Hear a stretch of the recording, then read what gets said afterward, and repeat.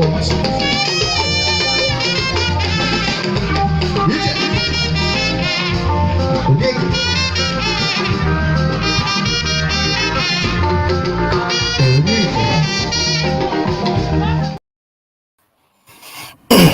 there it is, the Osunday Wendy song. So, good day to you all. Good day. This is going to be a relatively short session. I'm just really having this session really just to document something that somebody brought to my attention. So somebody has brought to my attention that some lawyers are actually querying if Peter Obi should have even been in that presidential race at all. So the person that is actually coming from the platform where lawyers congregate and have their discussion. So the headline is Peter Obi lawfully in the race for presidency. So that's where that question is. So we explore that to see what is being said there. This might be out of sequence because, of course, the election has come and gone. So I'm not quite sure how that impacts now going forward. But nevertheless, there are queries around his candidature. Is Peter Obi lawfully in the race for the presidency? So we explore what is going on there. This as well, a turn up for the books. It's just the direction. The political landscape is fluid and moving very rapidly, and there's so many contortions and changes going on. Why am I saying all this? Labour Party adopts Makinde ahead of Oyo governorship election. So now a lot of people will say that Makinde was one of the co-conspirators that brought about the birthing of the Tinubu presidency. Which of course then cut short the ambitions of the obedient space. So why then would they then lend his support? Why then rather would they then lend their support to him? That's where the question is. So hopefully we get an explanation. Labour Party adopts Makinde ahead of Oyo governorship election. And Makinde, by the way, one of the governors whose seat is under real threat. So the helping hand from the Labour Party, of course, are welcome as far as he's concerned, because Labour Party, the flavor of the moment in Nigerian politics at this moment. Establish your second position in election before fighting for presidency. Festus Keyamo couldn't resist, of course. He mocks Peter Obi. Establish your second position in election before fighting for presidency. Keyamo mocks Obi. So, of course, I mean, it's the ludicrousness of it that some people sometimes query, because of course Peter became a distant third in the election, nearly 3 million votes deficit, but he by his own declaration won that election. So that is to say that then he's able to account for those near 3 million deficit, and then adding more to then land himself the presidency. And that is, of course, to say that nothing will be taken off from his own vote, because it's so convoluted and somewhat ludicrous. And that, of course, is why Festus Keyamo couldn't resist these mocking words. Establish your second position in election before fighting for presidency. Keyamo mocks Obi. So we'll be exploring that. And then we'll be spending some time looking at the build-up to the now upcoming Saturday elections as well. We're really only focusing on the Lagos State space because that is where the most interests are. And that is where the race is at its tightest. You'd have thought that Sanwo-Olu would just coast in. The power of incumbency, the now power of holding on to the central space, and he being somewhat of a popular candidate. You would think all of that, but you'll be thinking that pre-February the 25th. Now, post-February the 25th, everything is up for grabs within Lagos State. And a lot of people are pushing hard in that direction. But is that hard push enough to push Sanwo-Olu off his perch? So we'll be exploring that as well. So plenty to go through. So lean back, kick back, take it easy, relax into it. The usual protocol, click on the like button as you're coming in. Click on subscribe if you haven't done that already. If you want to come join us on the studio, click on the hyperlink that says StreamYard. It brings you into a studio space. Soon as we finish reading out the body of the talking points, we'll let you onto the screen and the conversation ensues. So this hyperlink that says StreamYard right here is the first line on whichever platform you're watching from. So if you click on that, it brings you into a studio space. And as soon as we finish reading out the talking points, then we engage you in conversation. So if you want to come join on the screen, click on that.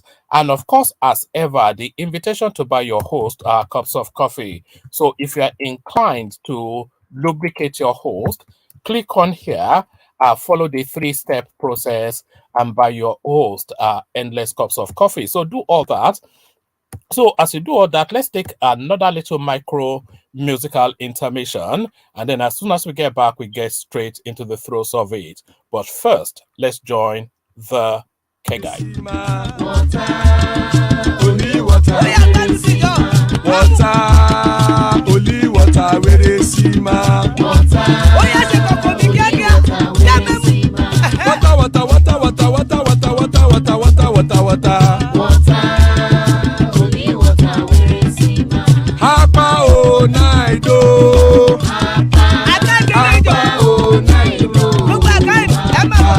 Hapa you don't come oh.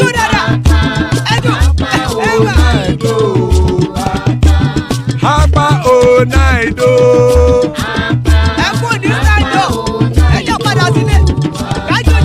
Oro keke elemu ye o. Ide shodi ya keke elemu re o. Obi master keke elemu re o. Chifu faila ti keke elemu re o.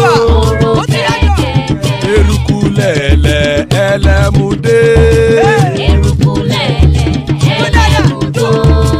Eruku lele egbe elemudodo jare o. Eruku lele Ghana ti de egbe body o. Ọmọ ẹlẹ́yẹ ẹ̀yẹ ẹ̀yẹ o ó dilé o. Odúyẹ̀lá ẹ̀yẹ o ó dilé o. Petrosodana ẹ̀yẹ o ó dilé o. Petrosodúnkẹ́ ẹ̀yẹ rẹ̀ ó dilé o. Ẹlẹ́kọ̀ ọ̀run mú ìní o.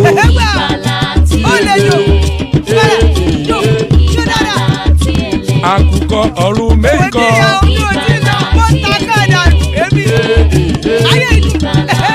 Ikú kò ní ríwà gbéṣe o.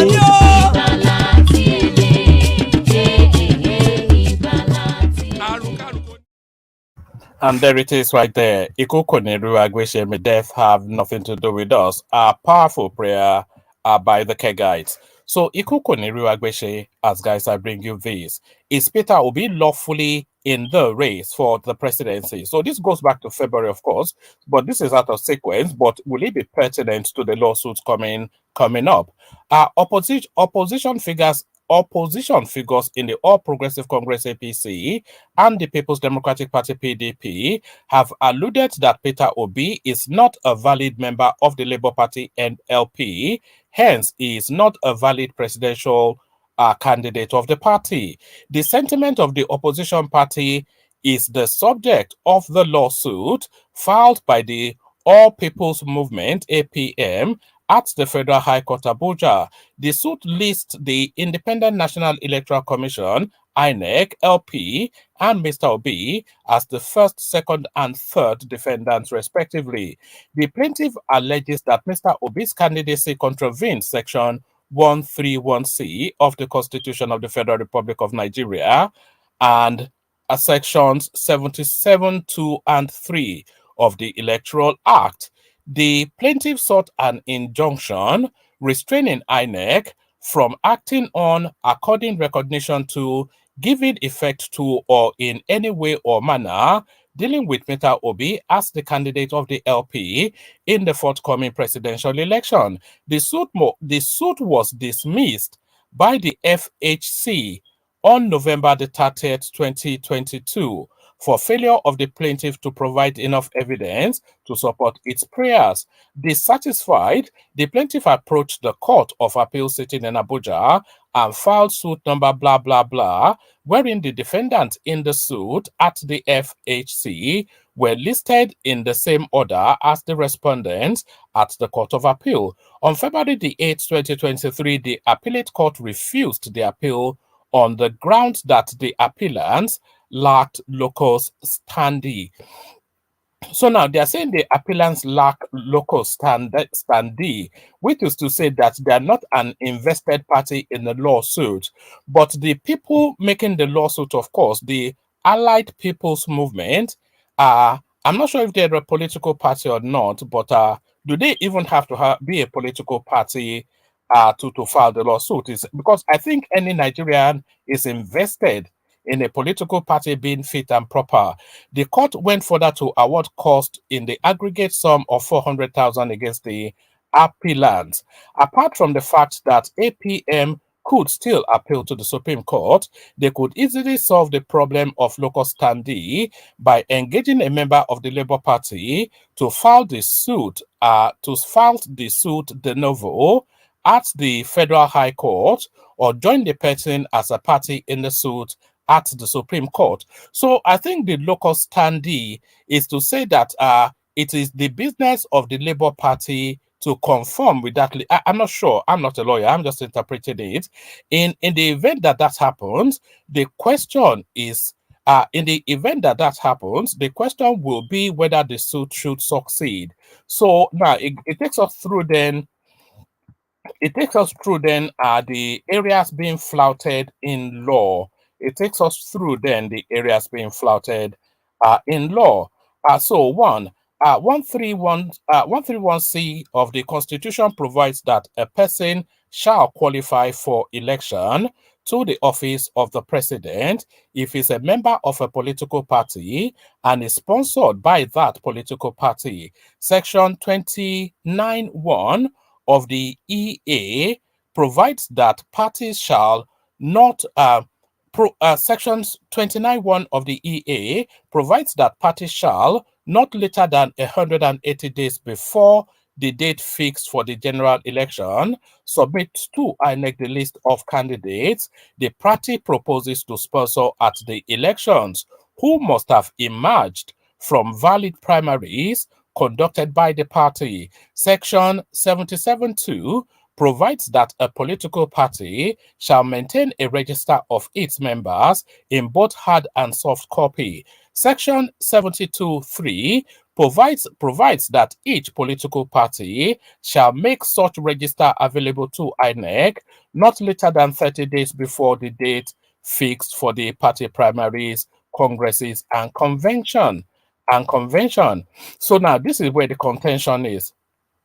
APM's contention is not that the Labour Party failed to comply with Section 29, subsection 1 per se, but that considering that Section 77(3) of the EA requires political parties to make their register available to INEC not later than 30 days before their primaries.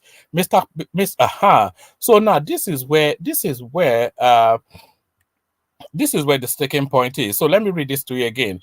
APM's contention is not that the Labour Party failed to comply with Section 29(1) per se, but that considering that Section 77(3) of the EA requires political parties to make their registers available to INEC not later than 30 days before their primaries, Mr. Obi could not have been on the register as a member of Labour Party.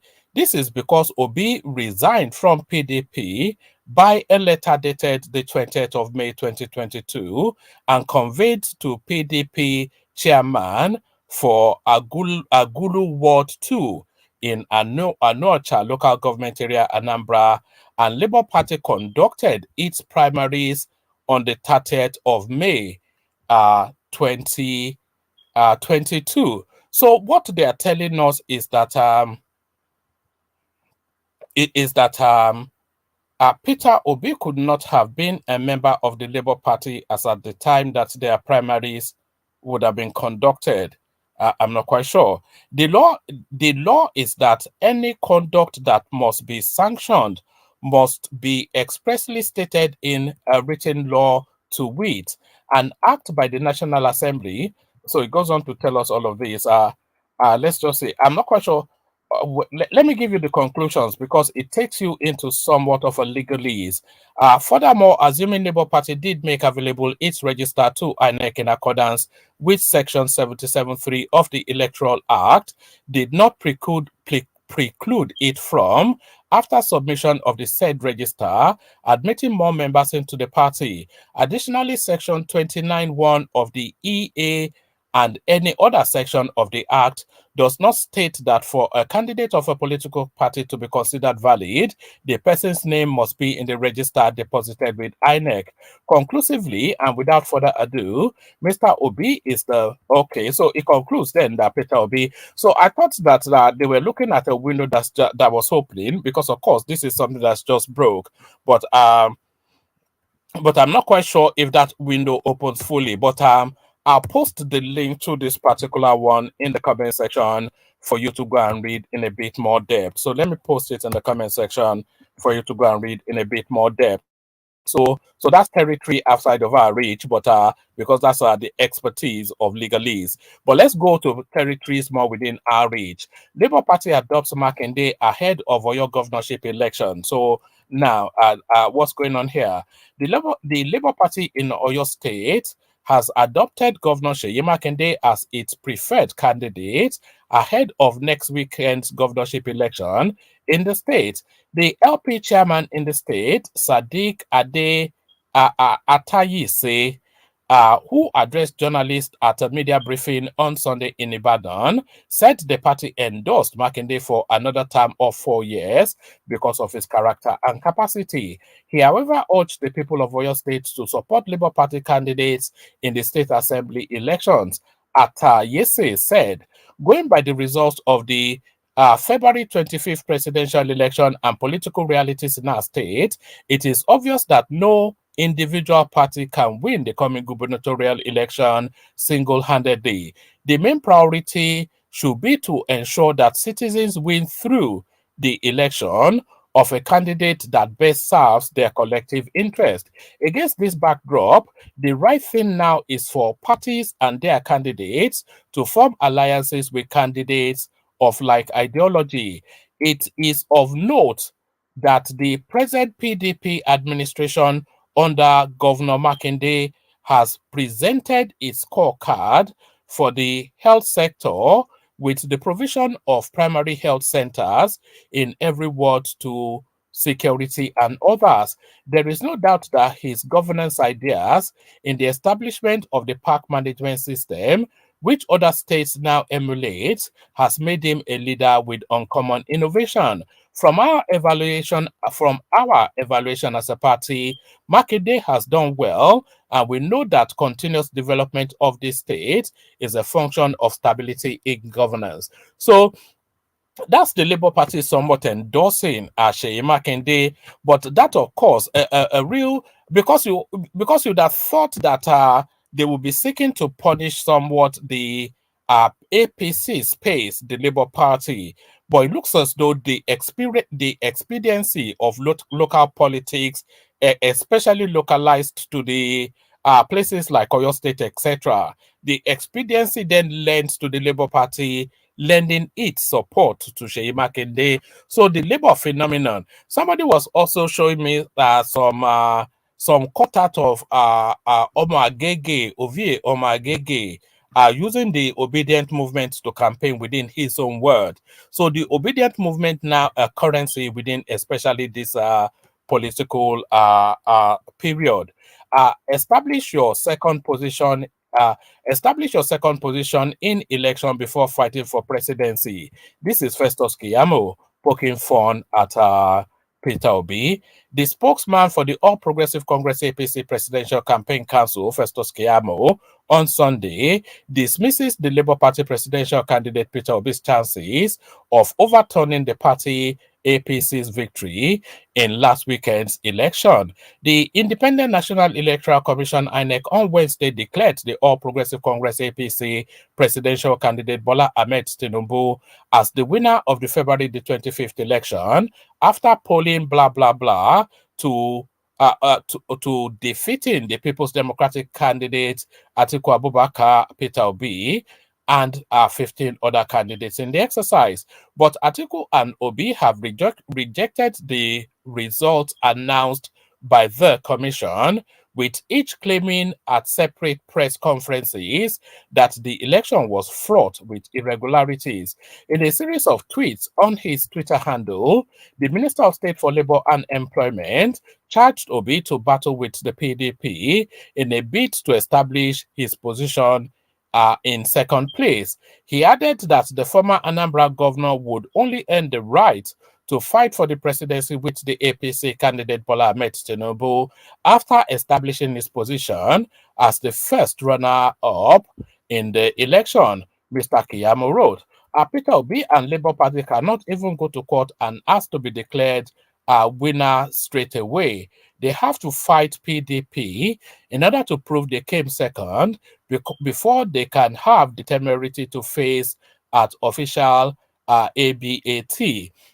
So there is no room for cooperation between Labour Party and PDP in court. So there it is. So that's Festus Keyamo poking fun at that space. So that's Festus Keyamo poking fun at that space. So it's not going to be a long and labored session, as I said. I'm hopeful that it will be a short little session. So those are the things that I've got. So I'm going to invite the panelists to also share thoughts on what they are picking up within the political cycle. But as I bring them on, I'm going to bring them on then to what this clip would be. This is now the Lagos State space. So to watch this clip then to kick off the conversation. This is now a surrogate speaking to the Sanwo-Olu space. So let's watch this.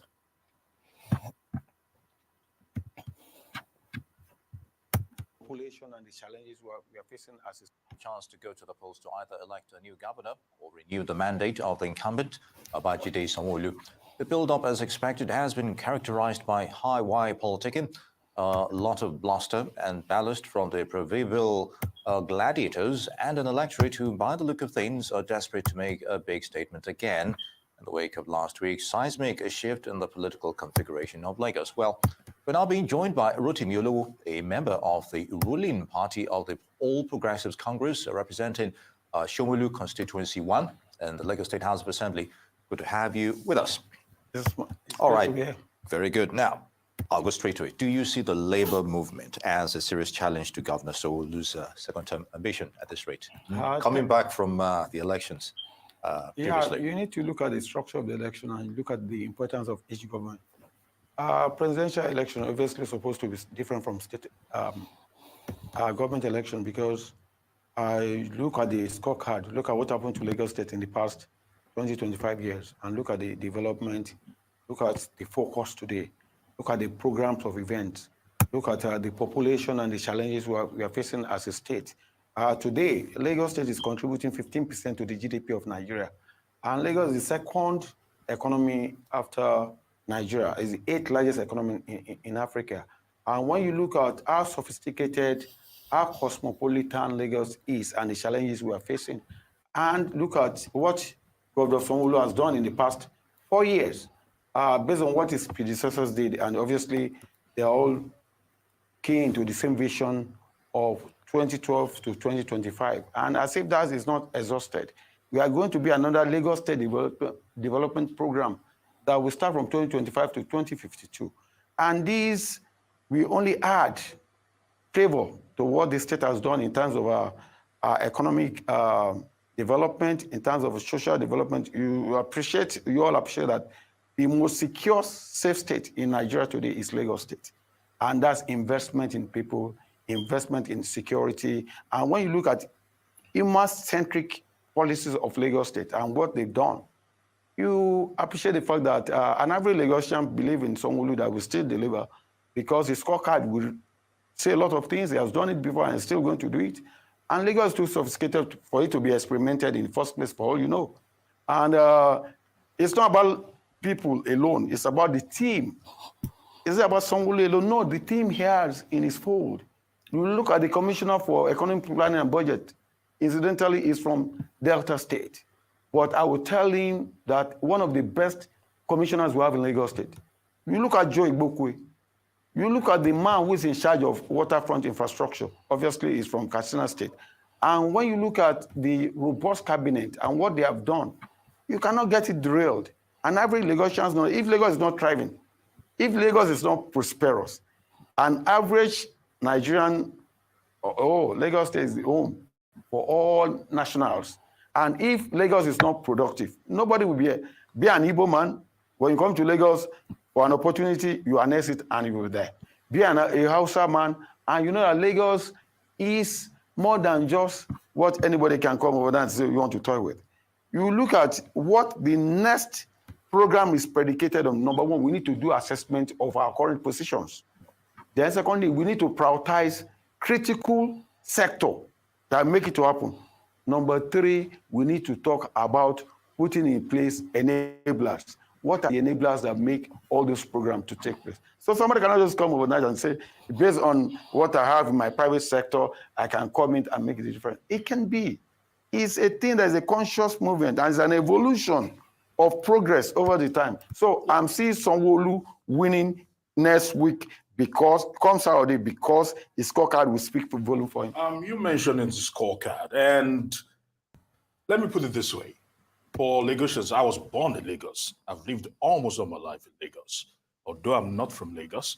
But I will tell you that when you listen to people, word on the streets, the way the government perceives Lagos is different from the way the residents, those domiciled in Lagos, perceive Lagos. It's completely different. Now, let me put it this way. Let me explain it to you now. A lot of people who are not Lagosians feel stifled, especially those who do business in Lagos State, who earn their bread and butter in Lagos State, feel stifled time and time again because of double taxation, because of the way thugs, or agberos as they're popularly called, are being unleashed on them time and time again. And people look at this, and maybe that was the reason why it was reflected, because President-elect Bola Ahmed Tinubu campaigned with the anchor on Lagos State and what he had done on Lagos State. And people went out there and voted more for the Labour Party than the APC did for, more for the Labour Party than the APC. And is that not a referendum? Because you look at that, things like transportation, let's just hinge it on that, first of all. As we still speak right now, since 1999 till now, transportation is still a headache in Lagos State. There are flashy projects in Lagos State, but the basics, Let me quickly come in and cut you in. You see, personal experience is personal. But when you juxtapose the achievement Lagos has recorded over time with even the neighboring states, you appreciate the fact that Lagos is still the best state in Nigeria today. Okay, you talk we're talking about for those that live in Lagos. Yes, no, I live in Lagos as well. I was born and bred in Lagos. Okay. My parents are not from Lagos, but I was born and bred in Lagos. We have the same background. And what I'm trying to say is that what is happens to whether you're a Lagosian, whether you were born in Lagos, whether your dad is from Lagos or not, strength.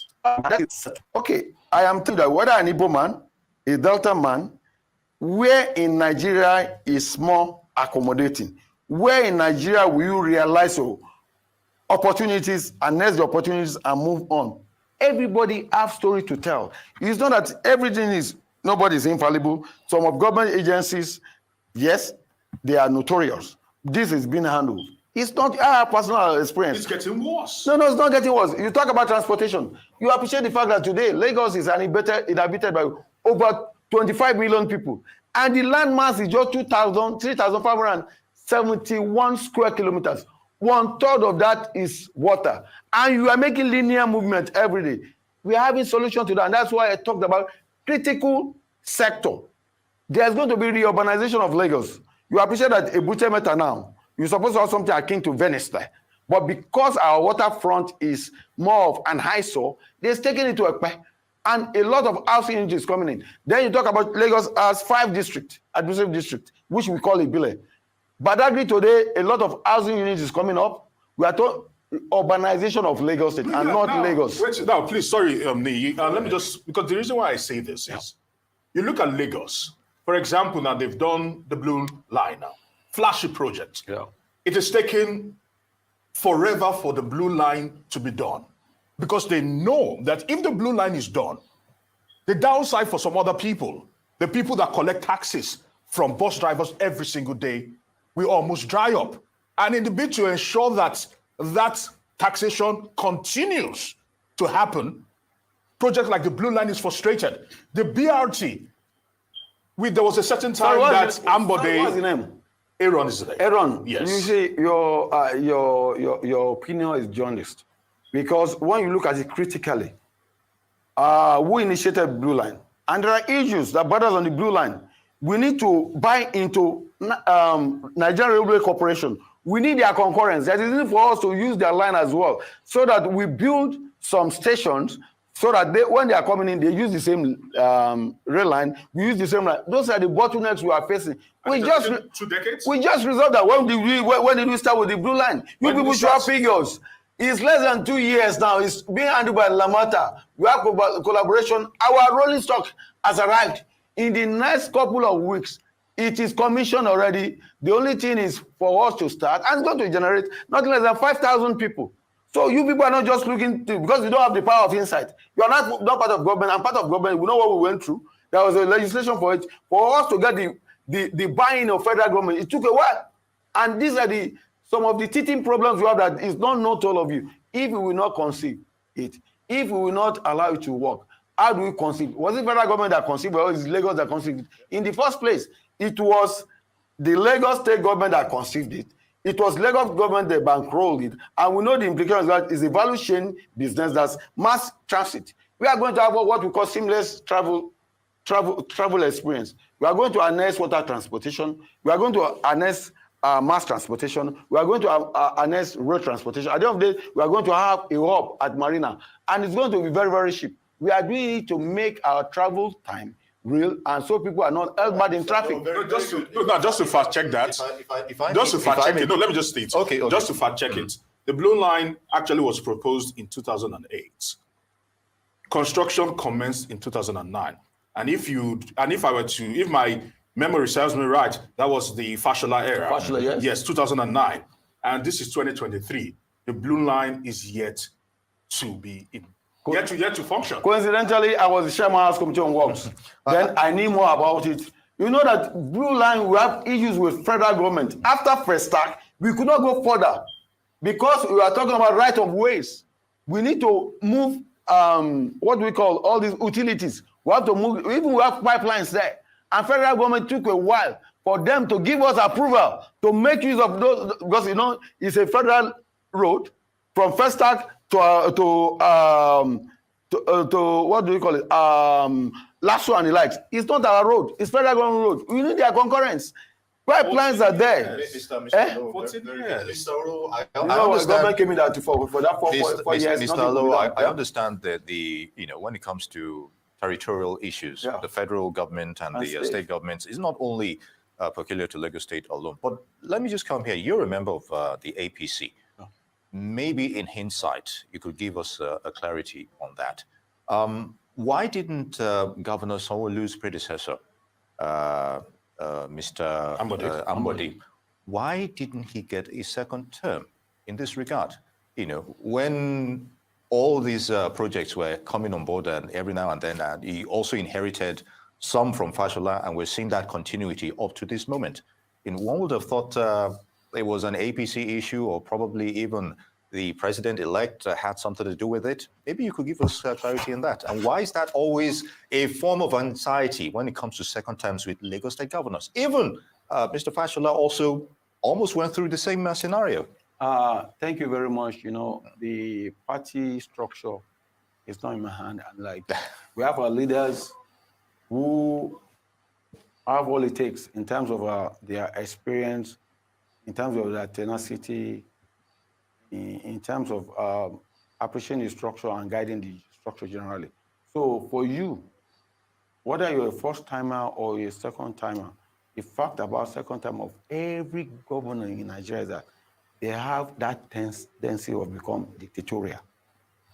And if they are not clipped, there's every tendency that they want the game of succession, as if I am the governor, the incoming governor, I have to impose him on the party's will.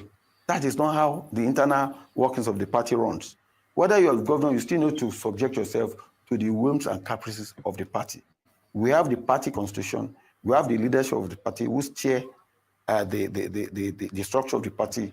If you don't listen to them and you want to become a bit bigger than the party is above everybody, and everybody must keep to the tenets of the party. So you as an individual, whether you're a governor, House of Assembly member, House of Rep, or a senator, there is a structure, there is a disciplinary.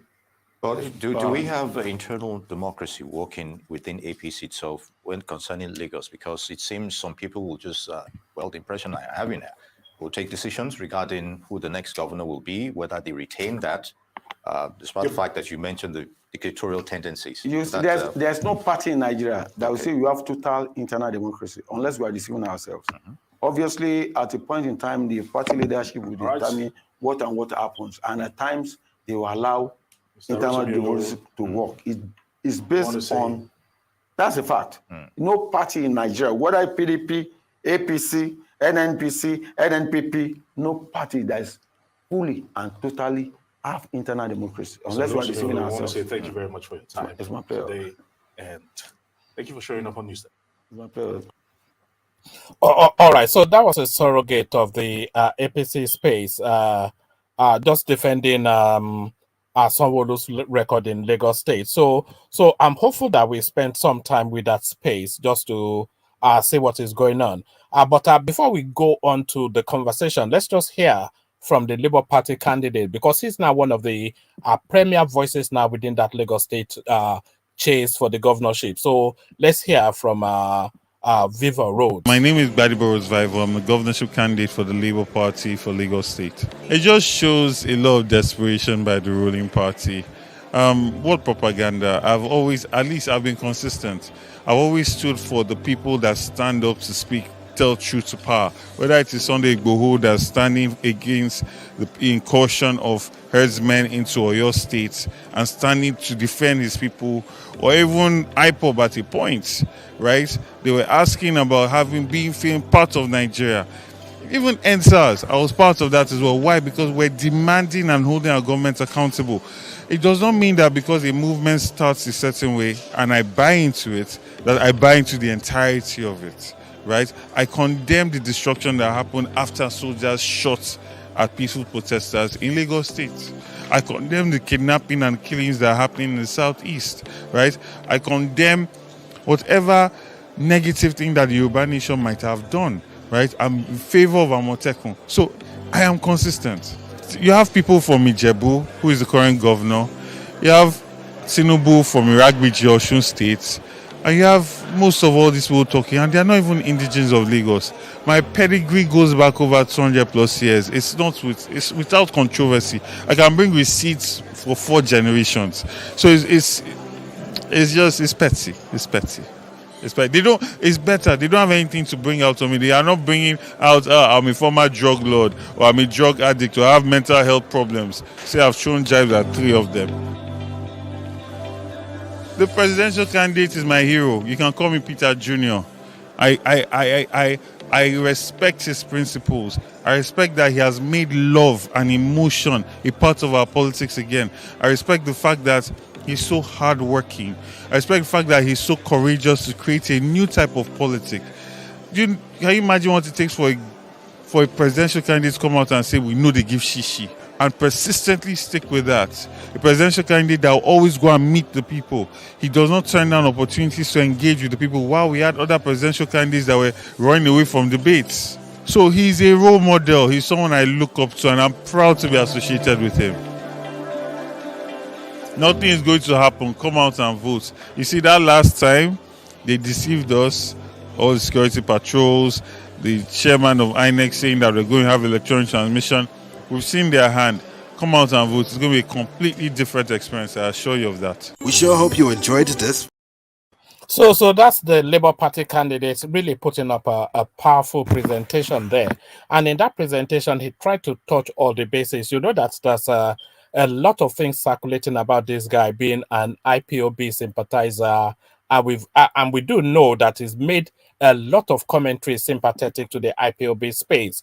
So he was addressing that, trying to bring the Sunday Igboho and the NSAS narrative as backups, that he's just somebody that weighs on the side of the oppressed. So he's trying to paint that narrative, and then he's speaking to the antecedents of all the previous governors, the Sanwo-Olu and of course Tinubu famously, telling us that they are not indigenous to the Lagos state space, but then telling us then that his own family antecedents go back several generations within the Lagos space. So he's saying all of that, of course, in response to that narrative about him being somewhat Boyega in the afternoon, but Chinedu at night. So a bit of a Jekyll and Hyde, a bit of a Jekyll and Hyde sort of a character. So Boyega in the afternoons and Chinedu at night. So he's trying to straddle that space because that is the one space that people would launch that attack at him the most. So he was trying to straddle that space. But let's give Sanwo-Olu a right to reply before we pick up the conversation with Ogbeni, who was the first to get here. But let's give Sanwo-Olu a right to reply. They say action speaks louder than word. And I think that is the path that Sanwo-Olu has chosen to follow.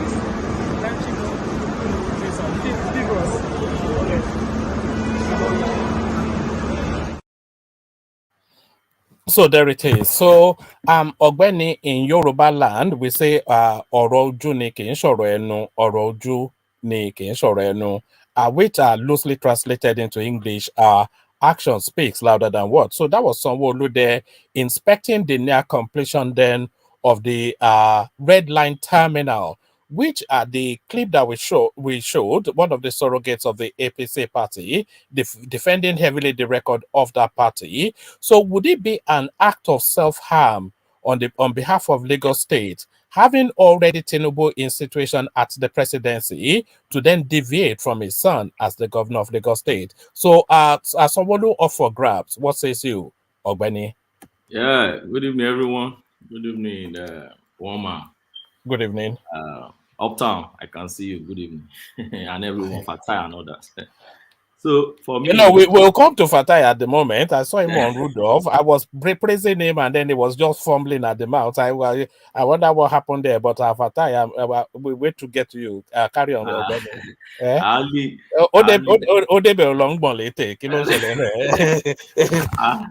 I only go to that No, platform. Eh? All right. Okay. I only go to that platform to just have a feel of what the obedience is is experiencing these days.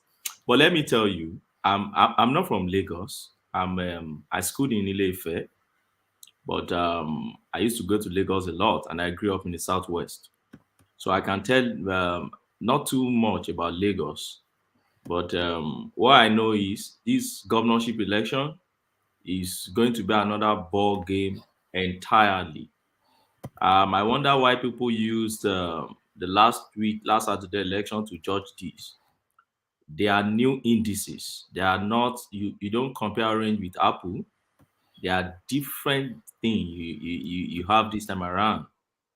First and foremost, Peter Obi is not on the ballot box this time around. Don't forget. So the issue of Peter Obi, yes, may still weigh in the mind of those who feel that they actually think he won the last election. Yes, you can't take that away. But at the same time, they know that it's not in this.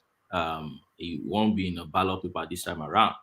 Secondly, some people were already disappointed with last week's scenario where all hope, all false hope that Peter Obi gave them came to reality, and they realized that although the narrative was that they cheated them, so whether for those who believe that they cheated them, or for those who believe that the man was not as popular as they thought or he presented himself, whether you fall in any of the two categories, the point is that some of them are relenting.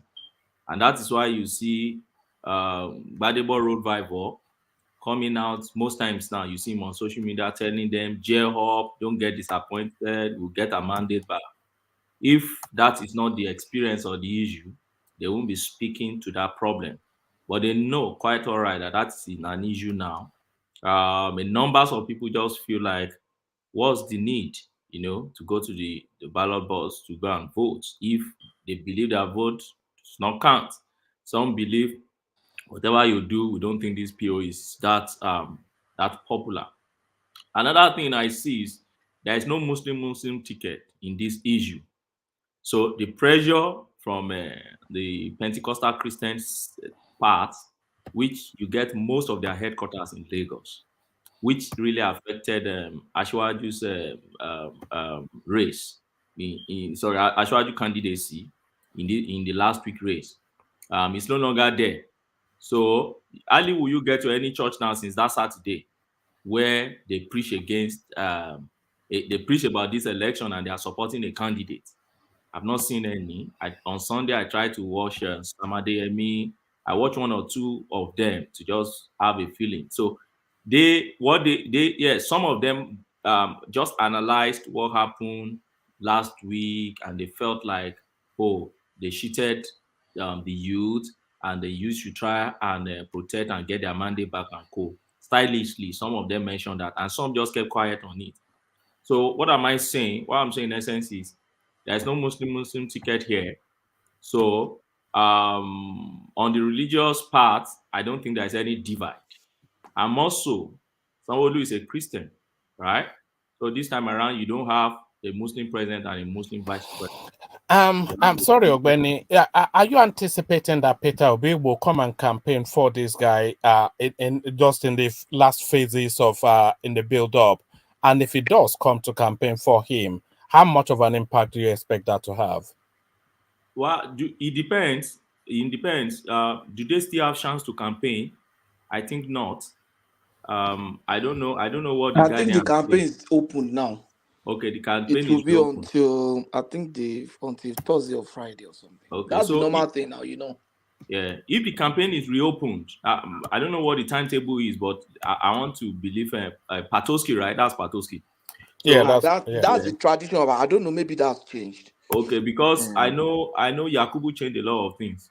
Changed a lot of things. So I don't know, but if it's still open, I see Peter Obi coming because they believe Rivers State and Lagos State is a major state. Are major state they're supposed to get in Nigeria, but they know that Rivers State is no for now. It's a no-going area.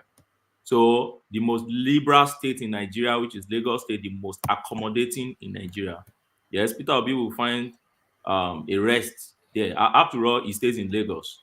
Although he has already once told us a lie that he stayed in Onitsha and Oka, but people have busted that balloon.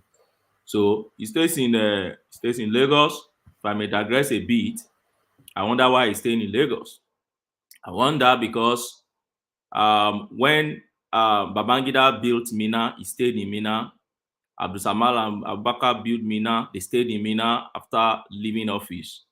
Obasanjo thought he built Ota, he stayed in Abeokuta stroke Ota. Yakubu Gowon staying in Jos, and T.Y. Danjuma staying in his Makurdi, all did this in Port Harcourt. So I wonder if Peter Obi actually built Oka and Onitsha. I wonder what he's doing. Short intervention. Peter Obi lives in Onitsha. But he lives where? He lives in GRA Onitsha. Oh, for where? Peter Obi lives in Lagos. Peter Obi treks. Peter Obi he has admitted. I will listen show you now. Listen, my where friend. he admitted it. Listen He to has me. a house Peter Obi, there. listen to me. Peter Obi treks from his house to Holy Trinity on Sundays, and people greet him on the road. My brother, Peter He Obi lives in Lagos. since he left. Let me tell you, he was in Lagos before he became when he came back from UK. He lived in UK for 10 years. When he came back from UK, so was he in UK before? Wait, he was in before UK he became governor. He came to Nigeria to become governor, right? Yes, he was in UK. So after listen now, let me tell you. Listen to me. All right. He was living in UK, yeah, but you know he owns businesses across Nigeria, yeah. So my he brother, has. This guy lives in listen Lagos. now. I will show you recording where he admitted it. Now, why are you denying for him? Hold on now. If Ogbeni is telling you that Peter Obi himself is saying that he lives in Lagos, then you can't argue now. But if you listen to me, he will know that I'm not telling you that he does not live in Lagos. Listen, he lives in the UK. Okay. He has a flat in Lagos, not even his house. Yes. He has a flat in Lagos in Ikoyi. Yes. So that's where anytime he comes into Nigeria, before he became governor, that's where he stays to run his businesses. When he became governor, he started, of course, if you know the story of when he became governor, there was no government house, so he was running administration from his house in GRA before he built the government house. After he left as governor, I'm telling you this because my parents live in GRA, the same estate, just blocks from his place. When he dropped as governor, he constantly stayed in Onitsha because then he was widely known, and he always says it. He used to come. He says he's the only governor that can come out when he was done with governorship. He could come out to the street and be walking, and he was doing it. And we've seen tons of videos of him going to sports in the sports stadium he's built just blocks from his house in Onitsha. That's why he has lived since then. Unless maybe he takes a trip to Lagos, my brother, and stays here. My brother, all right. It doesn't really matter that much. Yeah. If Peter B is saying he lives in Lagos, but you know differently, then we go with that. But back to your but he also says he lives in Onitsha as well.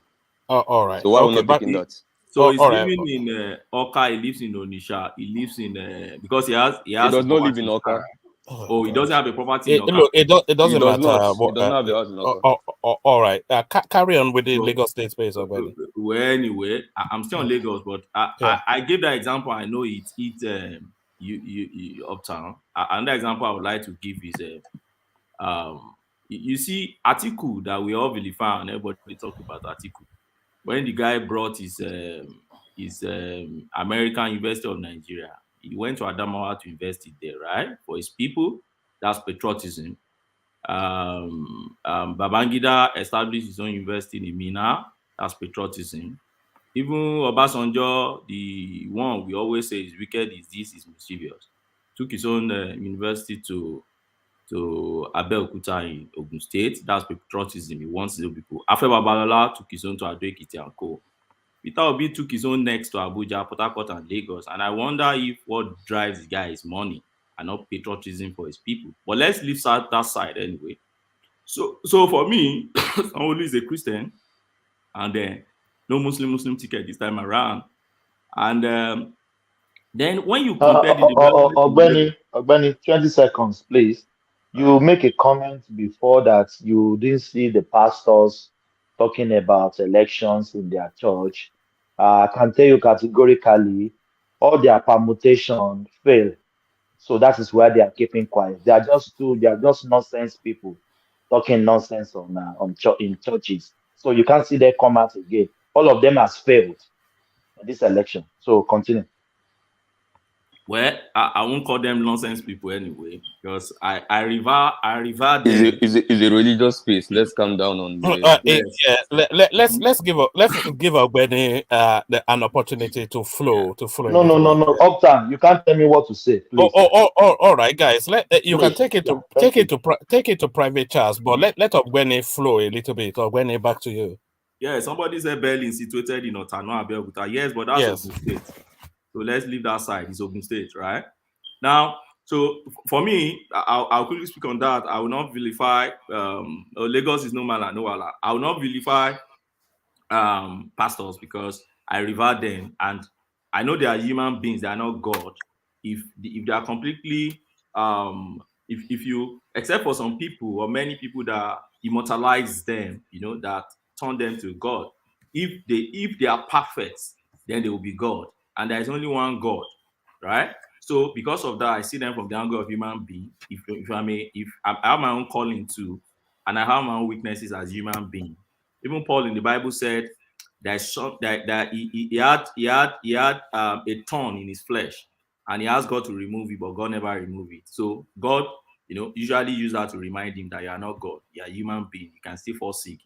So things like that, I don't vilify them for that, but I just didn't see them sin because many of them were disappointed. They couldn't see. They thought the man was that popular, but they realized the guy is not too popular. Although they are doing, they are saving face. But let's see how it goes. So for me, when you now compare the development in Lagos, all right, when Lagos was playing an opposition politics to when Lagos aligned with the federal, the political party at the federal level, you see the difference.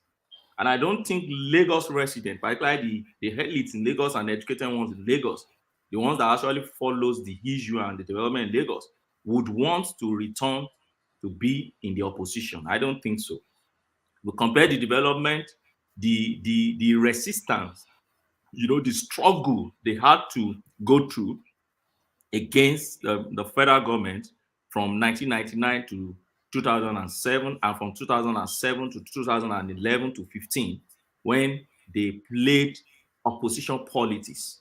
I've mentioned a lot of projects that could have sailed through if they had actually played the central politics, but they couldn't sail through the independent power generation, the local government creation, the rail system within the sub-region of southwest region, and VATs, and a lot of issues that Obasanjo practically killed during his tenure, all because Lagos belonged to an opposition political party. And that affected Lagos. That's why I found that Ashwaji was still able, to make sure that its development, make sure that things, went on well, and Lagos all through that time was declared the best, okay, in Nigeria. But from 2015 to date, except you are not following what was in Lagos before and what is in Lagos now, you will know, every Lagosian knows that. Look at that man. Look at what that guy was talking about. That man was talking about the blue line, and he was talking about how federal government frustrated them on the issue of blue line, how bureaucracy, and I know it was just opposition politics, simply put. But what do you have now? You have governor that can easily walk to the president and say, please, I need this project to function, and no opposition politics. So you've crossed that hurdle. So I don't see Lagos returning to that opposition politics once again, where Ashwaju will be the president, and then one Jandor somewhere or one revival somewhere will be the opposition.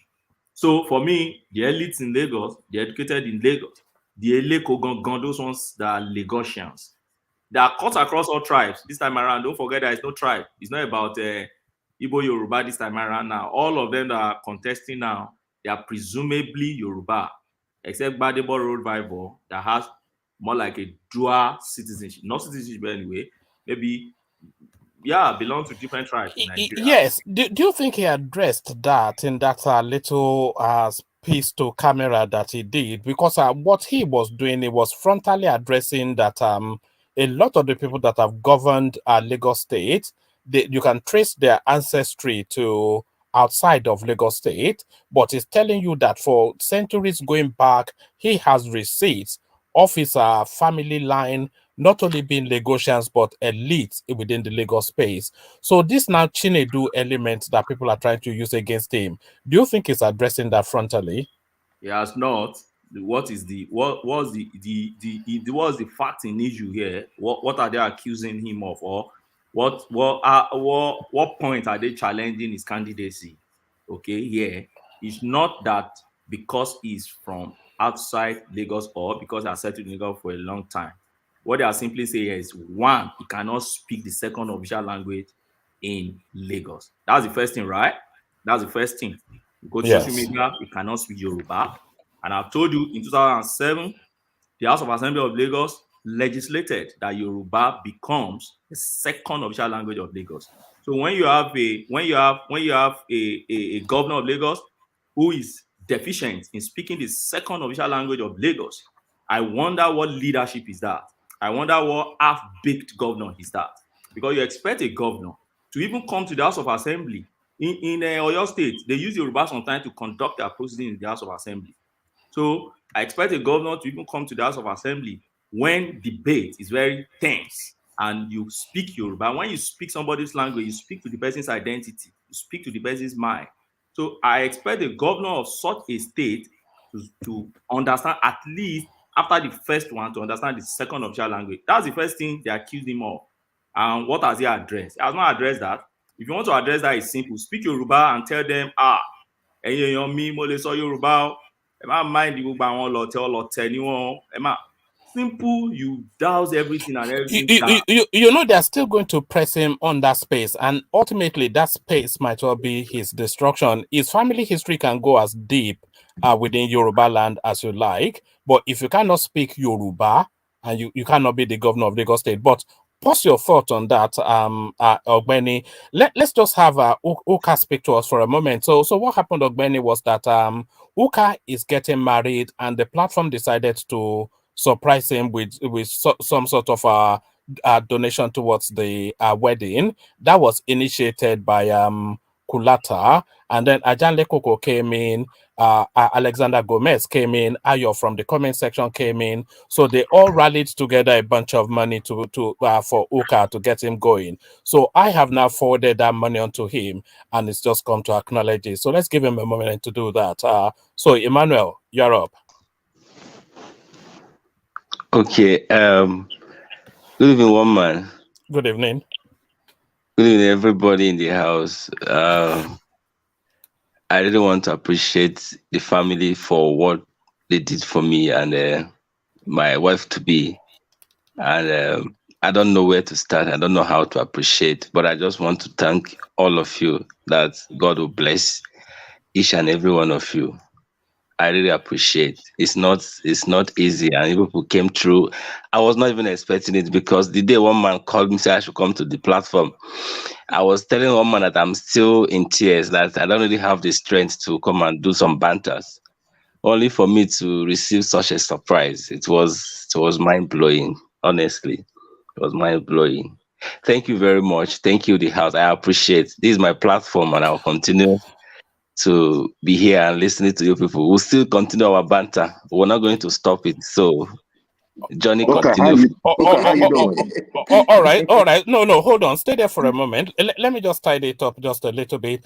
So what it came to was about $500, which in pounds came to just under £400, which I then sent on, and it came to so I had the figure.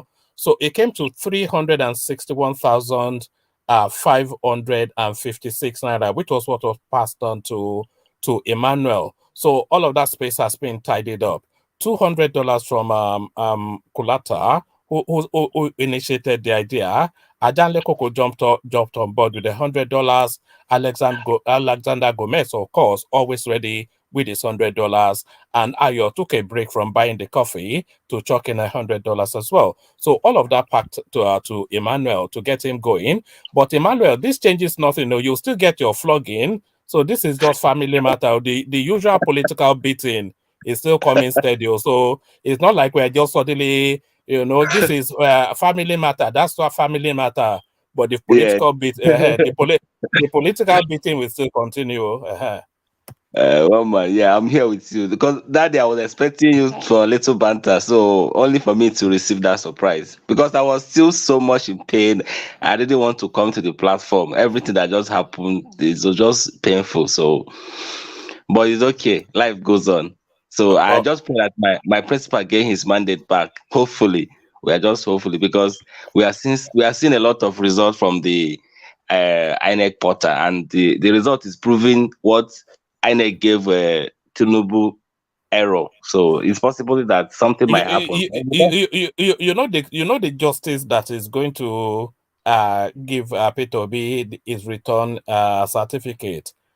Chief Judge, the Chief Justice of the Ariwola, who is going to be sat next to by another justice from Lagos. Oh my, And you then, can never say what's going to happen. You can never okay, say. Do you know? don't Do you know worry. Rivers State? Do you know Rivers State? What Obi got in Rivers State from the INEC portal? It Do you was know what 3 Rivers? million. 3 million. I got 3 million from River No, State. I've seen it. Yeah. not 3 million. 1 man is about Was 8,000. But even Adamawa too. Adamawa then Taraba. Obi won Taraba like this. I'm telling. Anyway, we don't know. hold on. What did he get in Adamawa? He came. He got his 25% in Adamawa. He came second. Mm. All Eh, right. All right. Carry on. Carry on now. At least it will keep you busy for a while. All right. and All right. So, all right. Thank you, Emmanuel. thank you. Thank Yeah. you, Let's guys.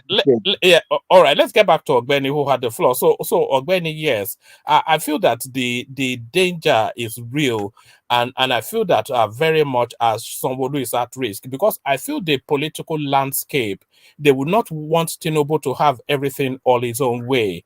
And if he gets the presidency and holds on to Lagos State, then he's having it all his own way. So they need to balance him off in some form. And I think even the central space, they are not averse to Lagos State being taken from him. I think Lagos is at risk. I really do. Maybe it's Jando. I don't know. But maybe it's this halfway house guy. I don't know. But now, if the two of them come together, Lagos State could go, Ogweni. One man, if they are coming together to do what? So now they come together, one will be governor, the other will be deputy. Under which constitution? Our 1999 constitution, does it allow for that? Now, if they have to come together, one will withdraw, right, from this race for the other one. And whoever withdraw will now tell his people to go and vote for the other one, right? Now, people don't just follow. You see, the kind of loyalty you get, the followers of people like Buhari, as people like maybe Erufa and some politicians in Nigeria, Atiku, that has that kind of weight. People Ashwaju. That's not what Labour Party has. That's one thing I tell people. That's not what Labour Party. Labour Party is just a one at the federal level, particularly for the presidential race, just a conglomeration of disgruntled people. That's on one part. Then youths who believe they just need to find an hero in a man, who believe demand rhetorics and then sweet talk them, and their reaction against about NSAS, then IPOP people, and so there is a lot of interest in labor. What I'm saying is when you now narrow it to Lagos, for instance, if you narrow it to Lagos, no IPOP again, right? You remove IPOP EU from there, you remove a lot of things from there. So this time around, I don't see Labour saying I withdraw for PDP. I only see PDP saying I'm withdrawing for Labour. So if Jandor is going to withdraw for Labour, I don't know how that works. I don't know what Jandor is going to tell them. I don't know what Bode George is going to say that will make Jandor to withdraw, because both of them believe that they have the people and they can win the election. Now, even if the two now say, okay, I withdraw for each other, and our common enemy now is Sanwo-Olu, don't forget that it's not as if they have that kind of diehard supporters that all they just believe is Labour Party. It's about persons. See, what they have in Lagos is about a person of Peter Obi, and they know Peter Obi is not going to be the governor of Lagos. Peter Obi may not even go and with his kind of person he is. He may not even go and visit Lagos governor's office. He may not even go and visit Alausa because he won't want to see himself as a godfather, which is preaching against. So, and Lagosians, you see, when you are looking for people who are smart, who understand what they want in life, you get it in Lagos. You get all sorts of people in Lagos. So the Lagosians understand that. Owen, I think you hit the nail on the head on that space. I think he's just like Buhari. He will barely. I don't think he's going to turn up for that guy in Lagos. That's Peter Obi, right? Yeah. He has that Buhari, thing going on. Yeah. He Resentment. doesn't want to see himself as a godfather. So that because he's preaching against it. So he may just want to leave that space and say, okay, you guys, sort it out. And Peter Obi has been doing that too. It's only that people most time don't really observe. I don't understand. People don't observe that man. He has his own way of from doing Anambra State, Obeni from Anambra State, he has always been doing, and that's why he left Apuga for them, even though he was the leader. Yeah. Then when you look at the fight in Ogun, you remember that there was a fight in Ogun on their governorship. First on the Labour Party executive, Labour Party ESCO in Ogun State, when they were accusing Doyin Okupe of putting his son as, I think, maybe chairman or presidential something. He didn't even intervene. That's why Friday they called him, come and intervene. He felt, I'm just a presidential candidate, I'm not the leader of your party. Let the leadership intervene. Then Lagos, don't forget Lagos also had this issue. Road Bible had it with another man who always claimed that he's the rightful person and all sorts. And he just allowed them to just sort it out. No need to be calling me and things like that. So he may not really involve like that in this thing. And lastly, I told you two issues that Gbadebo has failed to address. I don't know how Lagosians feel about it. I know Lagosians are smart people. They will analyze whatever I have said now and look at it if he has addressed it. So the first one is that you cannot speak Yoruba, which is the second official language of Lagos. And you have not debunked that. Okay, direct evidence, speak Yoruba, then he debunks that. So you're silent again. At the opportunity you have to do that you don't do it shows that you can't really. Probably the few ones he spoke those times, probably it took him time to even rehearse to even come out in public and speak that one. Then the second thing they accuse him of is that your dad is Yoruba. Yes, they agree that okay, even if you migrate from Sierra Leone or anywhere, yes, you can consider your dad as indigenous to Lagos. But they are saying the other part, which is your mom, is Igbo. That's another thing, which for me doesn't make any sense as far as I'm concerned. It doesn't make any sense. I'm not married to a Yoruba woman, right? I'm married to more like a Fulani woman. I'm enjoying my marriage. Even Tinubu is not married to a Yoruba woman. Yes, Tinubu's son is not married to a Yoruba woman. That is it. I'm enjoying my what do you call it now? The entire. How did you manage to get a Fulani woman to what did you bribe her? What's going on there? Yeah, so I don't want to look like Benny. How did you manage to line the Fulani woman? I'm only joking. It's a bit personal, but the little I can tell you is that I went up north to serve, and I stay back there because I love the people there, and there are Fulani Christians. If you don't know, you see, that's why we just sit in our cocoon in the southern part of Nigeria. We don't explore. We don't go up there. Benny, did you serve in Adamawa? You said no. I serve in Yobe. Okay. I know you have a lot of Fulani Christians in the northeast. So they have a lot of Fulani Christians up there, and so people don't really know. For instance, for the first time was when I travel up north for the first time. I realized that not the entire space in the north is a desert. If you go to my place, they think, oh, everywhere is a desert. they think everybody is Hausa Fulani. If you know Hausa, you must be Fulani. No, there are a lot of tribes up there. And the level of agriculture they do at commercial level, you don't have that anywhere in the southern part of Nigeria. You don't. They feed us. So I try to, to disabuse my mind of all this because I have a direct experience. So and that's why when people talk politics, people just sit in their cocoon in the south and analyze Nigerian politics. And I just look at it and marvel. You think South Nigeria is just Nigeria? That's where Nigeria ends. You see somebody who just sit in rivers and you are saying, why did somebody have this kind of vote in Yobe? Why in Kano, is it not cattle and goats they have? They are not counting people. I just look at him. An average household in Kano, do you know an average woman in Kano, do you know how many children is going to have? Potentially. How many do they? I know they start early, around about 14 thereabout. So I'm Man, yeah. a man can have minimum of 4, right? And a woman most time have about 8 to 10. Just do the multiplication. That's for a man, all right? And when people come and say, yeah, they live in poverty. No, what they do is they live an average life, okay? They allow the rich one to be rich and feed the average one. So you see them living an average life where you eat per day. They live per day. Do you understand? They don't acquire wealth like us in the south. They don't think of all sorts of things we think about, buying goats, all these things. What's their business about that? So they live per day. Okay. So this is what I want for the day, and they have it. If they have one in the family that is going through education, they will support that person. That's the person that will be educated. And if there's any political space, they need somebody from that village. They know who to go and put in that position. That's the way they live their life. And so it's different from South. But the perspective we look at it is, oh, Nigeria. No. They say, everybody is angry against this government. I said, do you see any noise coming from the north?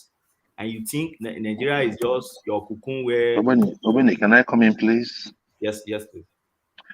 Please, that the issue that you have, the things you said about the North, about them eating just by the day, I think that is wrong. Okay.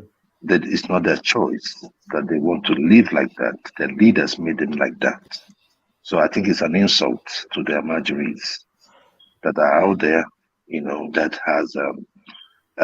that has been so dampened, trampled upon by culture.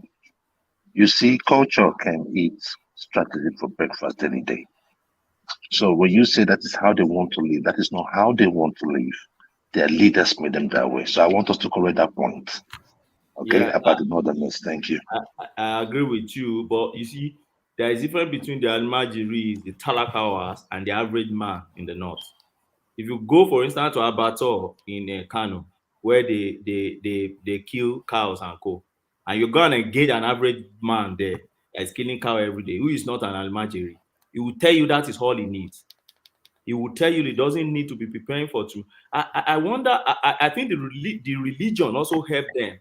Okay, the religion, and ordinarily even in Christianity, that is the way we are taught. He said, "Be anxious of nothing, just about the day. Pray about whatever you need tomorrow." He said, "Live for the day now," right?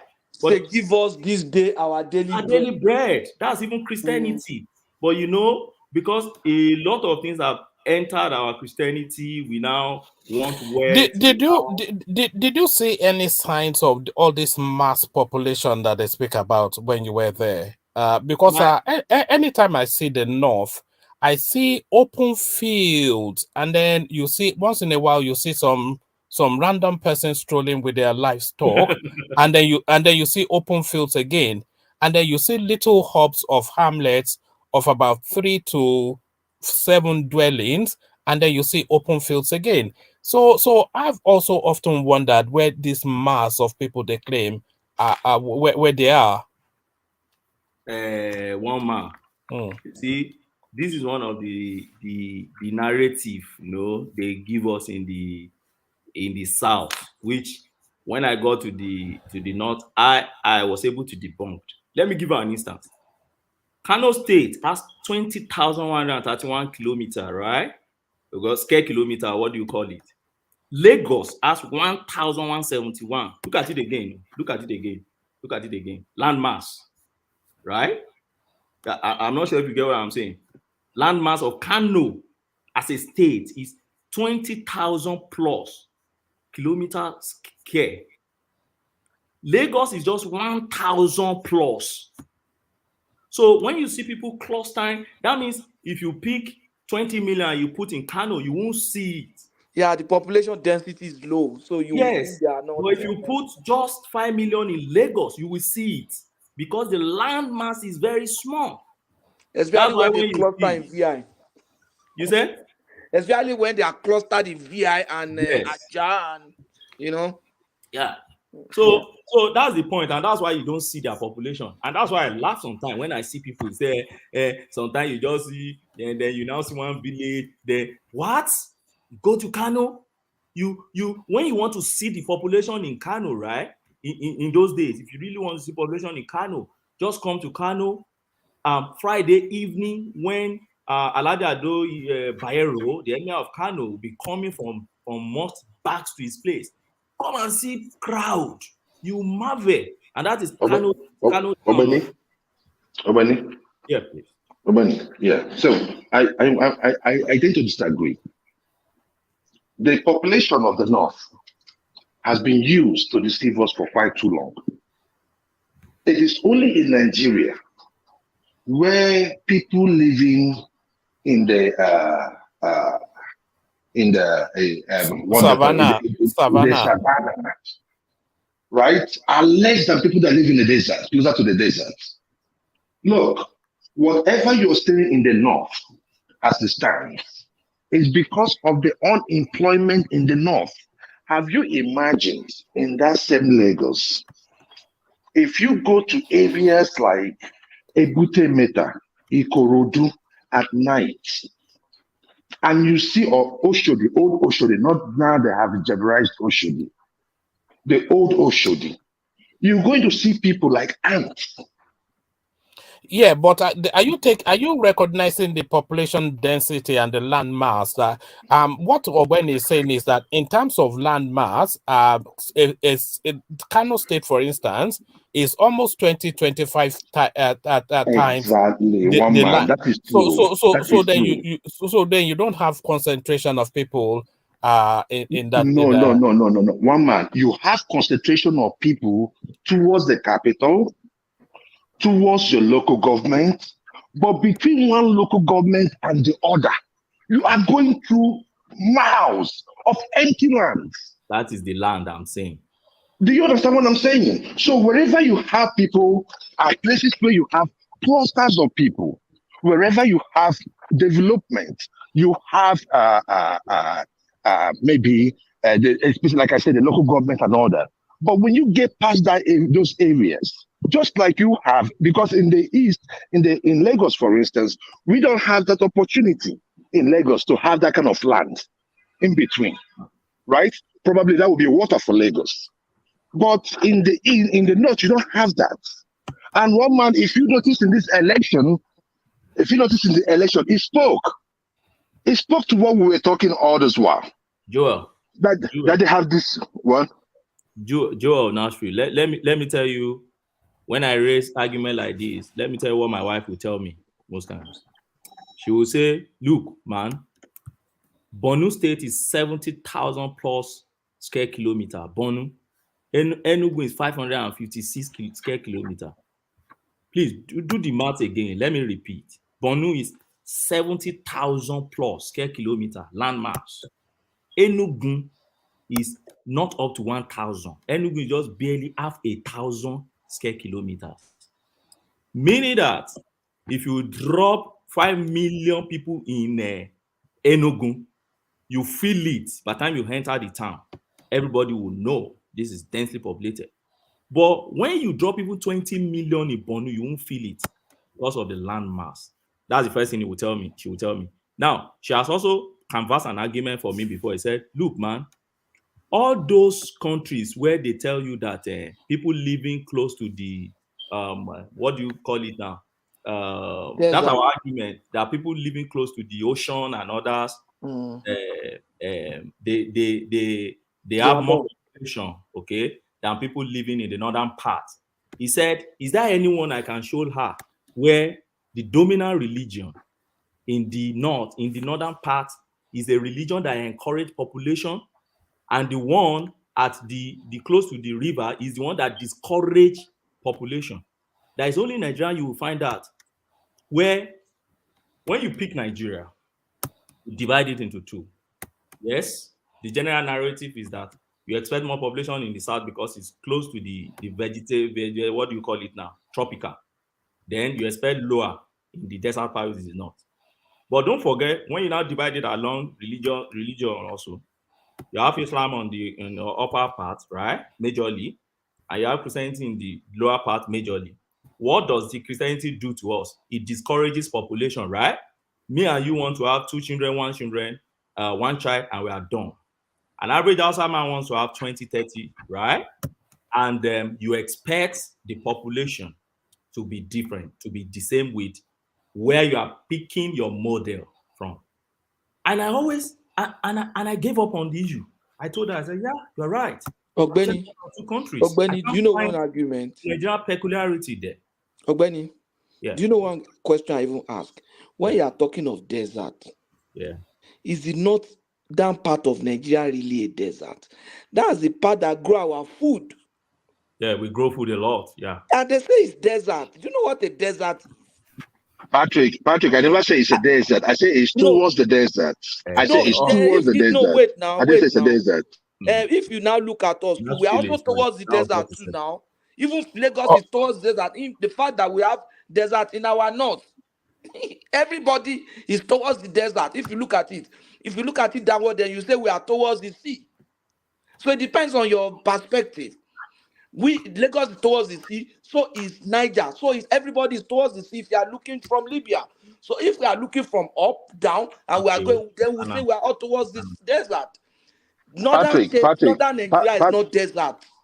Patrick, can I say something real quick? Look, the point we're trying to make here is that whenever you're moving toward the desert all over the world, the population density tends to reduce. You are talking about Lagos. Lagos is towards the water. Anywhere you have water, people tend to anywhere you have towns that have water tend to develop more than people that are in the hinterland. That's the point we're trying to make you understand. Understand the fact that one, these people are agrarian in their agrarian in their trade, and then by their socio-cultural structure. You and I will probably have just one wife, even with Ogbeni. All of us probably have one wife. I don't know of anybody that has two wives. I don't know how anybody who has two wives here and will boldly say, me, I have two wives. Any of us on this planet have two wives now, you will even be hiding it. Then I have two wives. I have two wives. You see everybody laughing now, right? You see the way people are laughing at you now. That's our nature. And then we have just 3 kids, 4 kids. Anybody who has 4 kids. One day I looked at my friend's picture, his family picture. I said, this boy get children though. But when I counted, there were just 4. But for me, they look like there are many. Some of us have 2. Someone like me, I wanted to have 1. My wife said, let's have another one. We have another son. Say, we must have a daughter. We will need to, we now have a daughter. And that's all, 3. Whereas, my mates in the north who are educated, look at that governor of Yobe. Do you know how many wives she has? And children. As educated as El-Rufai is, as educated as Lamido Sanusi is, they have 3 to 4 wives. They are contemporary. Sanusi Lamido's contemporary in the south is probably a Emefiele. Maybe he has 1 wife and 2 kids. Of course. So it doesn't really fly that we are more than them. No, it doesn't. Padoski, you are right. And you know, I just give an instance of my wife's defense every time, which is that Nigeria is peculiar. Nigeria is a country where you can't bring that model and say people must be many in the south than the north, because the dominant religion in those axes, the dominant religion in the southern part discourage procreation like that. It wants you to have 1 or 2 and go. It discourages polygamy. So, and these are the indices. These are the conditions you need for population explosion. But when you now turn it on the other side and check the north, it encourages it every day. And they start earlier, very earlier. At age 15, 16, you see them, they are ready. Okay, they are ready and they produce till late, maybe early 30s. So you could imagine that. So that narrative, except we have our Bureau of Statistics, or what do you call that one, to do an empirical research for us, or to tell us, but that's the narrative in the South. But the North, when they look at it, they just laugh because it is what it is. All right, Ogwede, let me take you back to the politics of it. And whilst you were giving us the narration about the population, somebody actually sent in something to add to your argument. So you were speaking, of course, about you were giving assurances that there was no way someone could lose his seat in Lagos State, and you were saying, of course, that the obedient space haven't suffered that bloody nose. They're a bit flat at the moment and licking their wounds. So one of the listeners disagreed with you and sent this in for you to react to. We must take Lagos. Must. The people who want to keep it are fighting. We that want to take it must fight harder. The people who want to keep it are threatening. We that have to take it must prepare for that threat. There is no new thing they are going to do now in Lagos. We already know what they will do. Therefore, we must prepare in our large numbers to go to our polling unit. You must encourage your parents that came out before. You must tell your friends that don't have PVC, come and help me protect my parents. We are going to vote so that you will live in Lagos, so that I will live in Lagos, so that we can protect ourselves. Because if we do not take Lagos, I do not know if you can still stay in Lagos. To stay in Lagos, you have to win Lagos. It is that straight. To remain there, we must win. To remain there, to do that your business, for your parents to go to that church, for you to stay in that estate, to enter that bus, that Marua, you must win. It has come to that. Tinubu has brought the country to precipice. The only way is to defeat them so we can lock them up and send them to jail. The only way is to defeat them so we can put them in prison where they belong. We must. It is not a matter of, what you must fear is fear itself. That fear you have is what you should be afraid of. Because these people do not care whether you voted or not. They will attack you in your shop, in your house, on your street.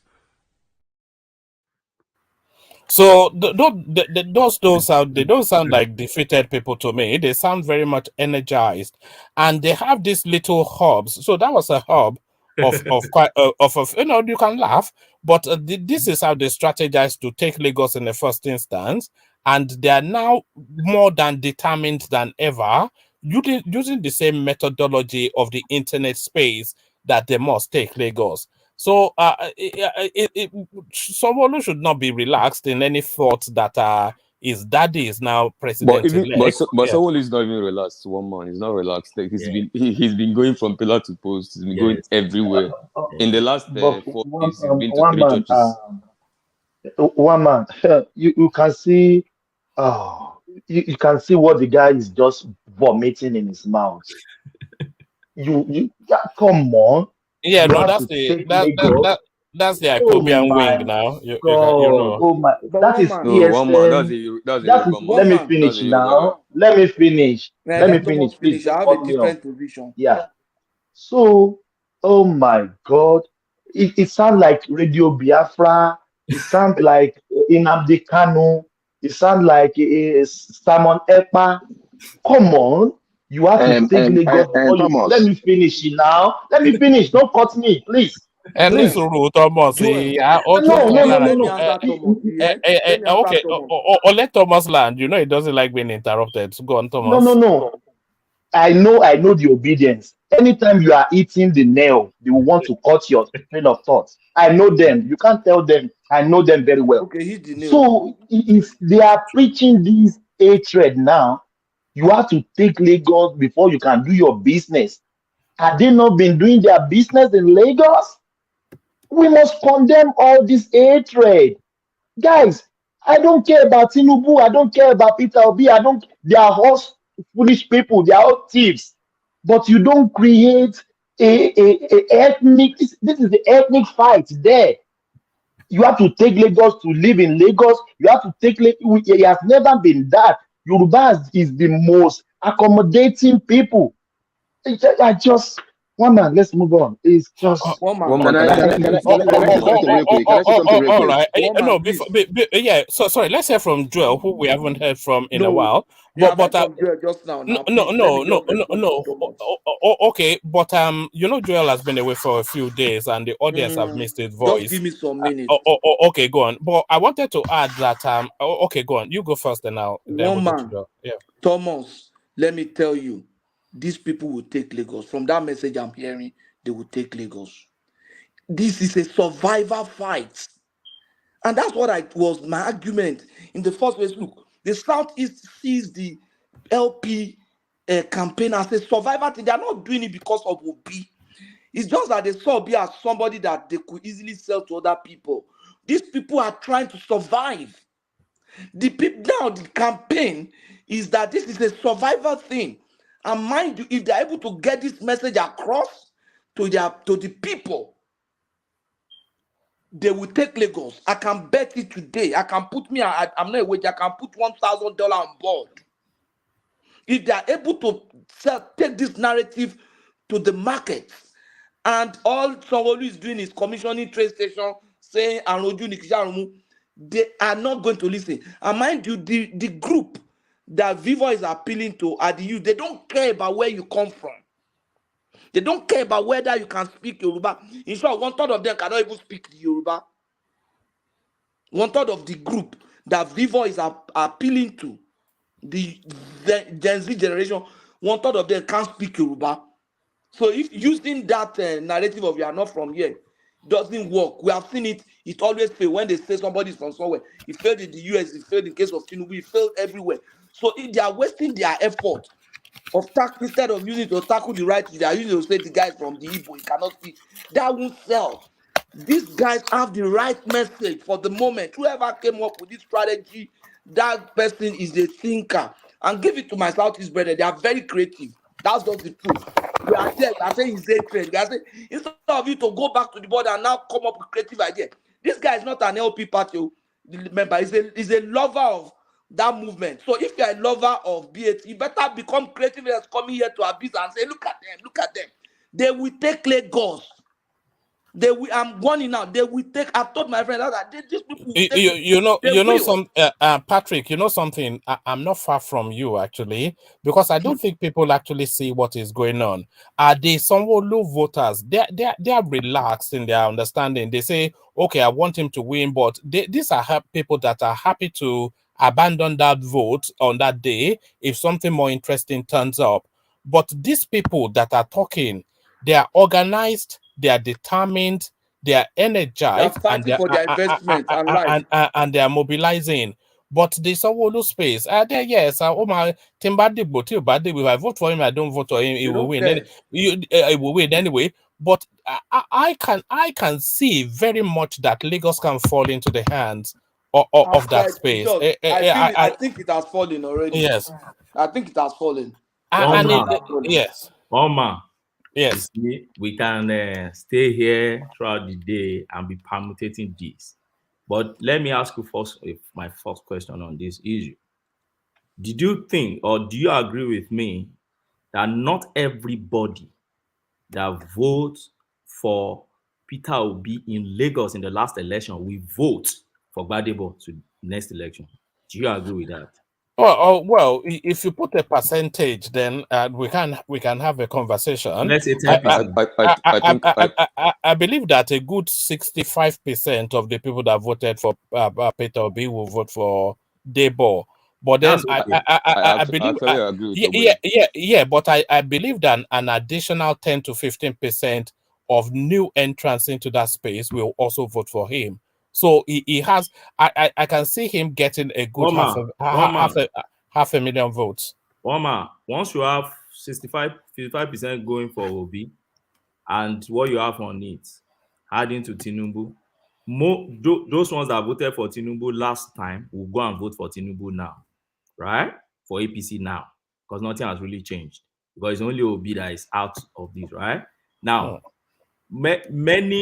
some who voted for Obi, who voted for Labour Party because of Obi, will not go and stick their neck for Gbadebo. If that is the case, that reduces the population on the side of Gbadebo. but the population on the side of Ashiwaju, that's Sanwo-Olu, may still remain intact, right? That is one.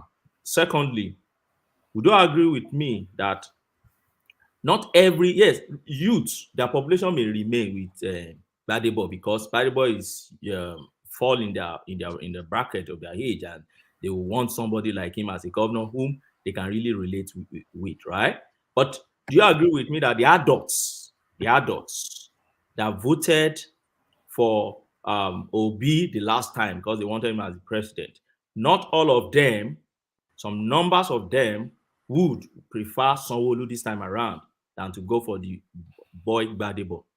If you agree with all these indices, then don't let us bring Obi model, because I think it's Obi model. And let me tell you, when you have pockets of this, like what this guy just said now, I don't see any difference between what he said and when Tinubu said, power is not giving a la carte, go and fight for it. What is different? There's no different. It's only that because it was Tinubu talking back then, so people can come and shout and say, oh, he's preaching violence. What is different between that and this? In fact, this one is even worse. The guy is saying, you may not have Lagos again, you may not be able to do your business, you may not be able to sleep in your house, you may not be able to and others, right?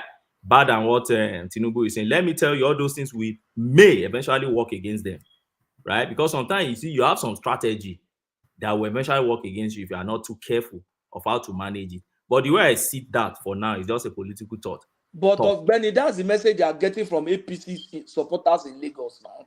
That's the message. Which message is that? The message that we are going to show them. That's the message. I'm an APC supporter. Let's be very fair here. We are all Nigerians. Okay, that they will they will show the Igbos in Lagos. They will show Igbos, yes. No, but that's me. You know me, I don't support. You know me, I'm not an obedient. Look at it. If the fight now becomes Igbo against the Yorubas in Lagos, right? Igbo, go and vote for Labour. Yorubas, and others, come and vote for Sanwo-Olu. I don't see Igbo winning this election. Igbo win because there are so many Yorubas. No. The thing is that, sorry, let me interject. The thing is that, yeah, because of how, and I think I condemn it, and I don't know, I think that's Thomas, right? Sorry, who was talking now? Patrick, yeah. So Patrick, I know you're an APC guy, and it's very, very rare to find an APC guy that says the truth about what is happening on ground. But APC feel their winning strategy in this election is by labeling GRV as an Igbo person, and then splitting it and making it a tribal war, because they know if they make it a tribal war, Yoruba will definitely win. So that is why you see GRV trying so much in the past days to scatter that whole tribal narrative APC is creating, to say that, hey, see, this is not about tribe or anything. This is about changing the old guards and bringing the new guard and all that. But APC is trying to make it a tribe, because if they make it tribal, they will hope that some of the Yoruba people on the LP side, when they see that it's now tribal, hopefully when they will now join forces with APC and defeat whatever, which I don't see anybody happen, because no young Yoruba person that is LP buys that tribal stuff anyway. But no, you can't. Sorry. You can't make a universal statement about young people. When I say no, I don't mean no, but like most ones don't really buy into the APC narrative. Let me say why I was saying that. I got an epiphany just listening to Prince Adebayo when he was on a session, one of the presidential candidates earlier on today, and somebody was asking him a question that the youth are this and that and the other, and that guy he broke down something that made infinite sense. He's saying that you, a youth in the South, for instance, you're a 25-year-old youth, you've done your youth service, you've done your masters, you're a single guy, you work in an IT space, and then you are looking to the future. So that's the story of a 25-year-old youth in the South. So education, first degree, masters, you have some nice IT job, you are looking for an apartment, you are still dating and all of that. But he's telling you that 25-year-old youth of the same age as you in the North, he's a husband of 4, a father of 11, who sees himself not as a youth, but as the head of a household. So that universal language of youth that people speak to in Nigeria, it doesn't exist. And when he said that, No, no, it's not. yeah, True. I agree. I yeah, agree with yeah, you as well. yeah, One man. When we're talking about yeah. youth in this context, we're talking about mostly southern youths here. Yeah, but So, even that, and when even people that. even Okay, go on. Yeah. and southern youths cannot be 100%. It sounds too stupid for somebody to imagine that 100% or even as much as 80% of southern youths is aligned to one area. You get what I'm saying? But it's just normal figures. Even if you go to this election, check all the polling units in all the universities across southern Nigeria. All of them will be won them 100%. You didn't lose any university polling unit. None, not one. So for you to know, that can give you just a SWOT analysis of how to just make and say, okay, most. You can't say all, you can only say most. But on that space, GRV understands that he's appealing to No, two sets of Uptown, people. I Yeah. Uptown, I need to push you there. Okay. Uptown, you talk about university now. I don't think University that polling bit is units. true. If you can expatiate on that, No, you can because check it now. let me All the finish university polling now, units. please. Let me finish. Let me finish. Yeah, Hold on, keep Thomas. quiet. Thomas, Nisuru All now. university. Thomas, now Okoro, now you I kept wasn't quiet. talking You let now. Like, continue am I Yeah, supposed to talking. yeah. steal my mouth? Uptown, All right. wait, Jerry, keep quiet. Let him. Let's move on. Let's move on. Let's move. No, make your point, Let's Thomas. move on. But all right. But I was looking at something, gentlemen, and I was looking at Lagos State 2019 just to see what happened there. So the totality of the votes in Lagos State for the governorship space, that is, it came to round about 1 million. So this is round about the figure that is give or take margins. But I was also trying to look at the votes that are on the president. So that's the vote in Lagos State. Now you see Asanwo-Olu won by a handsome 39,444 to beat PDP 206,000. But this is all up for grabs now. That one So are rigging. That you have yes, seen there is rigged. yes. One man, can I comment on that, please?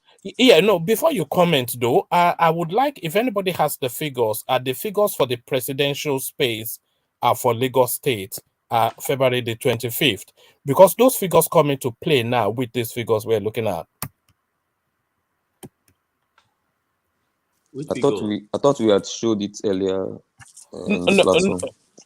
No, I don't think I did. I was Let just me looking. look up. Okay. I have it here, one man. Yeah. Okay. Yeah. So what was the figures for Lagos State? Yeah. Lagos State, APC, 572,606. PDP, 775,750. LP,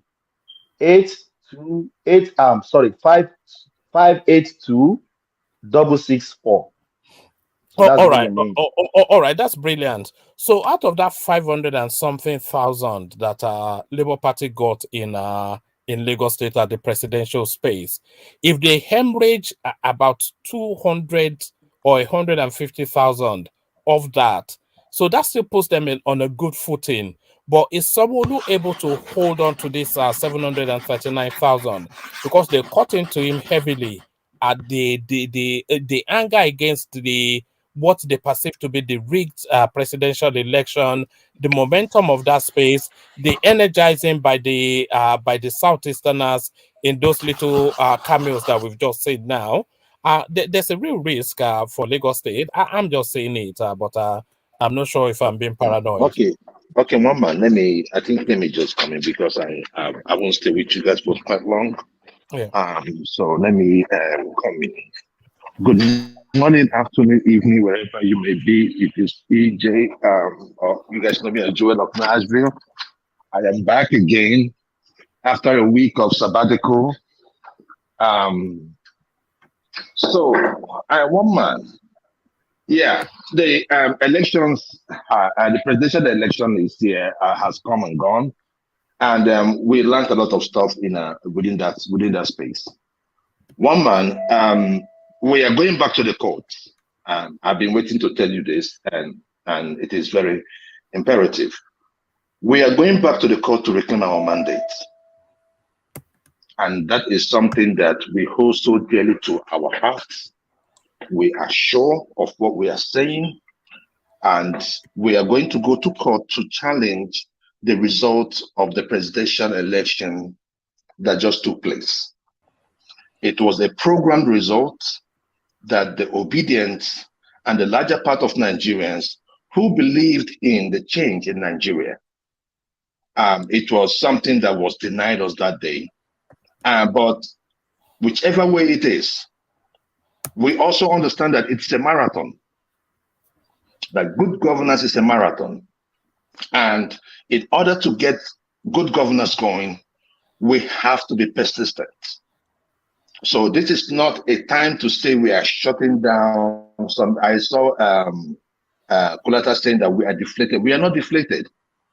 We are coming back with a bang on the 11th to tell the world that what happened in the last election was a farce. And in this election, we are going to replicate what we have done.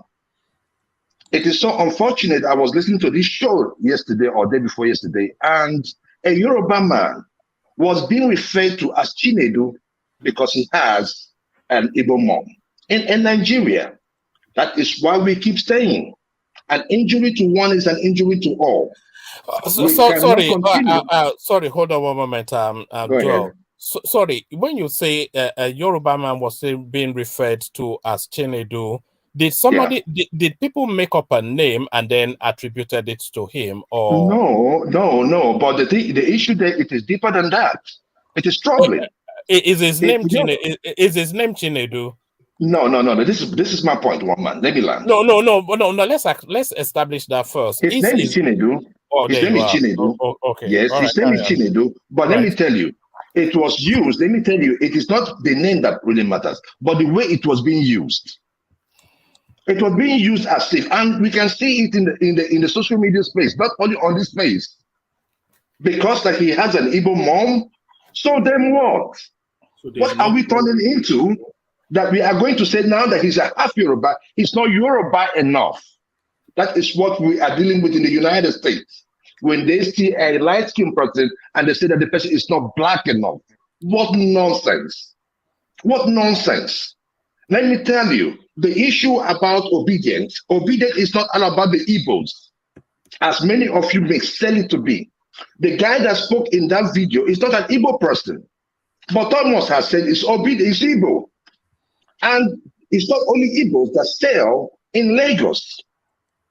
There are many people that compose Lagos. And like I've always said before the election, that Lagos is a charade. Lagos is not an example of a city that you want to live in. Joel, hold on one moment. Do you have a screen in front of you? Go ahead. All right. Can you see that? Can you see that? It's okay. No, woman. Hold on.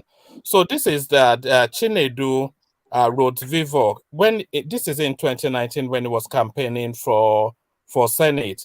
So you can see how he's dressed.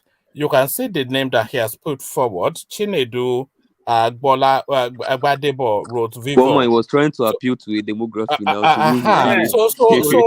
So hold on. If he's embracing his Eastern blood full-throatedly, who are you to distance him from it? But I am not distancing him. I'm not distancing Yoruba now. Or that is not full Yoruba. That is wrong. It is so wrong. That is my point. For whatever level that we are trying to look at it. I actually wanted to highlight that. Joel, let me tell you what it is so wrong.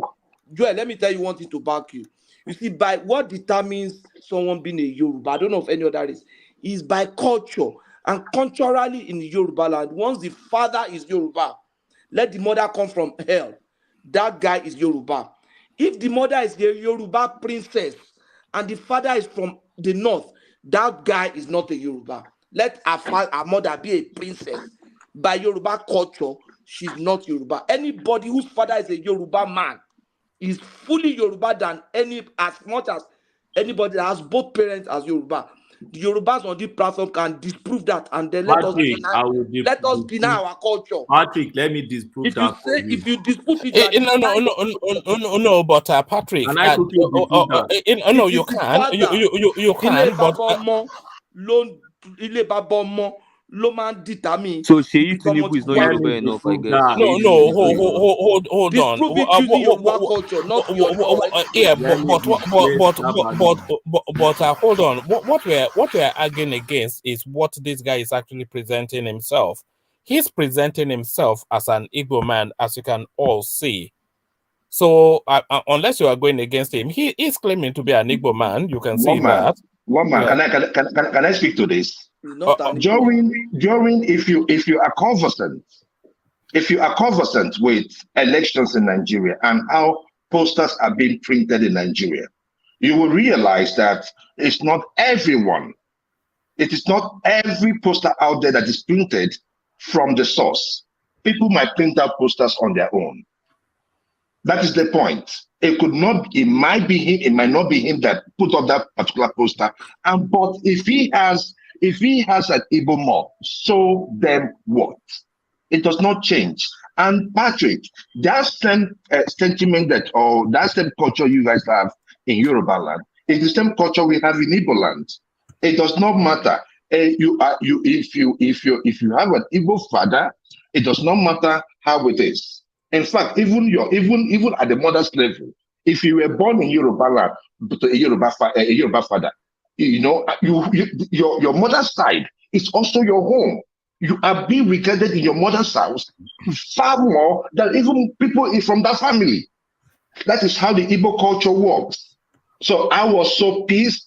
I said, I'm going to come on this show and shame to everyone that tried to give GRV a tribal coloration because his mom is Igbo. It's no fault of his own. He is a Lagosian. I mean, who does not know the Ross family in Lagos State? I stay in Lagos State. I'm so disappointed. Let me tell you something. The education of most people that say that they are from the Southwest, I call it a question. It is disheartening. It is a disgrace.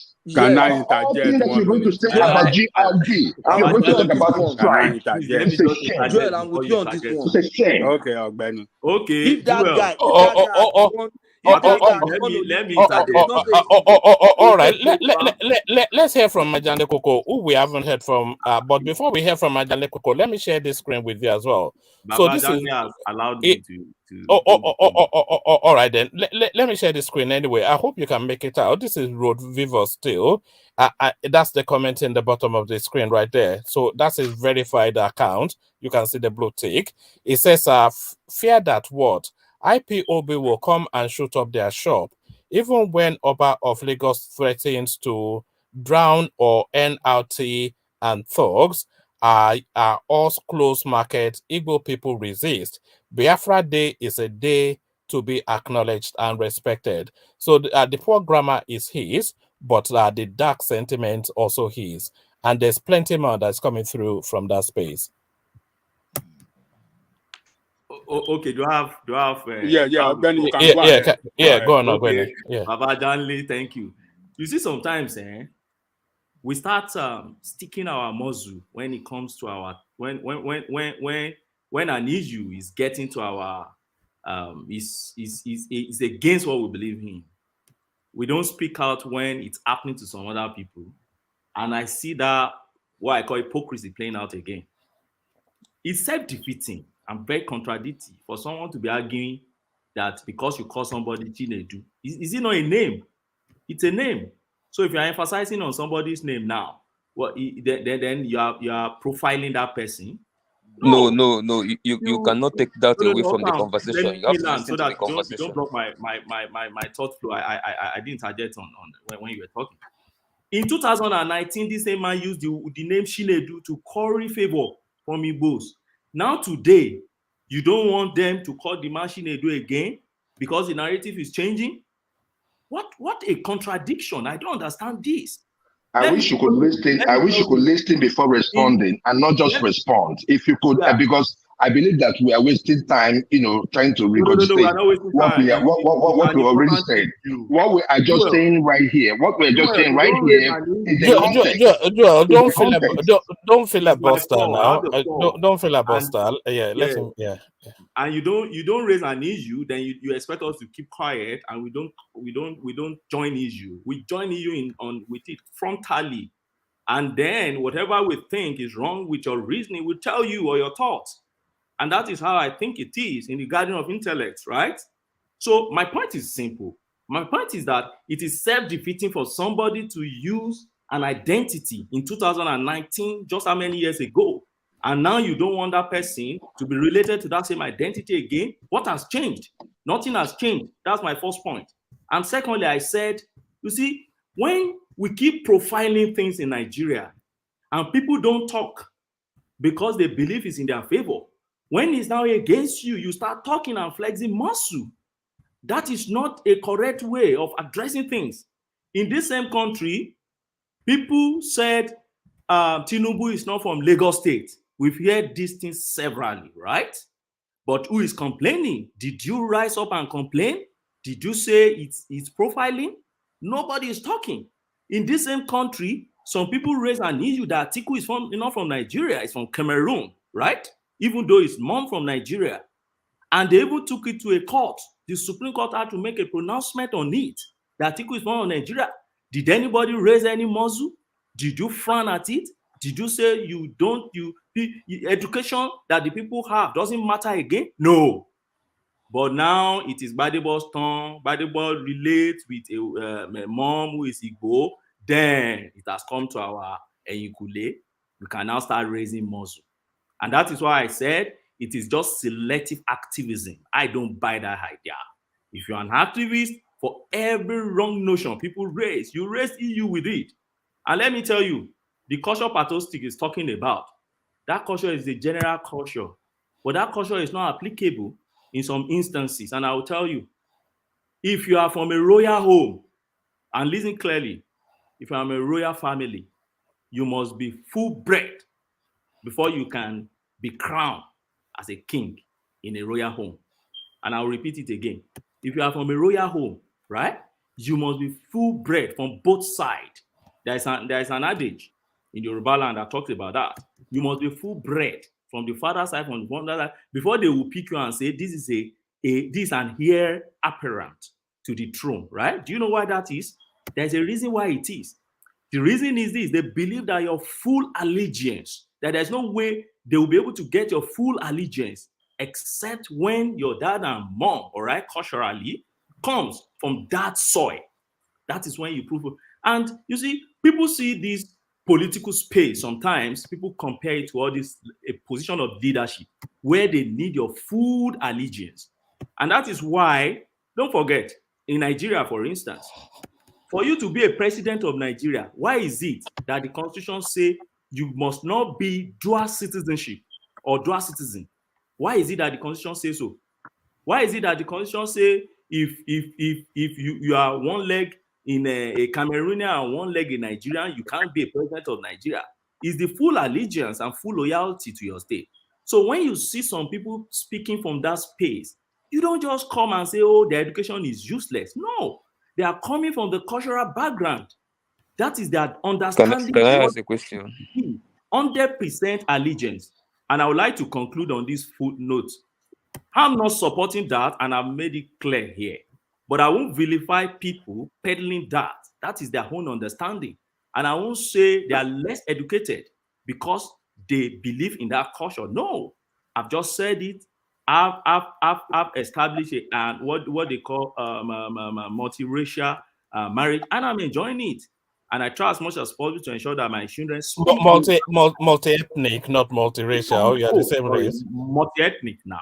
Yes, and yes. And I ensure that I have my own children speaking Yoruba as much as they try to speak some Fufude, right? And I'm trying that. So for me, I fall in that category, and I understand what Gbadebo is going through. I sympathize with you.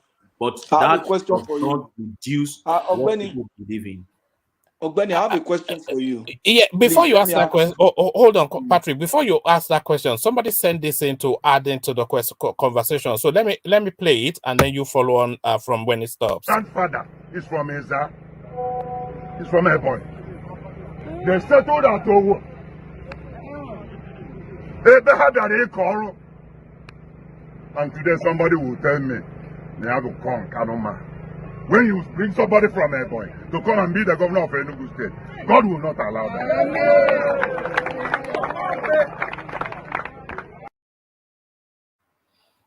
So yeah, carry on. So, do you want me to Actually, carry on? you want to ask me? You want me to ask a question? Do you want me to ask a question? Hold on. I think the super chatters are asking me to add it to the conversation, really led by Kulata this time around, substituting for Alexander Gomez. It says all politics are local, as someone has high favorables, is a Christian, not Tinubu, relatable, not Obi, no ethnic divide, hardworking, and obedience are deflated. So yes, is a Christian, so that removes that Muslim thing. However much that plays into it, certainly not Tinubu. So that plays in his favor. Is relatable. Is probably the most thing. And one of the build-ups that built him this reputation was how he handled that answer space. A lot of us, the abiding memories of that answer space was when someone who embedded himself in the heart of the crowd, where they could touch him, and he spoke to them person to person. So that was really an endearing moment. So that's one of the things that makes him relatable. It's not Obi. So I'm not quite sure if that is a minus, because Obi seems to be the flavor of the moment. And there's no ethnic divide. So yes, no ethnic divide, because Lagos, they still rumor that it's a Yoruba land, but we'll see if that is still the case. It's hardworking, yes, of course, and is using those hard works to propel. But this last bit is where I disagree. Obedience are deflated. Not from that clip that we saw, they are not. Akulata follows on. It says Governor Adeleke is half Igbo, no qualms with him. But the only thing is he speaks Yoruba language, which is the barest minimum. I don't actually think that, you see, I think people are somewhat misconstruing the arguments around this guy. It's not the Igbo blood, like Patrick has already explained to us, we go on a paternal line in Yoruba land, and his history in that Lagos space, it goes deep and hard. It's an elite space, almost to Alexander Gomez level, is Lagosness. But the fact that he cannot speak Yoruba, and we just heard from the southeast just there now, that this senior man is telling us that somebody from Ebonyi, he cannot be governor of Imo State for reasons of tonality. I don't think it's beyond the realms of being reasonable to expect the governor of Lagos State to speak Yoruba. I don't think that is unreasonable at all. One more. I think. Can I interject? Let me ask that question, please. Yeah, ask the question, and then we go to Yeah. Ajanle Koko. You know the audience wants to hear from you. When you talk about like in a royal home, you cannot. You have to be full-blooded. I want to disagree with you. Alaafin Shango's mother was a Takpa woman from Takpa, current Niger. That's Alaafin of Oyo, Alaafin Shango. Go and research it. His mother was Takpa. All right. King, you can become a king even if your mother is not full-blooded. Can I speak on that? Well, you can in a moment, but let's hear from Ajanle Koko. You know, they have the audience. They only come here to hear from Ajanle Koko. Oh, okay. Let Ogbeni respond to that. All right. Okay, go on. Yeah. Okay, go on. You see, when you go through, I waste time if I start going through the stories of the Alaafins. There are Alaafins that were crowned based on the tradition. There were Alaafins that were crowned based on, they were accidentally crowned. You will agree with me if you understand the Alaafin history very well. Historical underpinnings to Alaafin. Alaafin Shango happened to be one of those accidental Alaafins that ordinarily, if you have to crown Alaafin during the time of peace, you won't go for Alaafin Shango. All right? It's just like when you are looking at the Onis. Okay, in the history, there were Onis. Don't let me use Oni. Olubadan, for instance. In the history, there were Olubadans that they put there because it was a time of war and they needed somebody at that time that had that ability to fight. Okay. But if you have to follow tradition, Yoruba tradition properly, okay, a crown prince, don't forget that a lot we have in Yoruba land. In fact, some princes cannot even take over or be crowned as a king because of the months of which they are born. If you understand that, in Yoruba tradition, there are some princes that even their mom must come from a particular family, okay, within that space before you can crown them. And lastly, you have full bread, right? Let's just pick this man's book, the book titled Yoruba, and you read it there. This tradition is there. A crown prince must be full bred. Okay, so the accidental laughing, when you look at the history, they're laughing, they're properly crowned based on tradition. That's my answer to that. Okay. All right. But how did we even bring Alafin into governorship office? No. We were talking about the purity or lack or the necessity not of for the person. But it seems as though we've deviated somewhat because it's really the guy's inability to speak Yoruba that I feel damn him, and not because he's Chinedu. No. One man I disagree. Sorry, shortly I disagree. What they Right. are doing in Lagos, what Lagos APC is doing, is bringing out the fact that he is half Yoruba and half Igbo, and saying that this guy is an Igbo candidate of the Igbos, and they want to come and take over and all of that. So your platform is the only place I've really heard about the Yoruba, because at TBS. Badevo made a tribute and he spoke in Yoruba for almost 10 to 15 minutes. Are you sure about that? Yes, he did. Are you sure about that? Yeah. Can you go and bring the clips? Can we have the Okay, clips? maybe I'll try. No. While Ajali Koko is talking, let me try first. All right, but whilst you are looking for that, listen to this. People say Gbaribo gentle, Gbaribo hometown, ẹjọ ìjà ìtìmí. Àgbàlagbà sọ wípé yíyọ ẹkùn ọ̀rọ̀ tí mo fẹ́ sọ kó pọ̀. Ìjọba fẹ́ Olújídé tó ní experience mo ti dé. If you are looking for somebody that will fight after you have given.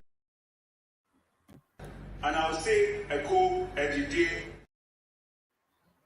It doesn't speak Yoruba. It doesn't. Stop lying now. Bring the clip. It's not lying, but we know it doesn't speak You don't Yoruba. have to say I'm lying. No, it's not lying. Bring the video. Don't worry. Yeah, we know it doesn't speak Yoruba. Because we've checked and we've seen him attend a full-blood Yoruba person. This guy is obviously this is a first class MIT brain. This guy is obviously forget that. No, that wasn't an. Hold on. What are you doing now? Yeah, but what are you doing now? Telling us it's an MIT guy. Is it they are Oxford, Cambridge. Don't worry about MIT. Everybody is MIT in Lagos. What we're saying is that he doesn't speak Yoruba, and his attempt at Yoruba betrays an Eastern undertone. We all know our accent now. We all know when an Igbo person, if I attempt to speak Igbo, you will laugh and say, oh, that's very cute, a Yoruba. You hear it immediately. But one man, now. He cannot speak Igbo now. He cannot speak Igbo. I don't know if he can or not, No, but certainly. he has. Well, yeah. I'm not sure about that. I'm sure he can. So this is. People say Gbaribo gentle, Gbaribo hometown, ẹjọ ìjà ìtìmí. Àgbàlagbà sọ wípé yíyọ ẹkùn ọ̀rọ̀ tí mo fẹ́ sọ kó pọ̀. And by the way, his family history is in Lagos Island, not in Badagry or Epe. It's Lagos Island.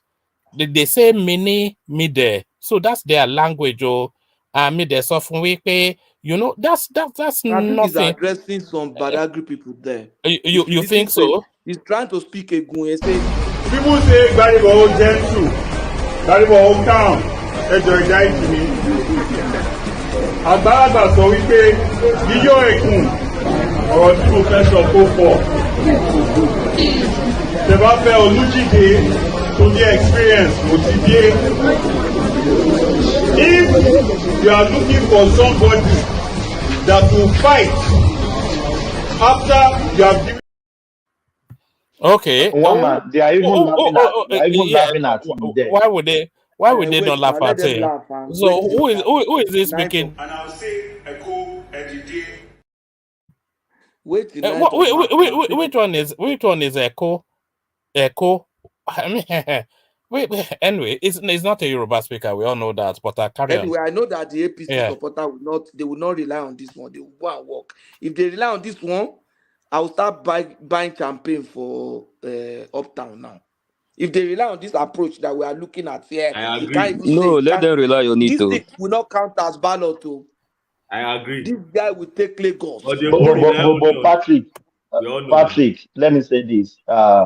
This notion they said is half Yoruba, half Igbo. Is that a lie? He will take Lagos. That But doesn't that is matter not to a, his that is voter. not a, that is No, not no, a no, no, no, no. Say I'm half asking Yoruba, Patrick. yes, him now. he will not No, deny no, his no, no, wrong. no. Uptown. Okay, let me answer Uptown, him. can you please Uptown, let let me Patrick answer answer him. me, please? Let me answer him. Look, it will not because he wants to run for an office deny his mother. So that's the truth.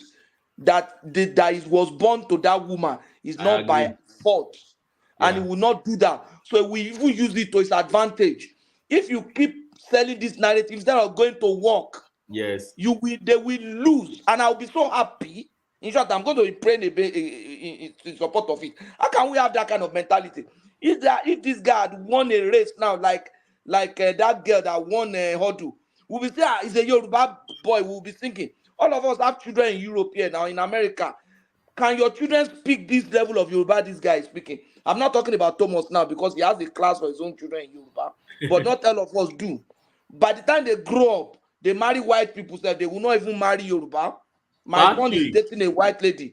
He will now go to Edo. He can't speak Edo. He cannot speak Yoruba. So he cannot run in Ilorin, where his mother is from. He cannot run in my state because people like Thomas will be there to say he can't speak his language. What are we talking about? Patrick is deeper than that, and you can't blame Are people. you saying it's unreasonable to Even though expect the my governor son of is a Lagos? princess in Edo, he is a prince in Edo, he cannot contest because Patrick, his mother is Patrick, you half can't Fulani. His Patrick, mother is Fulani. you can't say it is that unreasonable for people, an average Lagosian or people living in Lagos, to have that kind of expectation. I will give you an instance. You remember, is it Betty Akeredolu or so? That's Akeredolu's first, Ondo State First Lady. Yes. You remember that woman? You know that woman is from Imo. Yeah. Do you know that woman was denied the ticket in Imo because they believe you married to a Yoruba man and just go there? You can't be a first lady in Ondo and come and get our ticket in Imo. Is there But anybody Stella speaking got it in against the that? east now. Stella was married to Is there an anybody Edo speaking against woman. that? Stella But was now married it to an comes Edo here, you speak woman. against it. You see the selective thing I talk about. Hello, Look at hello, Stella Obeni, Odua. Obeni, please, Look at Obeni, Stella please, Odua. Obeni, please, stay Stella the truth. Odua married He a Benin man. wasn't. She wasn't denied because she married a was. Yoruba. Hold on, please. Let me just She say lost. something. Can I say something, please? No. They didn't allow her to contest. They forced her to No. contest. Hold on. Can I say something? Let Joe counter you. Come in, Joe. Yeah. Abba, Yeah, go on. the issue there is that in Southeast we have the issue of indigeneurship versus the owners of the state. Indigeneurship versus the people that come out, call them like people that come from out of state. Diaspora. It is the same thing, diaspora. It is the same thing between an Imo and an Anambra. It's the same thing between, there was a time that in Abia State, they had to tell everyone from Anambra and Enugu State to go to their own state. That is how it is in their own in Southeast. It is not because she married a Yoruba person. So whenever you are putting out things out there, put it straight. There are many Igbo women, hold on please. There are many Igbo women that married out of state that cannot contest in their own state. Those are the things we are trying, even with the Supreme Court judgment, I think last year, we are trying to remove all those things in Igbo land. But look If at a Stella woman, Odua Joel. Look at Stella Odua. Stella Odua contested now in Anambra, became a senator, even became a a minister. senator, Yes, she was yes, married to a Benin man. Patrick, I've given you an example of Imo. Let's stay by that example. You see, I'm giving you a Stella counter Odua, example now. I'll For give you an Anambra. example of Imo. And what Joel has just ended up in doing now is validate my point. Let's believe what they are saying is not, which that's one of the stories that came out back then, right? I wasn't in Imo. That you can't be a first lady in Ondo State and come and pick our ticket again. Now, this thing you call indigenousship thing is still the same tribalism. Is there anybody speaking against this thing? And you now we glossively, are. you garnish it now as indigenoship. But when somebody is in Lagos, you don't call it indigenoship, right? You believe, oh, how can Lagosian because they're educated? But when you flip it to the side, you call it. It's a different matter in Lagos. It's Come not on now, guy. different. My brother, it's not different. If you don't want somebody from Ebonyi to come to Imo to come It and is contest, bad everywhere. It is it's bad not But this guy different. is an It's not But indigenous different. GRE, Lagosian his now. father is from Lagos. His father is It's from an Lagos, for indigenous crying out Lagosian loud. now. Hi, Chineke God. My Okay, let me No, brother, but I Joel, interject. it is said bad everywhere. Actually, I condemn the issue of whether the father is Lagos or not. My point is that Yoruba is the second official language of a Lagos state by a House of Assembly law. Somebody who can speak it, you are just an half leader. That's my point. Because you don't even fully understand the language or speak the second official language of your country, anyway, that will be of a decided state at you the want to poll. rule. That's That will be just decided my at the point. poll. That will be decided at the poll. Whether it's half a leader or not, it will be decided by the poll. But should it It's just even be 1 week. decided? But should it Okay, Yeah, even it let be? should me. be. It Should should it be be. decided? Hold on. If our Ogbeni is telling us that the law in Lagos stipulates that Yoruba language is the second official language of that state, then that is to tell you that state assembly matters can be conducted in that language as an officially binding language of governance. So now somebody that cannot speak the language, is it already at the first hurdle already flouting that law? But let's hear from Ajanle Koko, who wants to join us. Ajanle Koko, good to see you. Yeah, thank you, woman. Yeah. Leadership of the people comes from among the people. And it is required of anybody that assume the leadership position or attempting to assume the leadership of the leadership position to speak in the language of the people that is attempting to lead. Lagos is Yoruba land. And if you are talking about the traditional structure of the land, traditional institution of that land, Lagos, they are all controlled by Yoruba people. And if you want to be their leader, why must you not be fluent in speaking Yoruba language? Because immediately you become the governor of Lagos State, you assume the leadership position of all the institutions that govern Lagos State, including the traditional institution. So if the Oba of Lagos comes to the governor and tell him that, look, we want to do, there's an annual ritual that is traditional to us in Lagos, and we have to do that ritual. It requires us to close certain places for some period of time, hours or days. So for a person that doesn't understand the tradition, how can he understand how will he be able to understand what the Oba is asking for? So it is very, very essential that for whoever that want to lead the people at any community whatsoever, it should be able to speak in the language of those people that you want to lead. In America, where you are now, if you can't speak English language, you cannot lead any community in any governmental position, either elective or by appointment. You cannot. So why that guy and the recess of it is qualified to be governor of Lagos, or to contest rather, is qualified to contest for the position. But what is demarcating him is that he cannot speak Yoruba language. If the situation had been a different, if he had been, I mean, if he had not had this situation where he cannot speak, if he had been a person that can speak Yoruba friendly, nobody will care. Adeleke is an half Igbo man in Osun, like him. But Adeleke can speak Yoruba very well. And Yoruba people doesn't care. People of Osun State are indigenous people. They vote for Adeleke all the time. Even recently, they elected him as the governor. Even it's because of Adeleke that they voted against Tinubu in that state. So, look, for US of Nashville, or those people that are thinking irrationally that Yoruba are tribal or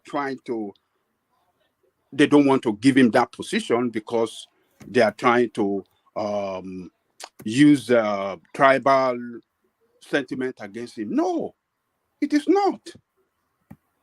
It is not. But for that singular reason that he cannot speak Yoruba fluently, will it happen in Igbo land that a person want to be governor, in Anambra particularly, a person that want to be governor of Anambra cannot speak Igbo, even though his father is an Igbo man?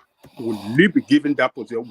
Will the people of Anambra give him that support to be their governor? They will not even give him the ticket. They will not even give him the ticket at the primaries. That will they give him? Let's say his mother is a Yoruba woman, his father is an Anambra man. For the reason that they cannot speak Igbo, I'm telling you, Joel, your people will kick his ass. They will not let him be governor of that. Even though he's very brilliant and everything, they will not let him. Because in what language will he be able to... Let me finish. In what language will he be able to communicate with the local people? You look at Lagos, because you live in Lagos Island or you live in mainland, you think that is where Lagos, or you live in Lekki, you think that is where Lagos ends. We have indigenous people in Lagos. We have people in Korodu that speak Ijebu. We have people in Igede. They have people in Agbawa. We have people in Ekpe. We have them in Badagry. We have them in Mushin. We have them all over the places. And they have their tradition that they still keep up to today. They have their tradition that they keep up to today. And you have a governor that cannot understand the tradition, cannot understand the language, and you say you should be the governor of that state. It's never done. We are all we are tribal people. We are native people. Adeleke, I think you're overblowing this issue. Who told you that he does not understand the simple basic Would you Yoruba? let that person be governor of Anambra State? Hold on, Adeleke. What are you even saying? There are people that have come to be governors in Anambra State that grew up in abroad. that can read, that can hardly string Igbo language together. Tell us the name. Tell us the name. I Tell mean, us it's even. Hold on. Let me, tell us the name. can I Tell us the name. finish? Tell us the name. Can I finish now? Mm-hmm. Can I Tell us come the down? name now. No, Continue. Oh my that goodness! was a slip of tongue. He doesn't have a name. It was. Call us the name. Please, good evening, It's all. not a Please, can slip I of ask a tongue, not a question? slip of tongue. That was a fact of argument. Joel, just the other thing. I think even this guy not being able to speak Yoruba might be flouting Lagos State laws. Because I What think laws? I'll tell you, every Friday in Lagos State, affairs of our parliament are conducted in our Yoruba language. Please, I So have a one man. question. Good Are you evening, saying that? all. Are you saying that if you speak Yoruba right now, that GRV would not be able to understand it? Come Well, on it now. can, Why yeah, are we being this slow? but he cannot speak it, can he? We've seen that. Good evening, all. Please, I have a question. Yeah. Go on. Who's that? My name is Rosie. I'm calling from Houston, Texas. Oh, good to have you. Yes, I brought you in because you were a new name. Yeah, let's hear from you, Rosie. So, Rosie, now a new name to conjure with. Good to meet you. Go on. Good to meet everyone on the platform. I have a question, please, and we want maybe you guys can answer it. For the fact that somebody can't speak a language, does it make that person not capable to be a good governor?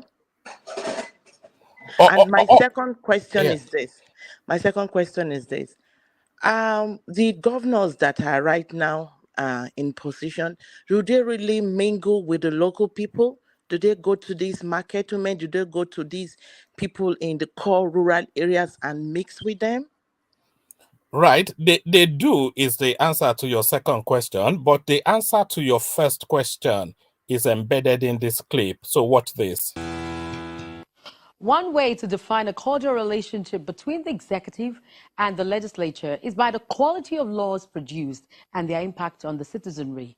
That's the case in Lagos State. With the support of the State House of Assembly, Governor Akinwumi Ambode signed 7 important bills. Among them is the law to boost the state power plan and protect the Yoruba language. In no particular order, Governor Akinwumi Ambode appends his signature on all 7 bills recently passed into law by the Lagos State House of Assembly.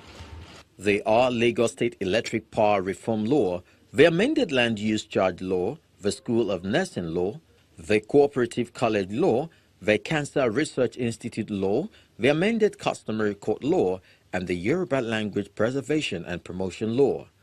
Witnesses to the signing of the laws explain their importance to the development of the state.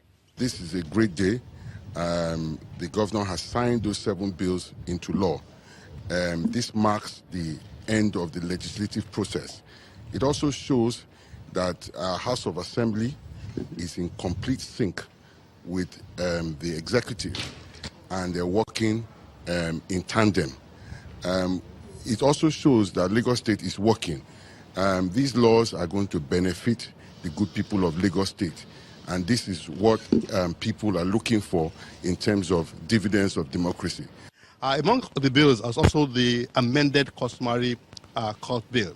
Now, that bill is very important because for a long time, the customary court system in the local government has been shut down because of the bill. With this revision, the customary courts in local government will breathe back to life. And that means that many of the activities of local government which require arbitration and dispute resolution, which have been in abeyance so far, will now come back in full steam. So it's the contribution to the smooth running of the judicial sector in our local government. Perhaps what would interest residents is the state power generation plan. The State Electric Power Reform Law provides a legal backing to the implementation of the State Embedded Power Initiative. The law allows the state government to intervene in major areas of the power value chain. The major components of the law are this. It empowers the government, now that it is a law of the state, to be able to do intervention in 6 major areas of the power sector. That is the value chain. Number 1, it puts the government in a position to be able to extend our guarantee to private sector participants who will come and generate this power for us. And by this guarantee, it means that we are putting the balance sheet of our state on the table and assuring investors that as you generate this light, you will get paid. The second area of intervention which this law empowers us to do is to help the distribution companies to upgrade their infrastructure.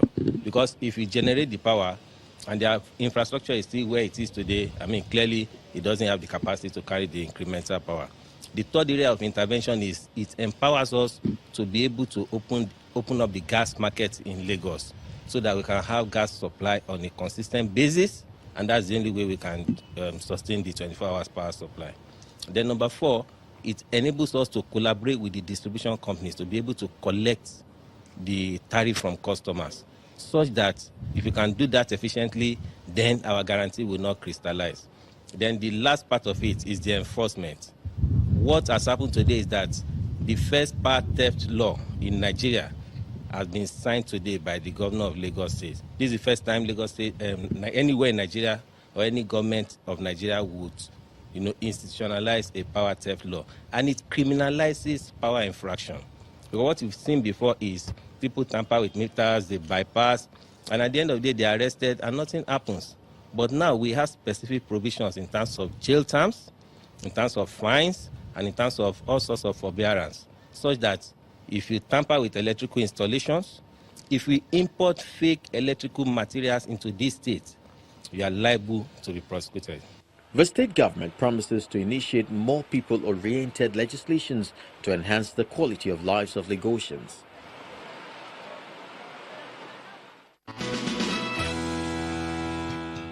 Lagos now has a new general officer commanding 81 Division of the Nigerian. All right. I was waiting for it to land on the space where he spoke about Lagos, the policy on Lagos using Yoruba as an official language, but it's taken a while. So let me just bring you this article, and then I'll come to you, Rosie. Okay. Persuade other Southwest lawmakers to hold Yoruba sessions. Oni urge Lagos Assembly. So this is the Oni of Ife, of course, one of the custodians of the Yoruba language. The Oni of Ife, Oba Enitan Ogunwusi, has urged the Lagos State House of Assembly to persuade other state assemblies in Yoruba-speaking areas to conduct their house sessions in Yoruba language. According to a statement issued on Monday by the Chief Press Secretary to the Speaker of the House, whatever his name is, the monarch said this during his meeting with the Speaker, Mr. Mudashiru Obasa, in Lagos. He said, "I am very happy to be here and see the Lagos State House of Assembly using the Yoruba language to conduct its activities. I, therefore, enjoin all other houses of assembly in Yoruba land to take a cue from this house. People in other countries honor and cherish Yoruba language, but sadly here at home, we seem not to cherish what is ours. I therefore urge the Lagos State House of Assembly to do all within its powers to persuade other state assemblies in Yoruba land, in Yoruba-speaking areas, to see the sense in conducting their house businesses in Yoruba. Like like this is one of the surest way to promote our language and culture, and on it goes. So, so we are having state affairs conducted in Yoruba language in Lagos State, and I think since Ambode days, Fridays are essentially exclusively Yoruba language speaking parliament. So how then can this chap Chinedu Vivo, how can he be the governor of Lagos State without speaking Yoruba language? It's just as simple as that. Yeah, but what I don't understand is this. For the fact that they are now starting to initiate speaking Yoruba to conduct some activities, is that going to, is that going to help the masses? Is that going to do anything to improve their life? Speaking Yoruba or speaking English, that's not the issue. The issue is that the government should be able to provide basic necessities, water, light, health care. I mean, all these basic. No, but they are not they are not mutually exclusive at the Rosie. They are not mutually. You can walk and chew gum, So it's not one or the other. You can as well as. So speaking Yoruba language is embedded as an act of parliament in Lagos State. And Okay. I don't think that's unreasonable because Okay. they want to promote their language and their culture, Okay. Thank you, which sir. yeah, go on. That makes sense. But to me, in Lagos, Lagos is a metropolitan city. It's Right. not only Yorubas that generate income in Lagos. All right. So the economy is being, all sectors, all languages, Igbo, Yoruba, Hausa, they generate the income of the state. So I think they should consider that it's a metropolitan city. They should not focus mostly on Yoruba, even though it's a Yoruba state, but the income, the majority of the people in that state is not Yoruba. Lagosians, majority of the people that are from Lagos, that live in Lagos, that generates the income of Lagos, they are not Yorubas. Do you have the figure to buttress your All point right. with Yoruba? Ajan Lekoko, You have the Yoruba. figure. Anyway, You thank have you the for giving me figures the that opportunity to join you, gentlemen. I really appreciate it. No, you can so stay if you you want to and have the Okay, debate, but okay. so I'm you have still the here. figure to buttress your point that majority of people in Lagos are not I, Yoruba. I don't have the figures, but for me, Okay. I lived in Lagos. I was born in Lagos. I grew up in Lagos before I left Lagos. When you go to Alaba Market, majority of the people there, they are Igbos. When you go to this market, Onyugbo market, you have Hausas, you have Igbos, you have Yoruba. There is no market you go to in Lagos that you only find Yorubas. They are Hausas, they are Igbos. So there are people apart from Yorubas that is generating the income in Lagos. So to me, being able to speak Yoruba is not. It doesn't mean because you can't speak Yoruba, you won't be a good governor or you won't have programs that will benefit the people in Lagos. And all these people that have been speaking Yoruba, speaking the indigenous Yoruba and everything, what actually have they done to relieve the suffering in the city? Rosie, is it unreasonable for the people of Lagos State to have the expectation that their governor speak Yoruba? Is that unreasonable? To me, I just feel not being able to speak Yoruba does not mean you can't become a good governor. If you go to the local people, if you go there with somebody that is from their place as an interpreter, you can interact with these people. You don't actually have to be able to speak a language to be able to interact with people. I remember, like when I was in my youth service in Gongola, then it was Gongola State in Yola. I couldn't speak Hausa, but when you go in there, you mix with the people. For the fact that you interact with them, you'll be picking it little, and they interact well with you. I don't have to be. I wasn't fluent in Hausa, but could interact with them. So if he goes to the rural areas, to all these local, the fishermen, the farmers, and he has somebody from that town speaking the dialect with them, he's speaking English and somebody interpreting. I don't think they're going to turn their back on him and say no. Oh, Lewa, oh, this all Yoba, oh, the Afe. I mean, all what the people care for, the poor people, is they want the basic things of life. It's May I not for you quickly to, interject? yeah, you don't come and speak Yoruba, You, speak you, Yoruba, you speak see, Yoruba. the thing about language, is deeper than that. It's deeper than the way you're looking at it. The language has to do with people's existence, right? People in anywhere in the world protect their language so that it doesn't get to extinction. Okay, people protect it a lot, and for you to have people to protect it, you have to have people who are patriotic to that language at the leadership level. I will give you United Kingdom for instance. The population of white British in London is 36.8%. Less than 50% of the population in London are white people. Yet there are legislation to protect English language as the official language of the parliament in the United Kingdom. There's a reason for that. They know they don't have that population, but their language must not go out of extinction. So people deliberately protect their language. Another example I will give you in the UK, there is Welsh Language Act. Whoever stay in UK will understand. There is Welsh Language Act. There is hardly any document in the United Kingdom they're going to deliver in your house. They will tell you if you need the Welsh language. That is if they don't even attach the Welsh language counterpart to it. They will tell you if you need this thing in Welsh language, then you could request for it. There's a reason for that. United Kingdom, the official language is English language. But the minority, the Welsh, the Scottish, and the Irish, they believe that if you allow this majority language to continue, then we have our language will go out of extinction. And a lot of things attached to your language, okay? Your existence, your identity, everything about you has to do with your language, right? And that is why you see a lot of groups even rising now to say, don't let Yoruba language go out of extinction. Same thing with Igbo language, same thing with Hausa language. So it has to do with where are you from, what is your root, what's your identity, what's your subsistence, a lot of.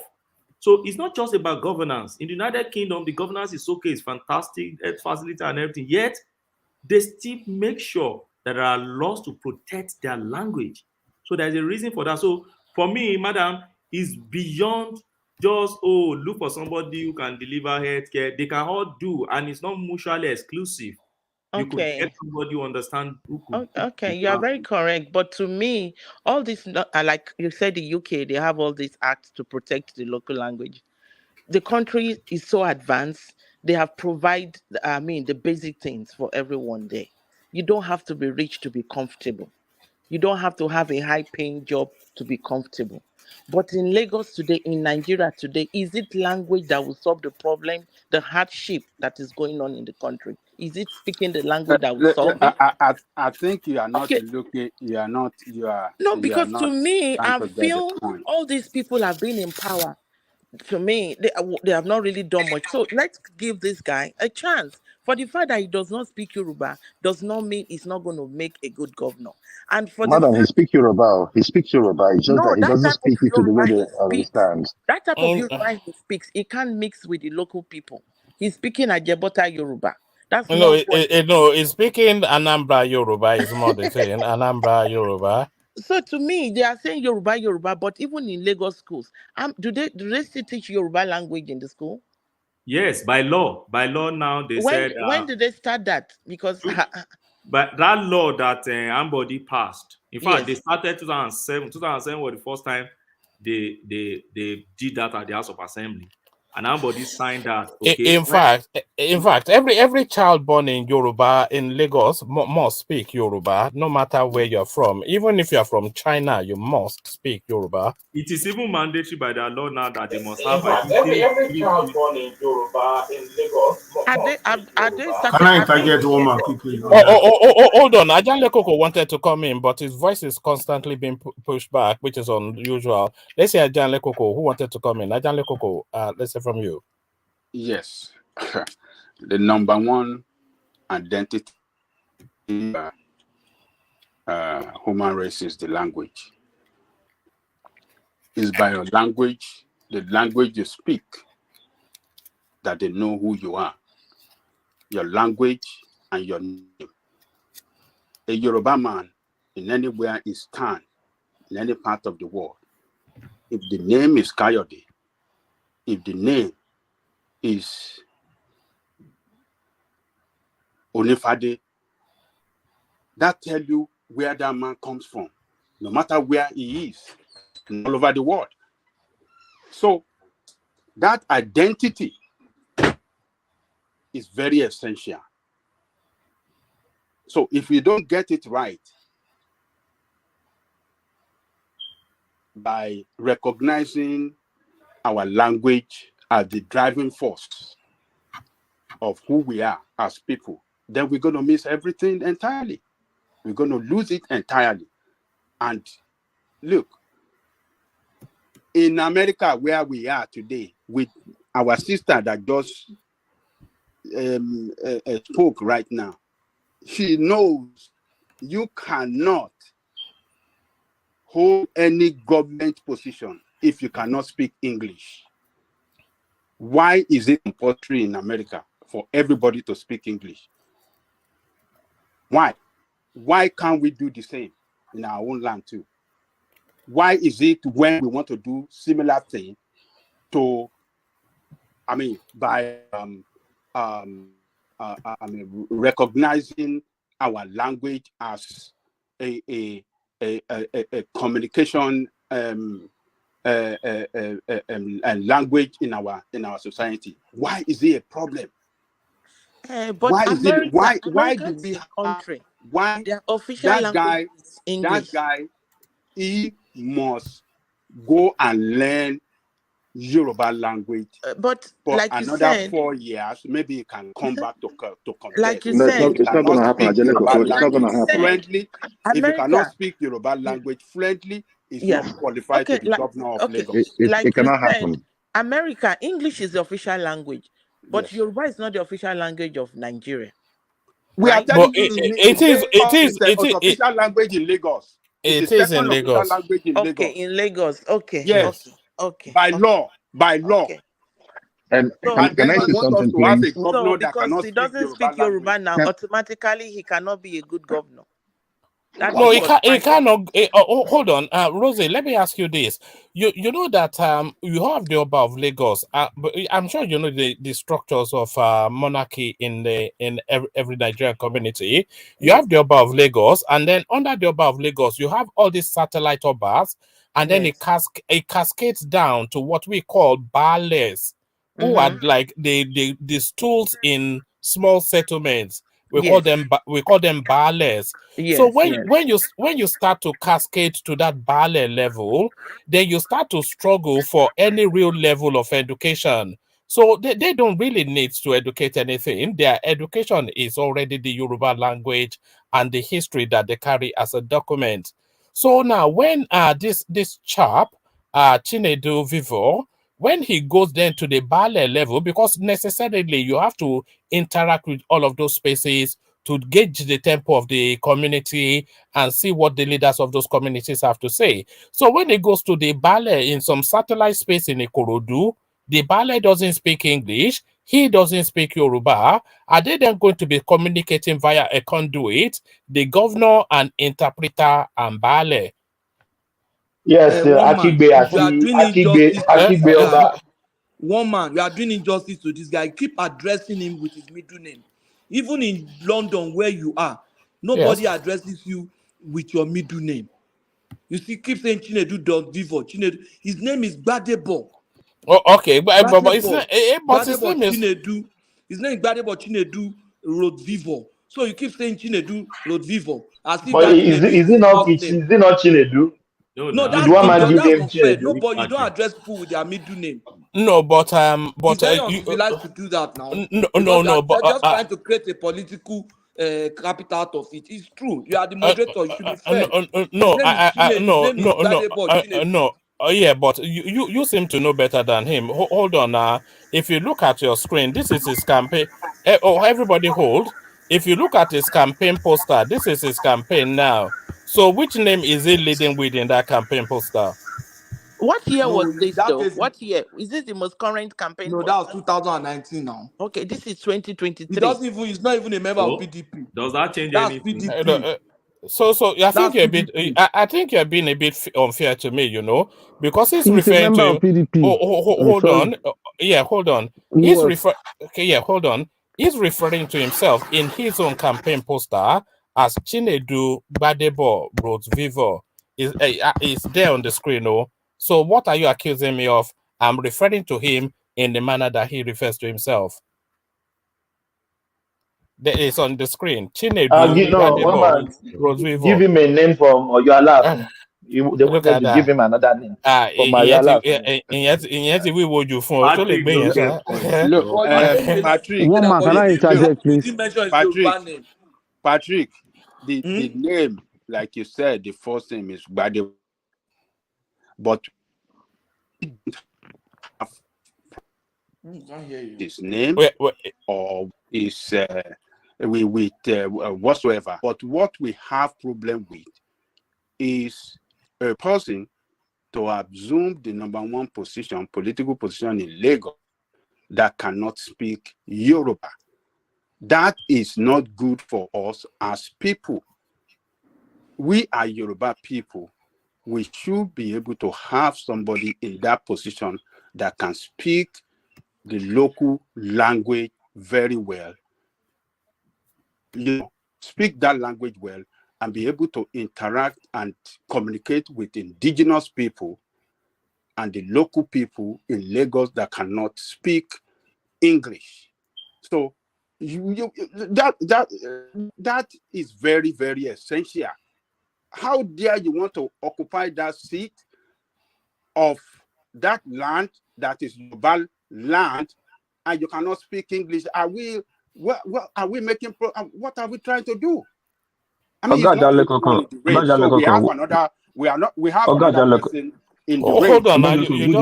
You just came in now. Like, hold on. We have another person in the race that can speak Yoruba very well, and that is very capable. That is the current governor.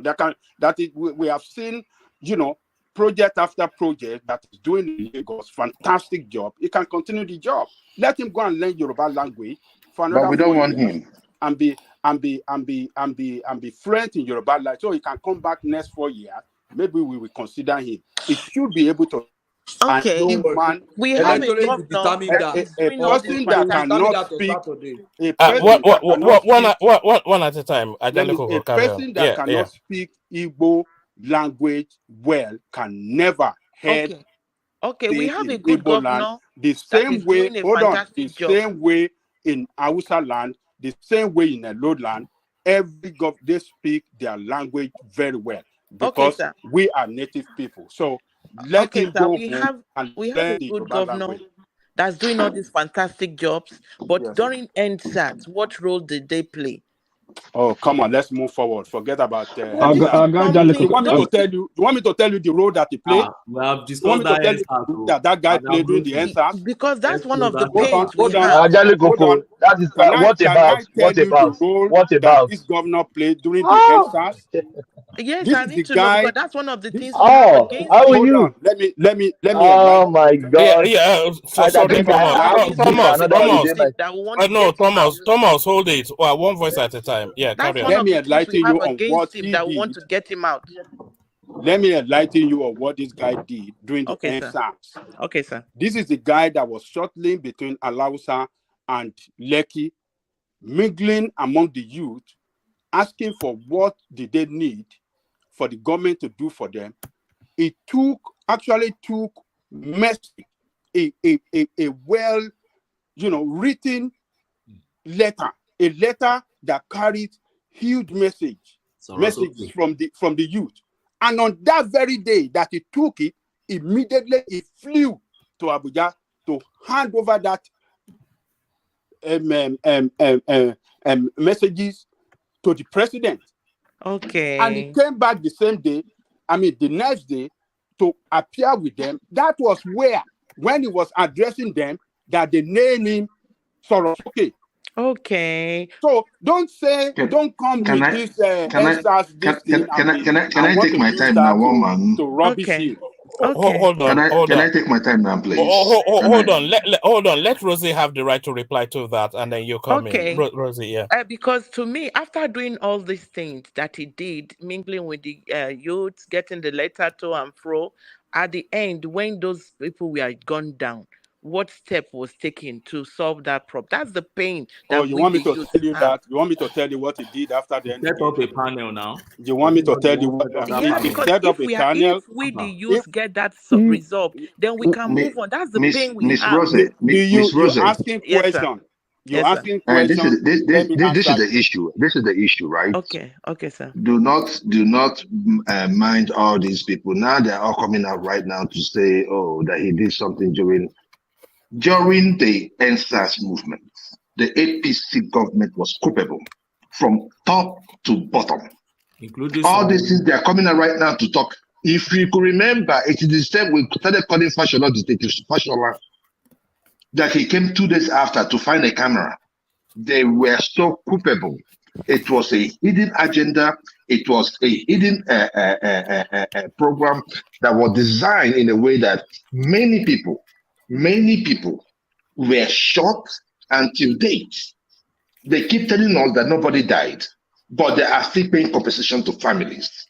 So the lies within the APC government will not continue to stand. For people like Ajene Koko that want to deny a son of Lagos the right to vie for the highest political position in his state. But it's okay for You someone from just don't want Oshun. to understand. You choose Hold on, not please. to I understand. wasn't talking when you were talking. Let me just finish We my are point, talking please. about a language. Somebody that cannot speak Yoruba He speaks language enough Yoruba cannot be the. to be the governor of Lagos State. A Cut the crap. non-Yoruba Look, let me tell you, or speaker cannot GRV really speaks apply the enough program. Yoruba. I'm not He speaks surprised. enough Yoruba to be able to relate to his people. Joel, can I ask you a question? Do you think you are in a Go ahead. position? Do you think you are in a position to determine that he speaks enough He's Yoruba? not. I am not in a. Yes. Yoruba. One man. Look, can't you know, understand. your tradition is your tradition, right? The inhabitants of Lagos are still the inhabitants of Lagos. The people that live in Lagos, the people deciding this election are not only the owners of Lagos, but also the inhabitants of Lagos. So, when you try to play all this divide and rule, I stay in Ebutemeta before I moved to Lekki, right? So I know I have lived in the midst of Yoruba people. And they do not think like most of you do think out here. It is crazy.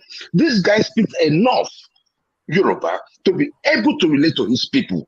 No, You it understand what I'm doesn't. saying? We It watched doesn't. that video. This guy cannot speak Yoruba. You are still one speaking man, for It him. is crazy. One But man. Are you his the spokesperson? Imo one, you call it One man. Let me tell you. I One man. Let think me tell you for the something. fact that it shouldn't, it Let can, me it tell you can't really something count now. against him. One voice. Yeah. The fact that Can he you can't imagine? speak Yoruba, I feel that shouldn't count against him.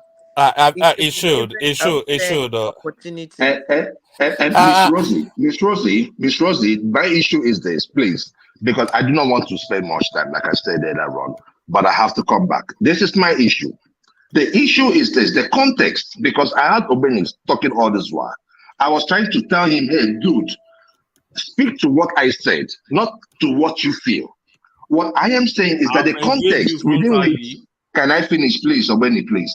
You The mentioned my context name within now. which they were using the Chinedu, I've had people say that he is not Yoruba enough, and that made me mad.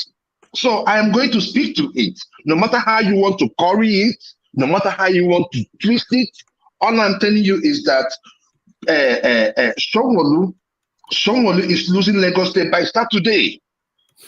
Whether you like it or not, the obedience you guys are talking about, can I finish? Hold on, Joel. I just wanted to add, but you told us that Peter Obi was going to be the president, did you not? One man, I've not addressed that issue. I've not addressed that. It was a stolen mandate. I've not addressed that issue. No, but it is clear. It is clear. Like it is clear. Even in the your story Lagos, has changed now after losing. Hold on, let me finish now. Even in your Lagos, we are going to the tribunal. We are going to the tribunal. We are going to see how many people voted in Lagos. Look, let me tell you, if the difference was 10,000, as they said, if the real difference was 10,000, Showolu and all these guys won't be shaky. If the difference was actually 10,000, they knew that numbers that Tinubu got in Lagos State was a doctored number. They knew that the numbers Wike got in River State was a doctored number. That's the Apart from that, at the back of all of this, the people of obedience are not from Igbo extraction. They are not only from Igbo extraction. You guys always want to color them, to paint that Igbo paint on them to make them Igbo. Look, let me tell you something. In Plateau, in Benue, in all these places, in Akwa Ibom, they are not Igbos. These are people that said enough is enough. We are tired of the status quo. From a structureless party, we got 40 people now that are going to serve in the National Assembly. And we are going to cap it up this weekend.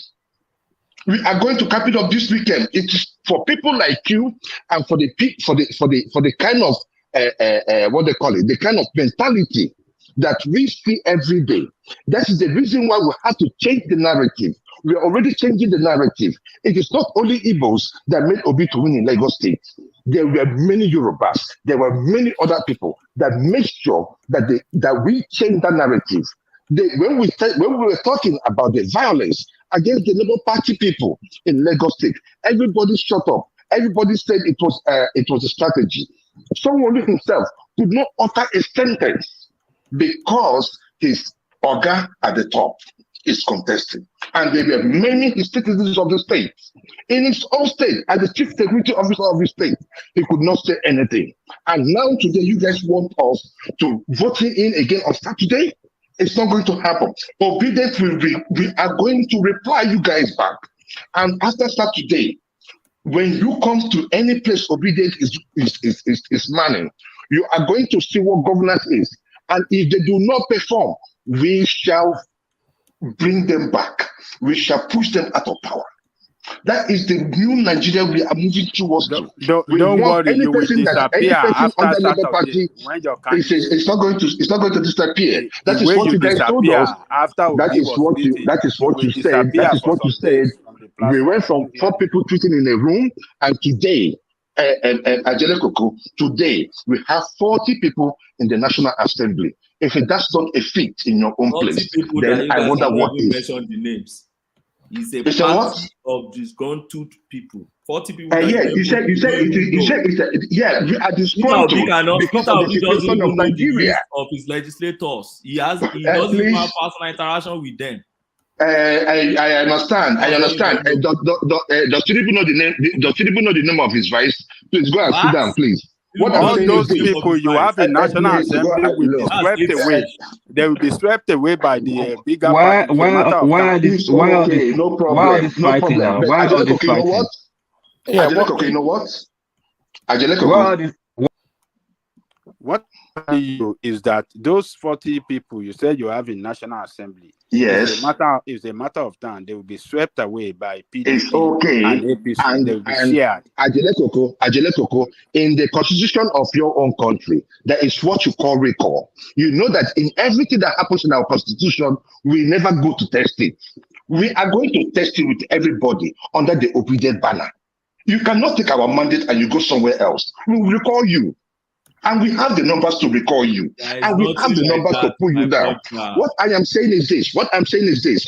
If you like, sit here and keep talking about GRV, not speaking Yoruba. He is going to be the governor of Lagos State.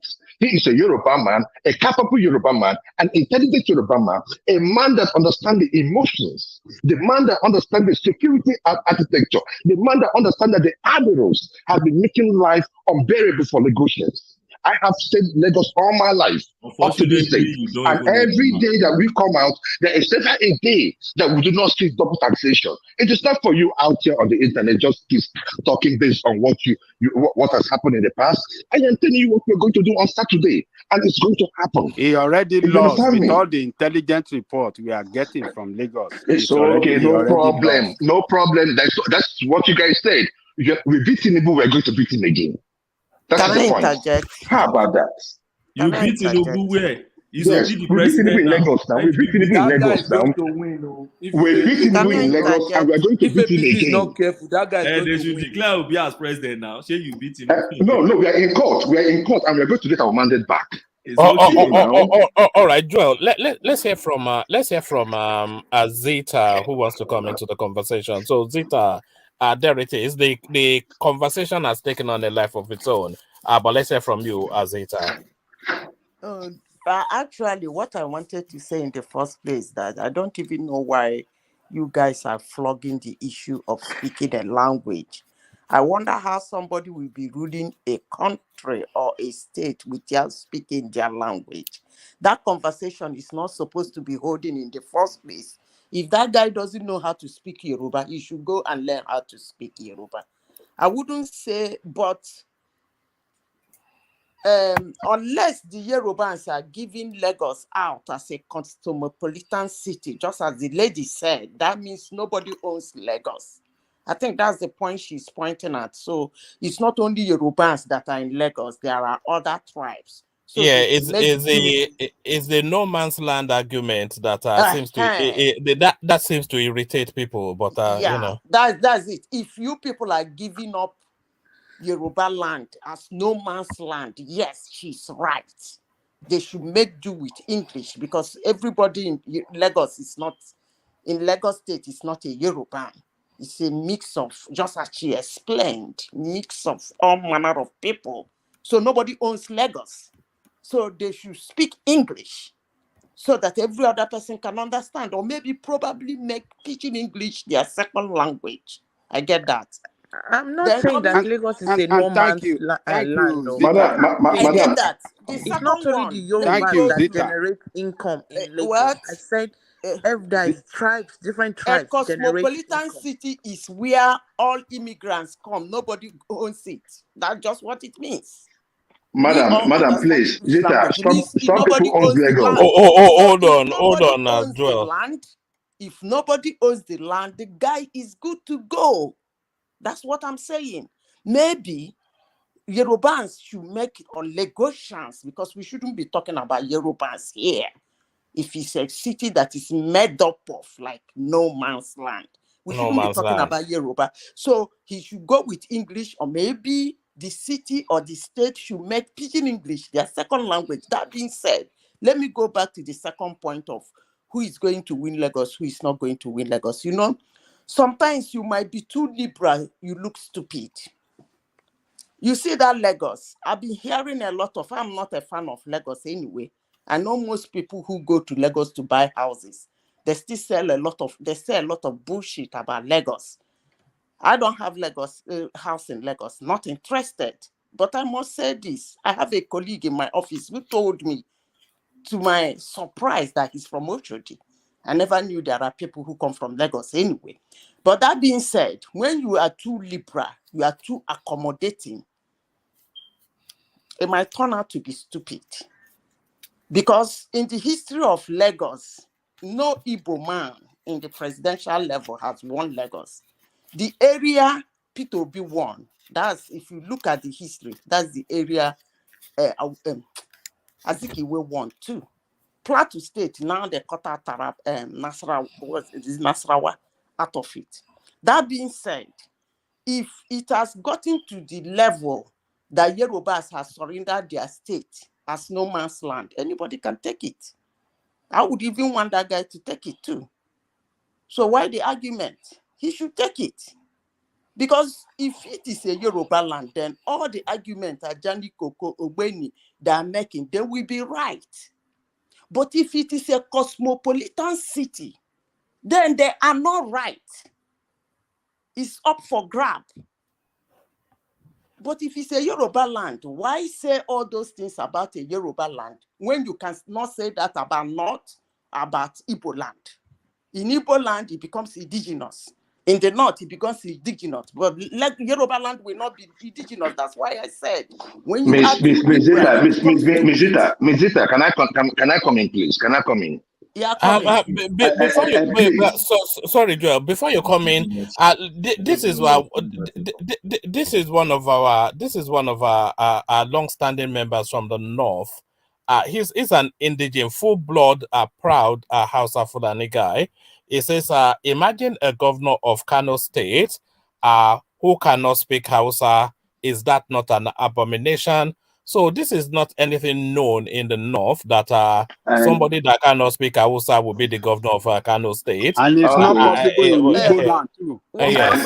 One man, can I please? It's my It's turn. Now, only let me in just Yoruba speak land now. that Everybody just Joel, nonsense keep will be talking. possible. Joel, let me finish before you Only in Can I? Yoruba interject. land that nonsense will be possible. Let me finish before you interject. I've not Hold on, Joel. Let us Zitaland. Then you Let me come in after. finish. Yeah. Yeah. Go When on. I say something, I stand by what I said.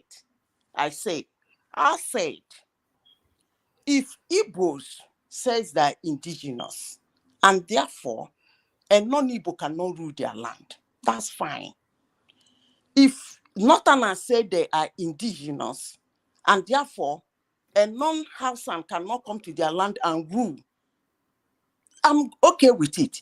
If Yorubas decide to throw their own open, that anybody who wants to rule them, Igbo man can win election in their land, a Hausa man can win election there. In fact, a Hausa man can even be their governor, an Igbo man can be that. That is fine. Then the No, argument it will not be not be possible, my holding. sister. We not go agree. We not go. This one will not happen. But let me finish. But Because this Can I Davido is finish a up? Can I Yoruba finish? man. Because He's a Oh, let me Yoruba finish. man.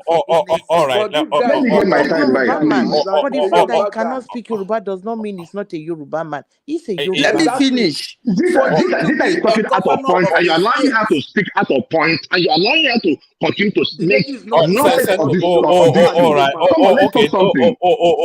All right. The first thing is bring the octave down, or the octane. Come Bring on it now. down. No, but GRV is a No. Yoruba man. Hold on. Bring it down to a conversational level of Uh-uh. tonality. An emergency activism. Yes, but yes. So Zita, bring it home One man, because can I say something? yeah. Come in, Ajande Koko. Yeah. You see, this can be very, very annoying.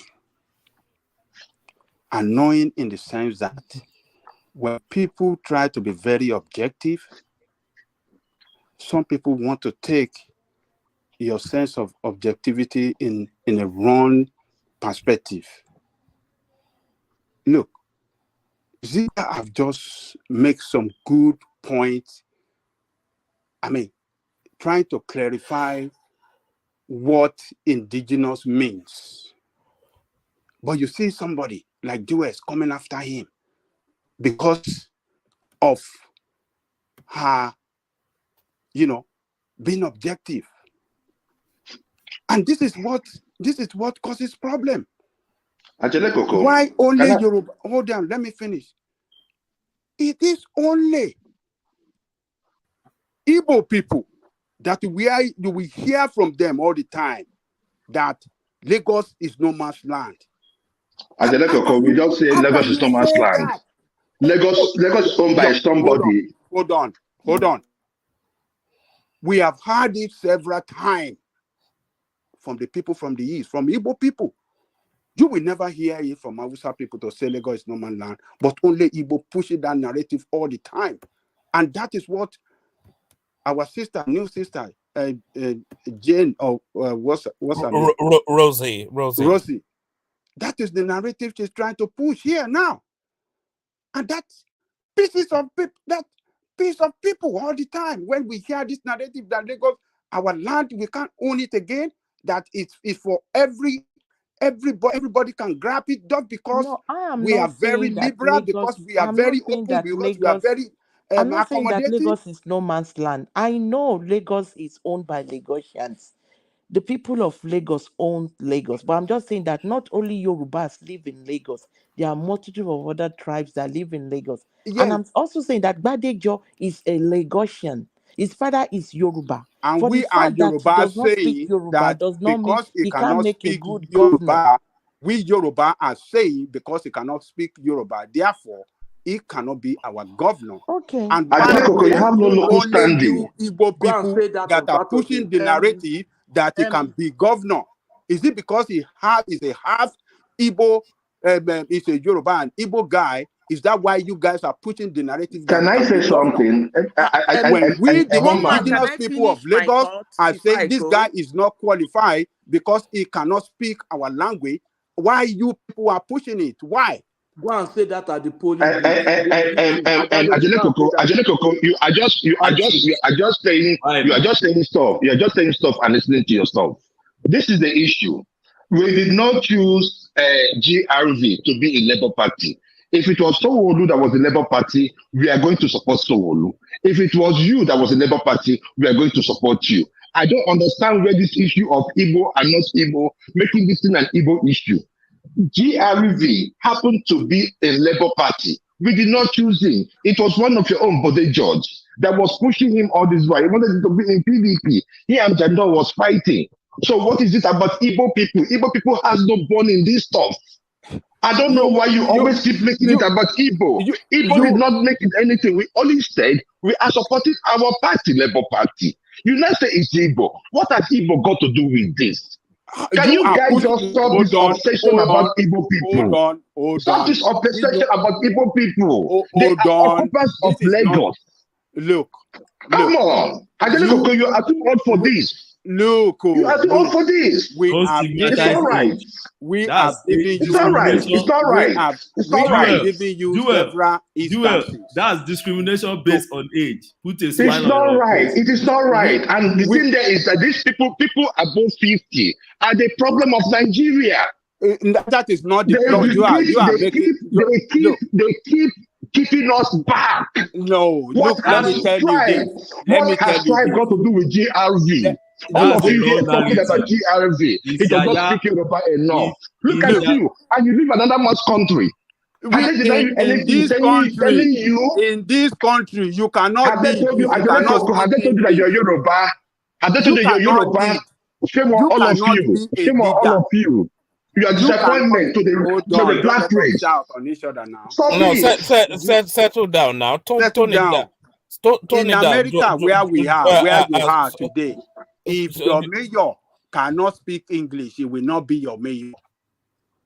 Talk less of being a governor. How dare can we allow somebody to be the governor of Lagos State and he cannot speak Yoruba fluently? That is impossible. We Yoruba are saying he is not ready for the job. He has to go and Ajele learn the Koko. English, go and learn the Yoruba language well before you Woman, can can lead I Yoruba finish Okay, people. before I okay, go okay. to bed? Ajele Koko, can I say something to you? Ajele Please. Koko, even here in the United States, Yes. you don't need to speak English so fluently. Do you want us to go back? You want us to go that road? What We are you can go talking that about? road. Where are Most you of these to people you be see, a leader? hold To on, be a leader, hold to be on. a mayor, You to can be speak governor, you either cannot speak English or English. Spanish. Hold on, please. You can either speak English or Spanish. It is not say Spanish English. is Spanish an official language in Lagos, in America? Yes, Spanish is the second Is official language in the United States. it's a secondary language. It's a language that No. it's not You the can official. either speak. English is the official. Google it. oh, Google it. English all is right. the official Yoruba language is in Oh my not. goodness. America. America Oh is the my second goodness. official It's language of English and Lagos. Spanish. But All that is right. It's English and Spanish. I just say Edinburgh, the same Franca thing. is Hold English. on, Pat. Then Spanish is the second most One largest man. spoken Can I quickly language. speak on that? Because Yeah. Let's hear from Zita, who's been trying to push her voice through, but because of the let's hear from Zita. Okay. Yeah, Zita. When I say something, see the trouble I have just caused now for Yeah, all those we know you're a troublemaker. We know that from sister. Yeah. Oh my God. Look, if that guy is going to win Lagos on Saturday, it's because the Yorubans allowed him to win Lagos, not because of all these things we are saying here. It's as simple as ABC. You can see how Joel is feeling about Lagos and what happened in Tollgate. You can see the pain, and you can see the way he's saying they are going to vote a sitting governor out because of what happened in Lekki. Then I ask, what about the things happening in Igbo land, the killings? Joel, how do you feel? Are we going Please to vote those stop the governors out? whataboutism. Stop the whataboutism. Stop the whataboutism. That is What just is the a flawed argument. whataboutism? It is a flawed argument. Look, let What me is tell you. flawed I know argument? you've been talking. What is flawed in I've it? been listening to you, but you do not make sense. Sorry to say it. You don't make sense to me. Fine, I did Right? not make Then sense, but I just asked you forget a the question. whataboutism. I What could happens hear, there? What I could happens there? hear the pain The in your people of voice Lagos State about want to what is decide who to happening rule in them, Lagos. not you on the But I internet. have never, since I've been listening to you on this platform, get the pain in your voice about what is happening in Igbo land. I need to see that. Never. I need to see that pain because I lost my cousin, in my What little pain? nephew, in that pain. I What lost pain are you her. talking about? I What have pain are you talking You will never, about? since I've been rationalize it. seeing Just you on wait this for Joel. platform, He will you have not rationalize been it. Let passionate me tell talking you. about Let the me Tell tell you you killings in something. Igbo it's land. But you're indigenous always people. talking about Only God Lagos knows where and he what is brought that happening in from. Let me Lagos. tell. Can I say something real quick, Madam Zita? Look, let me tell you. I am not a coward. I come out and I speak it. If one man is discussing anything on the southeast, I will come out and I speak it. I am not going to bring any other topic and change the narrative. No. If one man is discussing Igbo, I will discuss Igbo.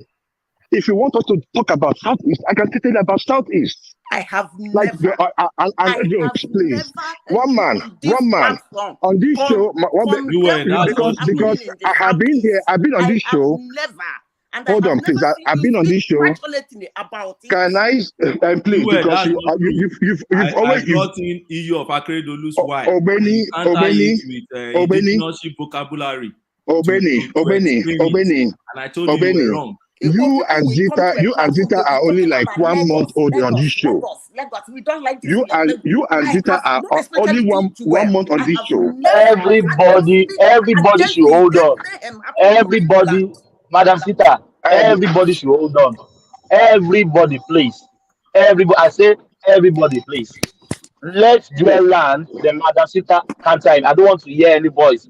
More than Joel, then Madam Sita counter him. Please, thank you. What I want to say is this: if there's topic on this show, there have been on this show where one man brought up issue about Nnamdi Kanu. We discussed it.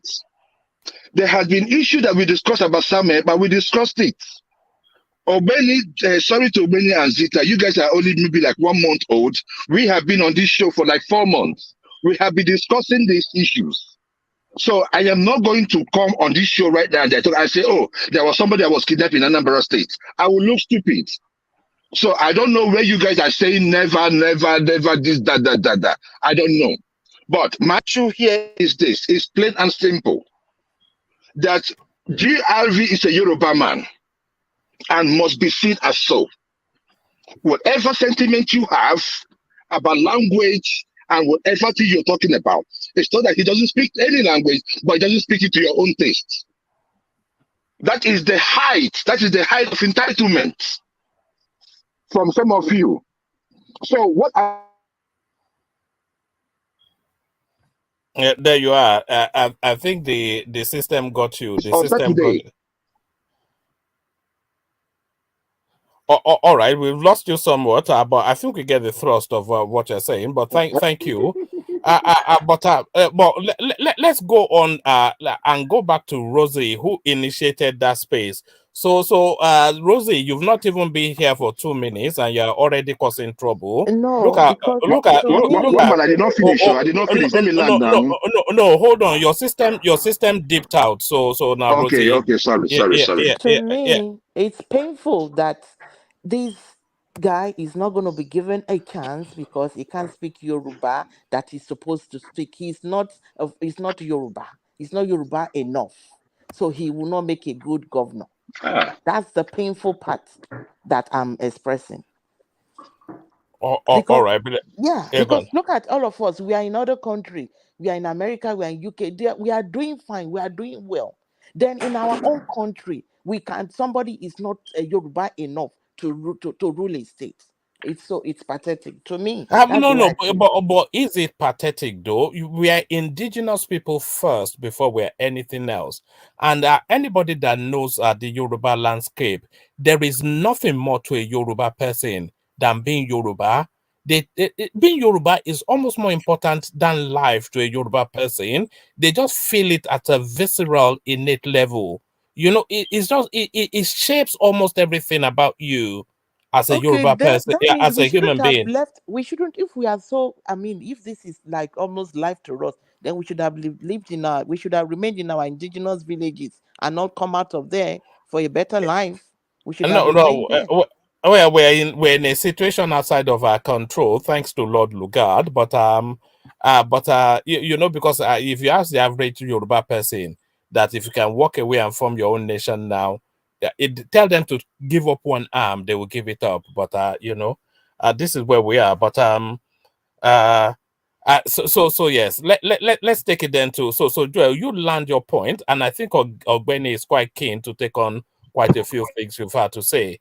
So back to you, Joel. Yeah, one man. The issue here is, I do not want if Sowolu is contesting against GRV, and the issue is based on issues, right? I don't have any problem with that. But if you are telling me, being someone that has stayed in Lagos State, still stays in Lagos State, and I know that Lagos State is not what it ought to be. If people are telling me someone built Lagos, like I have said it time without number. If we are talking about people that have built Lagos State, and I'm looking at Lekki that is less than 25 years old, and you're telling me someone built Lagos, and you're telling me that is a good, that is really, really good, then I will look at you that you have some problem. So that is the issue. So you cannot decide for Lagosians on the bigger picture. You cannot decide for Lagosians who they will vote for, because they are the one wearing the shoes. They will know where it pinches them. We know how we pay for these things when we are in Lagos. Oh, all right, brilliant. Well put. So because of Yoruba, then it becomes an insult on our intelligence. It has nothing to do with the Igbos. It has nothing to do with tribe. It has everything to do with the obedience, saying that we do not want certain people to be in government. We do not want certain characters to be in government. We do not want certain things to be happening amongst people that are in government. We want to leave those places that we travel to, and those abroad that we live in. We want to go there, live like those people. Let's have people that we sense in government, people that are responsive, people that have emotional intelligence. So that's the reason we are voting DRV. And come Saturday, by the grace of God, he's going to be the next governor of Lagos State. Thank you. all right, brilliant. Amen to that. Yeah, amen to that. That sounded straight from the straight from the pulpit. But from the law courts, Ogbeni. One man, you see, Jewel sometimes could get so emotional, but you see, some of us with our little experience in life, we don't get carried away by emotions, whichever the angle is coming from, even from somebody canvassing an opposing view. I will always maintain my view. And my view, first to Madam Rosie, is this: don't be too simplistic in analyzing this issue. I've told you what language means to people. Even in the developed nation where you are, where I'm also living in the United Kingdom, I've given you an instance of how language matter to people. But when you come with the argument that, oh, because they are developed, no, it's not today. They are not just protecting their language today. In fact, the reason why me and you could have English language is because they didn't only protect their language, they took it over the ocean to come and meet you in your space. And they ensure that they impose it on you. And that is why you see an average African wearing coats and wearing their, getting their culture and assimilating their culture. They know what they are doing. And if you see a race rising, a tribe rising up and say, no matter how metropolitan my city is going to be, I must protect my language. Don't be too simplistic when you're analyzing it.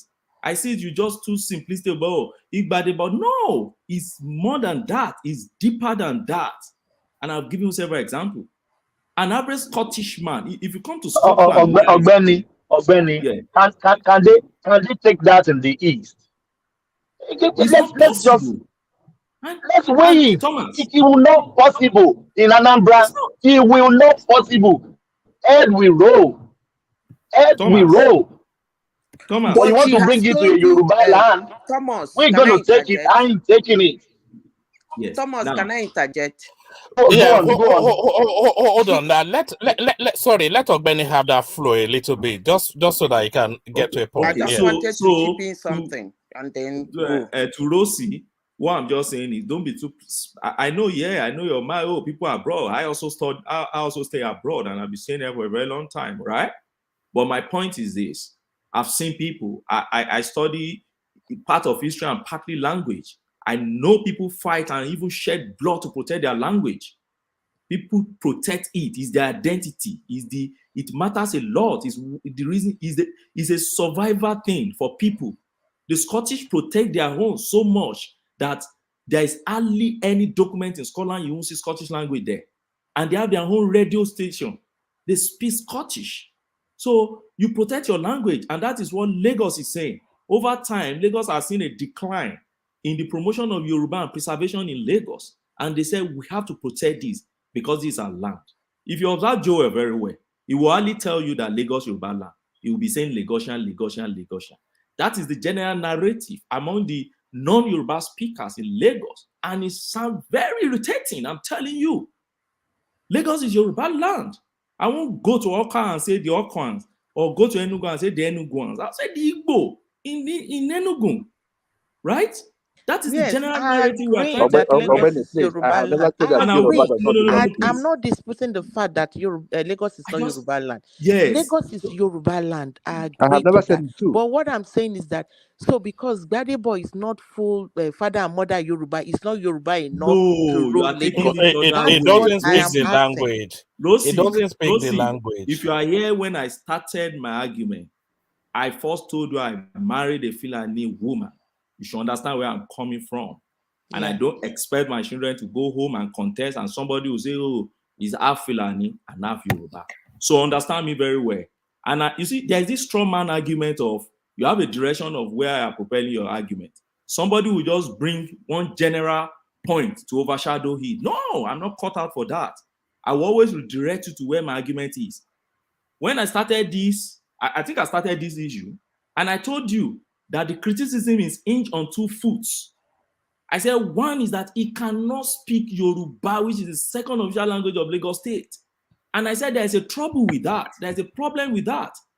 And I said, secondly, some people believe that he's half Yoruba and half Igbo. And I said, I don't believe in that. I don't. You could be fair, no, yeah. But for Okay. me, if you Okay. cannot Okay. speak Yoruba, I don't see how you can really relate. Particularly, I don't see how you will be so passionate to protect and preserve that language, which has been an objective, major objective of policy in Lagos State. So I don't Okay. want us to be too simplistic about that. And my second point is this: you see, the contest is among 3 Yorubas.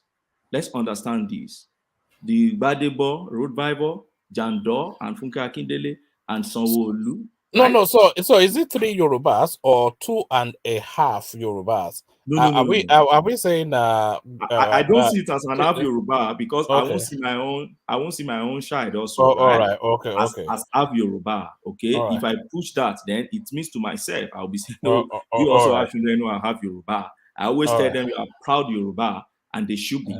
And I also want them to speak the 2 languages, which I think is an added advantage for them if they speak both languages, right? So, but my own is this, you see, we shouldn't be doing, and that's the major you have with Joel. Don't do selective activism. To me, it's hypocritical. In this country, people said Atiku, and I've given that instance. People said Atiku is not from Nigeria, that the dad is from Cameroon in this same country. And they took it even to the law court before the Supreme Court made a pronouncement on it. And nobody were raising muzzles like this or frowning at it. But today, it is because of Badebo, then we should be flexing muscle on it. And look at it. Look at the point. That's why I support Sita on this, Madam Sita on this. Madam Sita said, why do you, that I have never seen you being this angry because they mentioned this candidate? See, let me tell you, whether you think Badebo is Yoruba or not, the reason why people are bringing in the Igbo narrative into this issue, you should appreciate it, Joel. The reason is very simple, okay? The major, you said Labour Party, you keep saying we, right? Fine. Labour Party is going to give this guy massive support against Sanwo-Olu and others and against this narrative. The major leadership of Labour Party is Obi. Obi is peddling tribal politics. And that reflects in the last election results.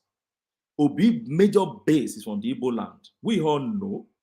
So when you see an average Yoruba man in Lagos saying, oh, if you now allow this person, this Labour guy, to get Lagos, is as good as you allowing Obi to have Lagos. And when you have Ogbeni, having Lagos, there is a narrative that you have not just somebody who is half Igbo and half Yoruba in their own narrative, but you have Obi even in your state house. You can't blame them. Ogbeni, can I ask you a question, please? Okay, Joel, you can ask me. Okay, you've been calling me like I said. Look, first and foremost, let me make a clear correction. In my imagination, since I was born, since I started living in Lagos State, Yeah. I have never used the word that Lagos is a no man's land. Yeah. I have never used that word. I've always told people on this show that Lagos belongs to some people. The real people of Lagos, I know where they are. We see them. If you're driving, you see them on the road. You see them above water. You see them. They live in the water. They have been chased into the river. If you're talking about the real owners of Lagos, They are not but now we Yorubas. have to try. Say, Are they Yorubas? why not? They are They're Yorubas. worries now. I think it's a They're, worry they're that own Yorubas. Lagos. They own Lagos. So if you're talking about them, even the real owners of Lagos have been chased into the water. They live on water. The others will adjust them. You see them on top of the water. So what are we talking about? The issue here is this. It has nothing to do with you people. said the largest are the Lagosian. They are No, the it's the No. Aworis. Aworis is the one that What of owns Badagry? Lagos. Badagry, Jebu, Awori. Those people you're talking about, right? Those people you're You talking said about, they've been right? pursued. You Those said they've been Badagry. chased into the water. Oh, You don't know. hold on You now, don't know the please. indigenous people. I know them. Please, go and sit down. See, let me Look tell at you. you. Do you Look know? at person Do you that know? came Do you from know Anambra. around that Otumo Badagry area? Otumo That those Ekojo Badagry area you're our talking about. Monilelo. Go there and see how their life is. Jewel, take You it go to and see easy. how their life is. Settle down, Okay. Joel. Now, Jewel, take it easy. so Take it easy. Joel, it's a conversation now, not Take it settle easy. down. No, but if you want to ask me a question, And by the way, for the benefit of the audience, Joel is not angry. It's a passionate man. I know. So don't be taking not you, but the audience listening. They may be new to Joel. He's not angry or anything. He always approaches things with passion. So that's just Joel. But Joel, tone it down a little bit just for the benefit of please. yeah. Sorry if my voice went so off. Yeah, It's because yeah. of probably where I am. Don't be too emotion. Don't be too Please, emotion. I Calm beg. down, my brother. Who they talk? I beg. Thomas. Thomas, I beg. See. I see them. Get 40. Carry on. Well, but anyway, let me just make this point clear, please. I have never said that Lagos does not belong to any person. Never. And may God strike me dead if I do. Lagos belongs to people. There are people that own Lagos. If I cannot even name them, I know that Yorubas own Lagos. However, let us look at it this way. Lagos State, we are talking about Lagos State as a political entity. And if the process that brings in those political leaders are through elections, then it goes beyond language. It goes beyond all these things these sentiments we are bringing here. The issue there is this. There's a reason why the song right now is on the internet. Instead of doing what these other people were doing, they ignore them. One man, I told you prior, I told you this election is about those who want it more. Does it mean that only about 500 people like Tinubu in Lagos? No, just like you said, people were lackadaisical. People sat back and said, oh, people were still going to vote. People never thought about the beavers working. So that is the issue. So the thing there is that GRV is a Yoruba man. Most people under the label tag are all Yorubas. I have seen the candidate for Amuodofwe. I have seen the one for Etiosa. They're all Yorubas. So if the person they are following, so any person following Atiku now is now following an Asa person, what is the problem? That is what I'm saying. So let us take away this tribal sentiment and look at these people, because you guys are here discussing only language. If you guys only see that language or want to use that as a way of the marketing and GRV, I will tell you something real quick. By Sunday, the 12th, he will be handed over the certificate of return. He is going to take that seat. So let us be more creative. Let us be more creative. You cannot just say, even as it stands now, you can't even say all the Igbos should leave Lagos State. Because you're talking about the economy. You can't even say the Asa should leave. So Lagos, when I talk about Lagosians, these are Lagosians. Whoever that is saying an Anambra, they're Anambarians. You cannot choose for them. based on the internet, based on those sentiments. Lagosians are very, very, very well thoroughbred people. On the average, they are very, very, very, very, very cerebral. So these things that we are sharing here, I think it makes us look bad. It is the context within which they were using the Chinedu that made me mad. The context was like, that he's that half Igbo, half Yoruba. I had that word. I was like, what is this nonsense? It doesn't matter if his mother was an Hausa person. Abi Obeni, would you like someone to tell your son that he is half Yoruba, half Fulani? You wouldn't like it. Yes. You understand what I'm saying? So why would they use it on this guy? Because the mom married Igbo. You now say, okay, I see you're picking now, and I say that he's not Yoruba enough. It's a trauma on those people. It's a trauma. So let's please. I know it is politics time, and all that, but please let's stop using those. Let's stop using those words that that seem so inimical to our growth as a nation, and even to the people looking at us. It doesn't look good. Thank you. Joel, one of my son's name is Bakindo, and Bakindo means the blessed one, and that's what I call him most times than Ladipo. That his second Yoruba name is Ladipo. I call him more Bakindo. Be ready. Be ready. Which language is that? That's Fulani. Fulani, okay. not Hausa, but Fulani. No, that's Fulani. Yeah, Fulani is very from Hausa. Pray so that people how would you feel one day if your son grows up and he wants to contest as a Yoruba man? They said no, it's not Yoruba enough. No, Yoruba enough. That's why as it stands now, the eldest one, which is 12 now, can speak both Yoruba and Hausa, not Fulani, little of Fulani, but Yoruba and Hausa fluently. That's what we expect from Gbadebo. That would be another if Gbadebo can speak both Yoruba and Igbo. Send them to Nigeria for high school. But my take in this is this. First of all, one man kicked me out because I'm not Yoruba enough to be in this platform. I'm going to take him to. I did not. It was Thomas that removed you, not me. It was Thomas. I'm going to take you to Alaafin or your palace, and Ogbeni is going to be my lawyer to represent me there. But let me quickly say this, Ogbeni, you've been partisans in this case, and I think I'll bring your parties to question. How will you allow Ajalikoko be spreading wrong information to national TV or national platform? For Ajalikoko holding so much that Lagos Yoruba is the first language, he's supposed to be sued for that. No, the bare minimum language. English is the first language, and the bare minimum is Yoruba, and none of them supersede each other. And when you can speak one, you are good to go. That's Nigeria Constitution. Am I wrong? True or false? No. Our Constitution only speak about English. Thank you. Why? So hold on. Let me speak, please. This is my time. Why you allow Ajalikoko? Why Ajalikoko is pushing that narrative so hard? No, my problem is this. Okay, thank you. Now you have heard. Prepare a charge for him. I will pay the legal fees. Then, now let me go to the second part. There's something me and Patrick. Thank God, Miss Rosie just came in. We are not saying they should not campaign in Lagos. We are not saying they should not demarcate Rose Vivo. But what we are saying, the process which you use to campaign matters a lot. There's life after the election, and let the Lagosians decide who fits for them. Stop this narrative from you outside, from Ondo or Ogun. Determine who is who is Yoruba enough to run as a Yoruba man. It's wrong. You are just ethnic profiling. We should sue again for that in the Supreme Court. You should just not in minor court. Take him to the Supreme Court for that. You don't have the right to tell. Yes.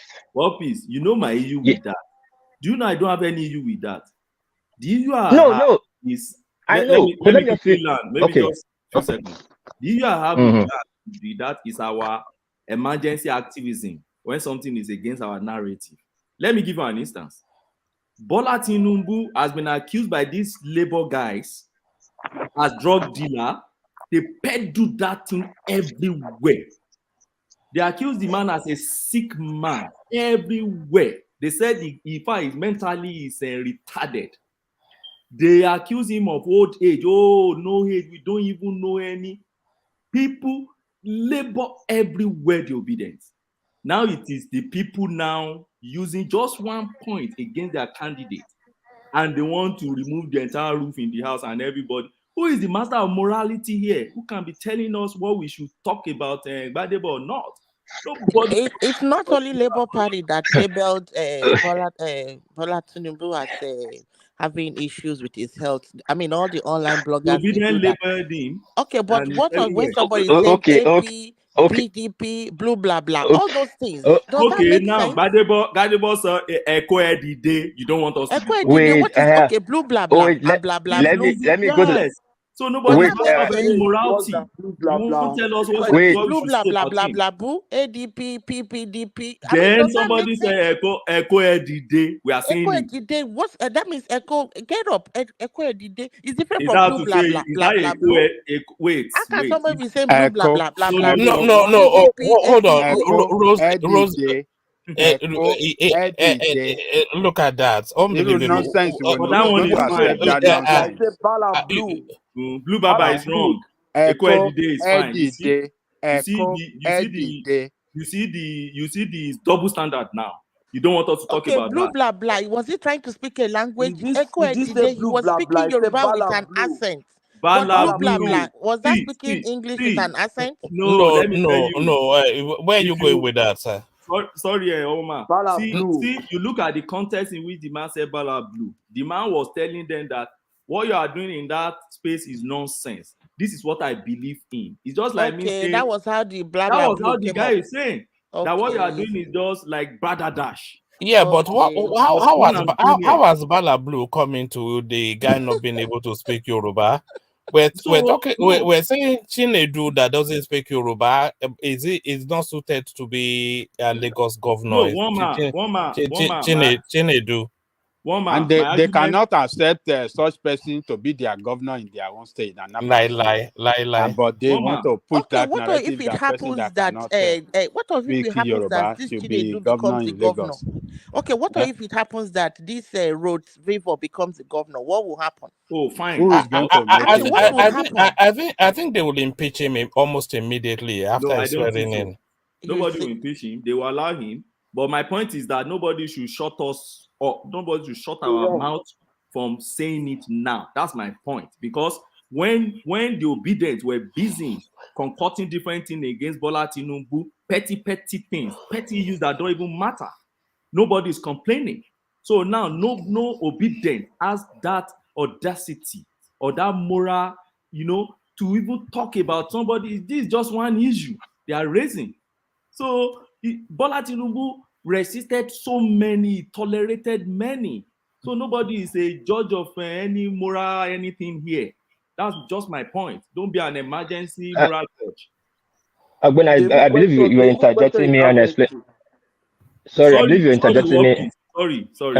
Yes, and I have not finished my school of thought. Now, this is my problem, and like I was saying, giving some praise to Miss Rosie and Patrick and a few other people that have come to the panel, come to this show. If the PDP, APC, and Labour wants to campaign against Road Vivo, it's up to them.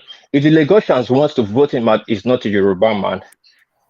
It's up to them. It's on their own right to do that.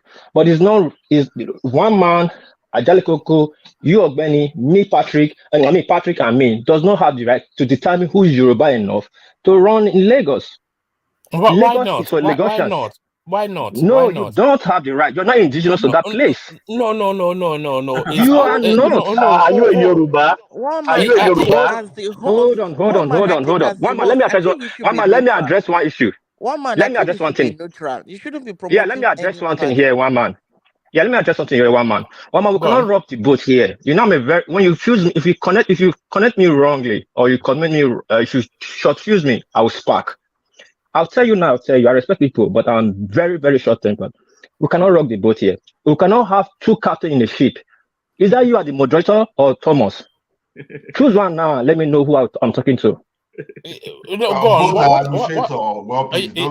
What has Thomas done to you? What's going on? Don't you see how he's stopping my voice every time? Are you the moderator? Let me know. You do the moderator. When he's posting me, when he's asking me questions, let me know. We're supposed to be one person at a time. All right. Apologies. Carry on. No, like this one man.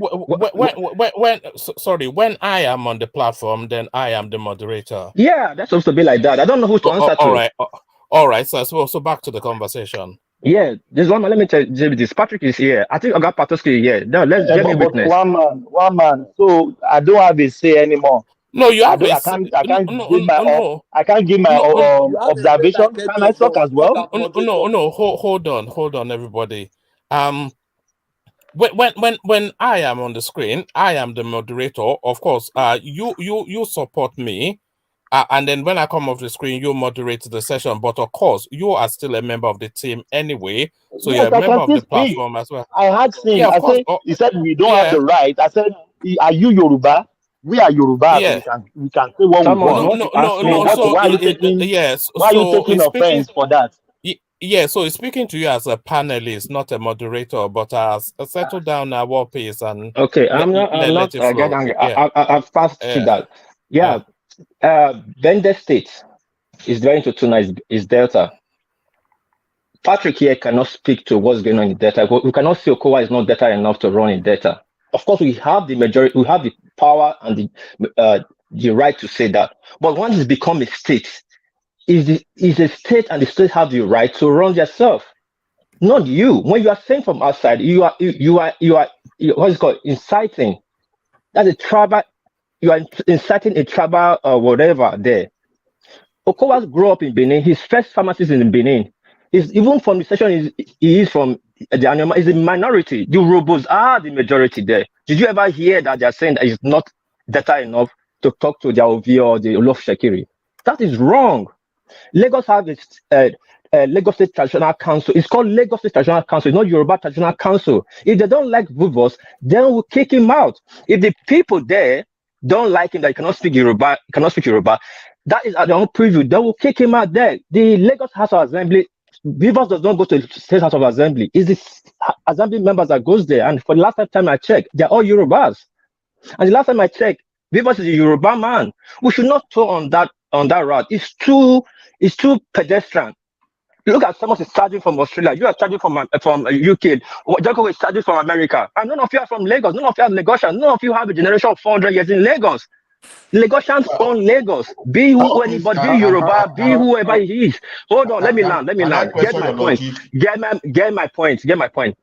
Be who Lagosians is. If they are Yorubas, fine, but it's Lagosians. Let them decide who should there, but not you outside deciding who's Yoruba enough. If Ambode can come from Ondo Kokuma to be a governor of Lagos, why can't Roosevelt be a governor of his own state?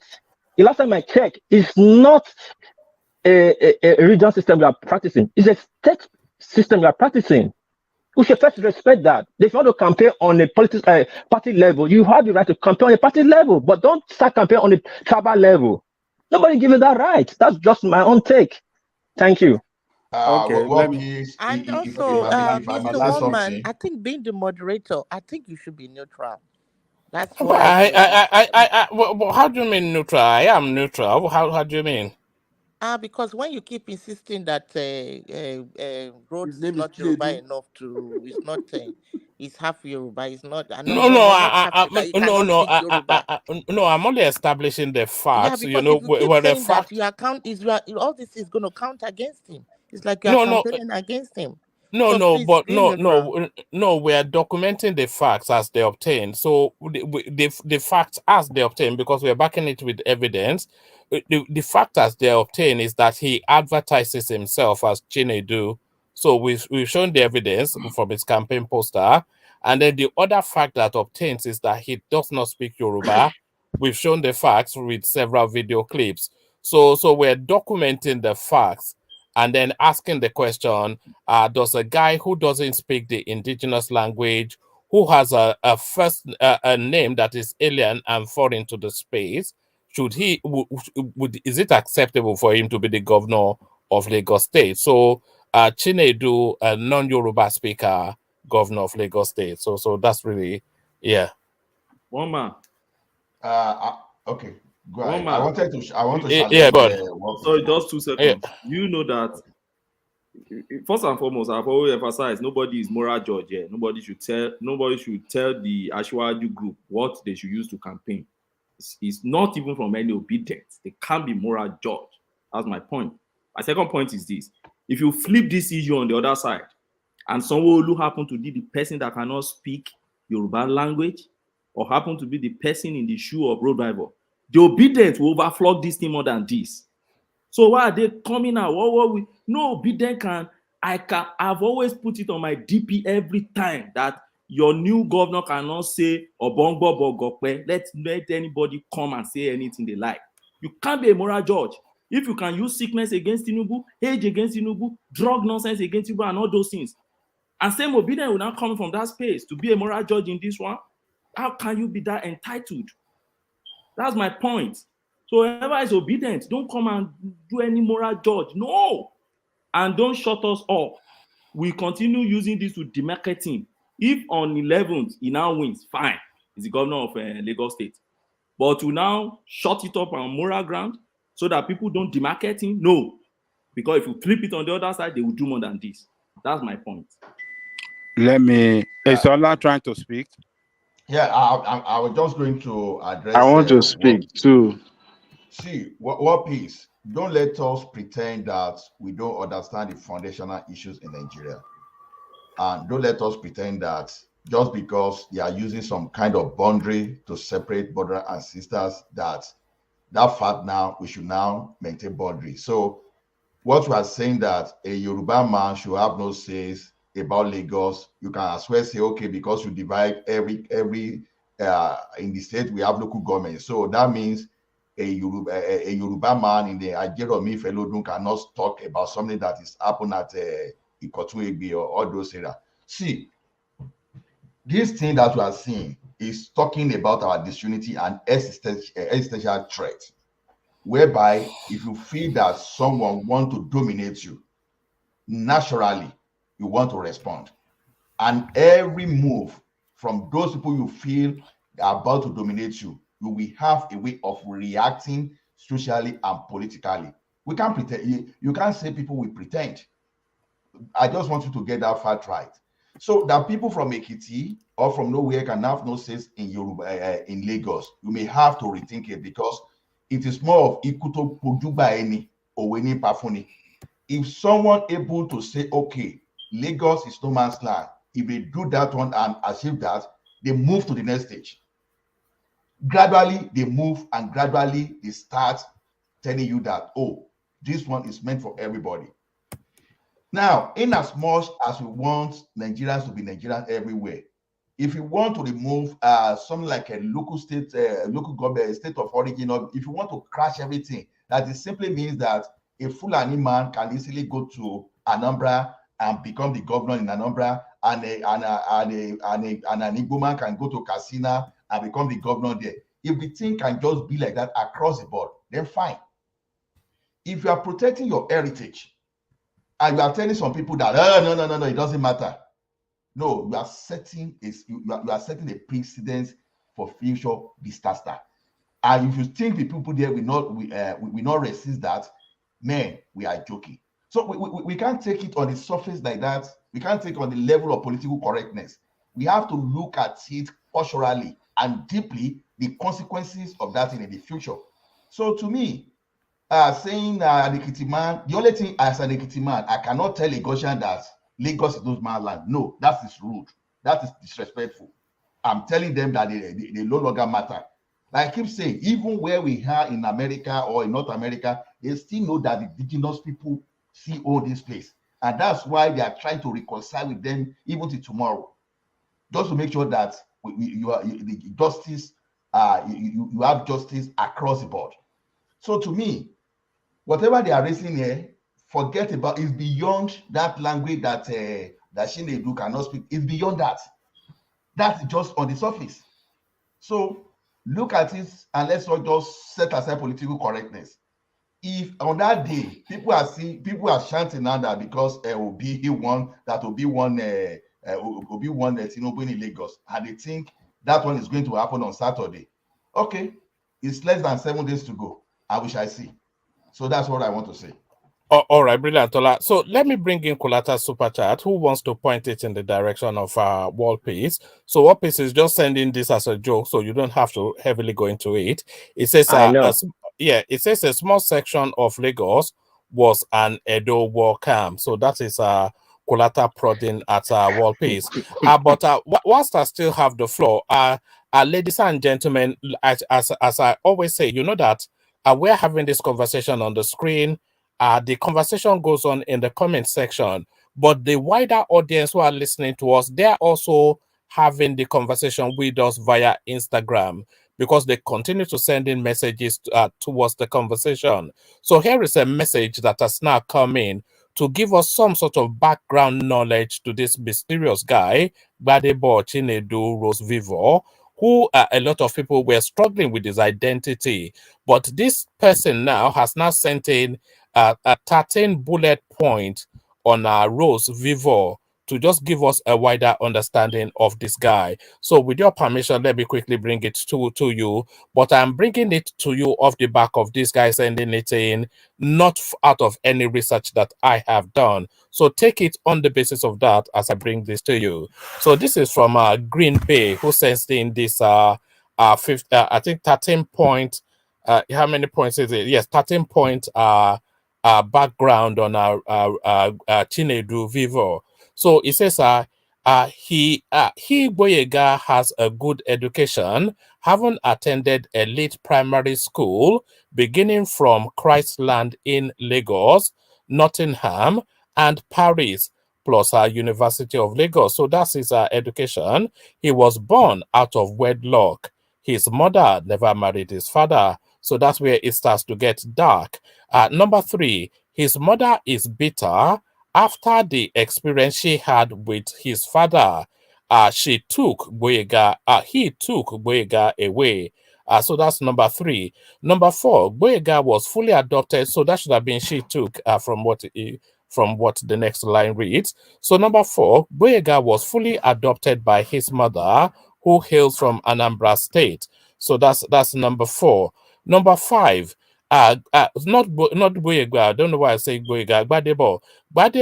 Gbadebo's other names are Chinedu, Ekweremadu, and Okafor. So it's Gbadebo, Chinedu, Ekweremadu, Okafor, Rose Vivo. So there it is. His wife Nkechi is from Abia State. So that's number 6. Number 7, Gbadebo is driven by hate against his father, who did not accept him, and by implication against the Yorubas, the tribe of his father. His blood bound with his mother and Igbos, his real identity. So that seems like a subjective view. So number 8, 5 Labour candidates were presented to Mr. Peter Obi to lead Lagos. Obi insisted on Gbadebo Chinedu and rejected the other 4, being fully Yorubas, all from Lagos Island.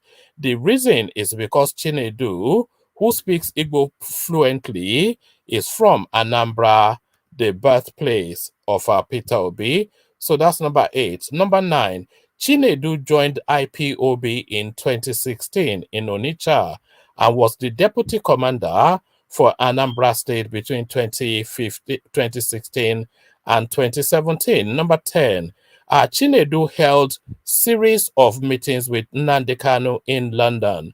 Number 11, IPOB once said there won't be elections in the Southeast.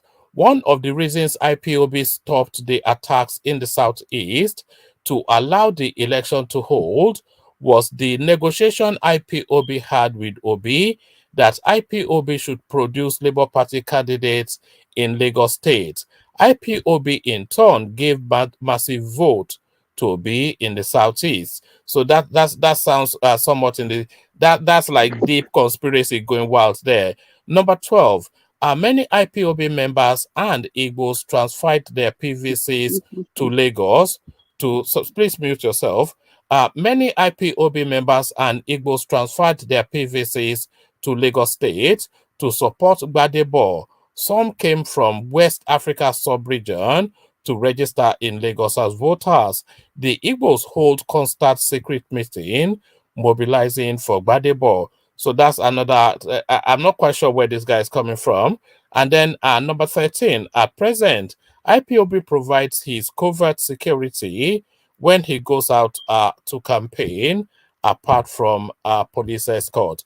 So that is somewhat of a rather dodgy background understanding. So perhaps some truth, a lot of this subjective, but certainly some of it will be known. Like being born out of wedlock, I think that might well be known. And then, of course, having spent all of his formative years with his mother within her own homestead, I think that is reflecting in the language, the way he struggles with the Yoruba language. And then this one now that his other names are Ekweremadu and Okafor, I don't know about that, but his wife Nkechi from Abia State, I think that is publicly known. So they're talking about a hatred for his father due to the relationship with the mother. And that, of course, is commonplace within the Nigerian space when the parents fall out and then the sons usually back the mother. But we don't know if that is the backdrop to his story or not. 5 Labour candidates were presented to Obi to lead Lagos State, and Obi picked Chinedu for reasons of that Anambra association. So I don't know how true that is or not. But certainly, what is known is that his mother is from Anambra State, and Peter Obi, of course, famously from Anambra State as well. So Chinedu joined IPOB in 2016 in Onitsha. So I don't know about the veracity of that as well. But certainly, you just have to go, and even if he has deleted it now, so many people have copied it. Go down his timeline on Twitter, and it's IPOB all the way through. Going as far back as you like. So certainly his sympathy for that space is something that is well documented. A series of meetings with Nnamdi Kanu in London, that is subjective. There's no way to verify that. IPOB once said, that's also subjective. IPOB once said there will be no election in the Southeast and all of that. So that's subjective. Many IPOB members and Igbos transferred their PVC to Lagos. That is subjective, but it stands to some sort of validation or some sort of really what played out in Lagos lends itself to that whether it's a conspiracy theory or not, but what played out in Lagos lends itself to that. Many IPOB members and Igbos transferred their PVCs to Lagos State to support Gbadebo. So that's our evergreen then, sending in what he purports to be background information on Gbadebo Vivo. But yeah, back to you. Sorry, before Ajako start, let me quickly reply to. Sorry, Ajako. Let me reply to what joke? I mean, how you call it? It's just a joke for me too. Kolata, point of correction. It was not Edo. It's Benin.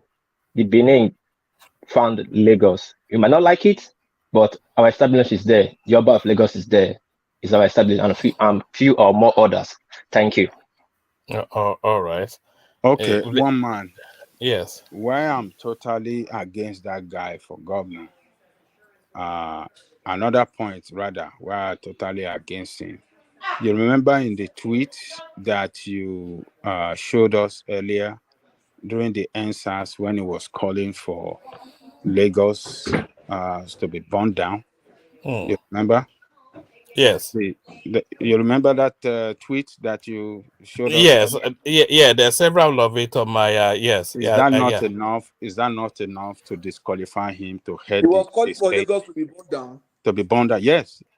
Then yes. That's Is that not enough? Is that not enough to Oga disqualify Patrick, him? don't believe Ajalkoko. Don't believe Ajalkoko. Ajalkoko is just a politician. Please. Yes, let me show it again. But Ajalkoko, you're just being too partisan, man. Hold on. No, if he actually did that, then that's the disaster. He did not do that. He did the same thing Fast did. Why not say back to what Fast did? He did the same thing Fast did. Macaroni did. Campaign Fast is not running. Fast is not running. Macaroni is not running. I'm saying the campaign. What he's saying now is the same thing Fast was doing that same time. Fast is not running for governorship of Lagos State. You don't get what I'm saying. What was it not on the heat of the moment because of the those heat of that the were moment killed? Was that not on Yeah, the heat what? of the Heat moment of the that he moment, the said that? same thing everybody was doing, he did. Oh, I that's think I'm No, bringing you that's here that for now. is yes. That you do is that in the country enough where to you're staying. qualify him. Abba. That's enough. You can't No, call you for don't even get Lagos me. to He be didn't say burned Lagos to down, burn down. and He then a campaigned like the year rest later, people. 2 years later, you are saying you want to be governor of that state. You are Uh, calling for to No, be that's burned down. that's You bad. know, that's Patrick, the end of Patrick, that's the Patrick. end Remember, of it. remember, Tinubu once said that he does not believe in So Nigeria. so So should we take it? But Tinubu not Should say we take burn back? down the Lagos, so Nigeria now. No, so but he said he Uh, doesn't. He doesn't believe in Nigeria. So if you say he doesn't believe in These Patrick, Nigeria, guys call for the burning of Lagos, and Lagos but was they Patrick, burnt. did not call for yeah. the burning of Patrick, Lagos State. he He did didn't not call call And for for the the Lagos burning was of burning of burnt. Lagos Lagos. State. One He man Me, I did have not say seen I call. have seen you one with that man show entrance. us So again it's now. just that Show it's us not that popular with tweet people. now, Let's and one so man that we show can it end this when he story. said Show us. say one One man man, show it and say show it. Let burn us Oh, hear oh, Lagos. it. oh, So you oh, should oh, go ahead. okay. I think this is the Okay, yeah, tweet that that's it. Yeah. yeah, I think this is the one that you're talking about. So this is Gbadebo Rose Vivo. It says fear that what IPOB will come and shoot up their shop, even when Oba of Lagos threatens to drown or NRTW and thugs are us close markets. Igbo people resist. Biafra Day is a day to be acknowledged and respected. So that's what he said. One man, Okay. that is not that. So That is not his that's verifiable page, that's it. please. That is That's that is enough. That's propaganda. enough to No, well, disqualify That him. is he propaganda. has But the this say they blue should tick. burn down Lagos now. One That's man, that's a enough to propaganda. He has that's come it. out to these are things that are put out there by the APC and their goons. This is It not didn't deny what it. When did he deny it? He didn't you deny say. it. What he So, said, He did, so, so what he said, IPOB member now, Lagos he State Governor, he IPOB denied it member, Lagos now. he State did Governor. not deny it. Abio. He denied it. He Actually, he denied it. confirmed it. He confirmed it. What he said was that the way he was fighting for Yoruba nation, that Yoruba nation's people should be Oh, which listening is to good. the same way he was doing for what do you call it? The people calling on Biafra nation and for other people agitating. So he That one, confirmed no, what no, he said. He didn't that deny particular it. one is right. He No, didn't that he particular didn't one is deny right. it. He didn't No, deny that it. Wait, particular, Oga no, this Jalikoko, particular Oga one. Jalikoko, Yes. sorry, Oga Joel, sorry, Oga Jalikoko. Many times I've engaged you that you are leading IPOB astray. Have you not many times campaigned for IPOB on this platform? Release Kanu, IPOB that on their own right. Show me the place this guy wrote, burn down Lagos. That Burn word, down burn Lagos. down Lagos. Why Uh-uh. you guys complaining like this? Did you listen to that tweet? I mean, did you listen to that tweet? I just read what you What does read. that Where did he what write does it it there? Burn down imply? Lagos. What does that imply? What imply does it what does imply? it imply? What does it imply? What imply does it imply? You just said that he said burn down Lagos on your What own He didn't say what burn words. does down it Lagos now. imply to you? It is, but what did you It just say? doesn't Like, you imply said burn down burn Lagos down now. It's Lagos. only saying that we He are did going not to say resist. burn down Lagos. God, He did not say I'm burn down tired now, Lagos. man. No, Don't lie against your fellow man. hold on. It says IPOB will come and shoot up their shops. And then this one is a bit, the grammar poor. It says, even when Oba of Lagos threatens to drown or NRTW and thugs are us close. Igbo market people resist. Biafra Day is a day to be acknowledged and respected. That is So he's calling for yeah. violence. Which Igbo violence? people. Which He's violence? not calling for How is he He violence calling said for here. Igbo Biafra Day people a should He's violence? only resist. saying that the He said Biafra Igbo people should Why should? resist, and he's suppression. supporting that Igbo Biafran will come. So Biafran Oga will Jacopo, the come. guy No, there, What I do No, you beg. want? that's We they respect should you so celebrate much. their not what he day. was saying. That's Biafran not will what he was come. They should saying. celebrate their day. How They does should celebrate their Biafran relate? day. How Baba is he Jale Koko. relating Don't Biafran lie to against your us? fellow man. It's not good. Please let me answer Ajale Sorry for that. Let me Hold answer on. Ajale Koko. If you look at your screen as well, here is another tweet for him. This one was the 9th of November 2015, and then it says, "Where is Biafra?"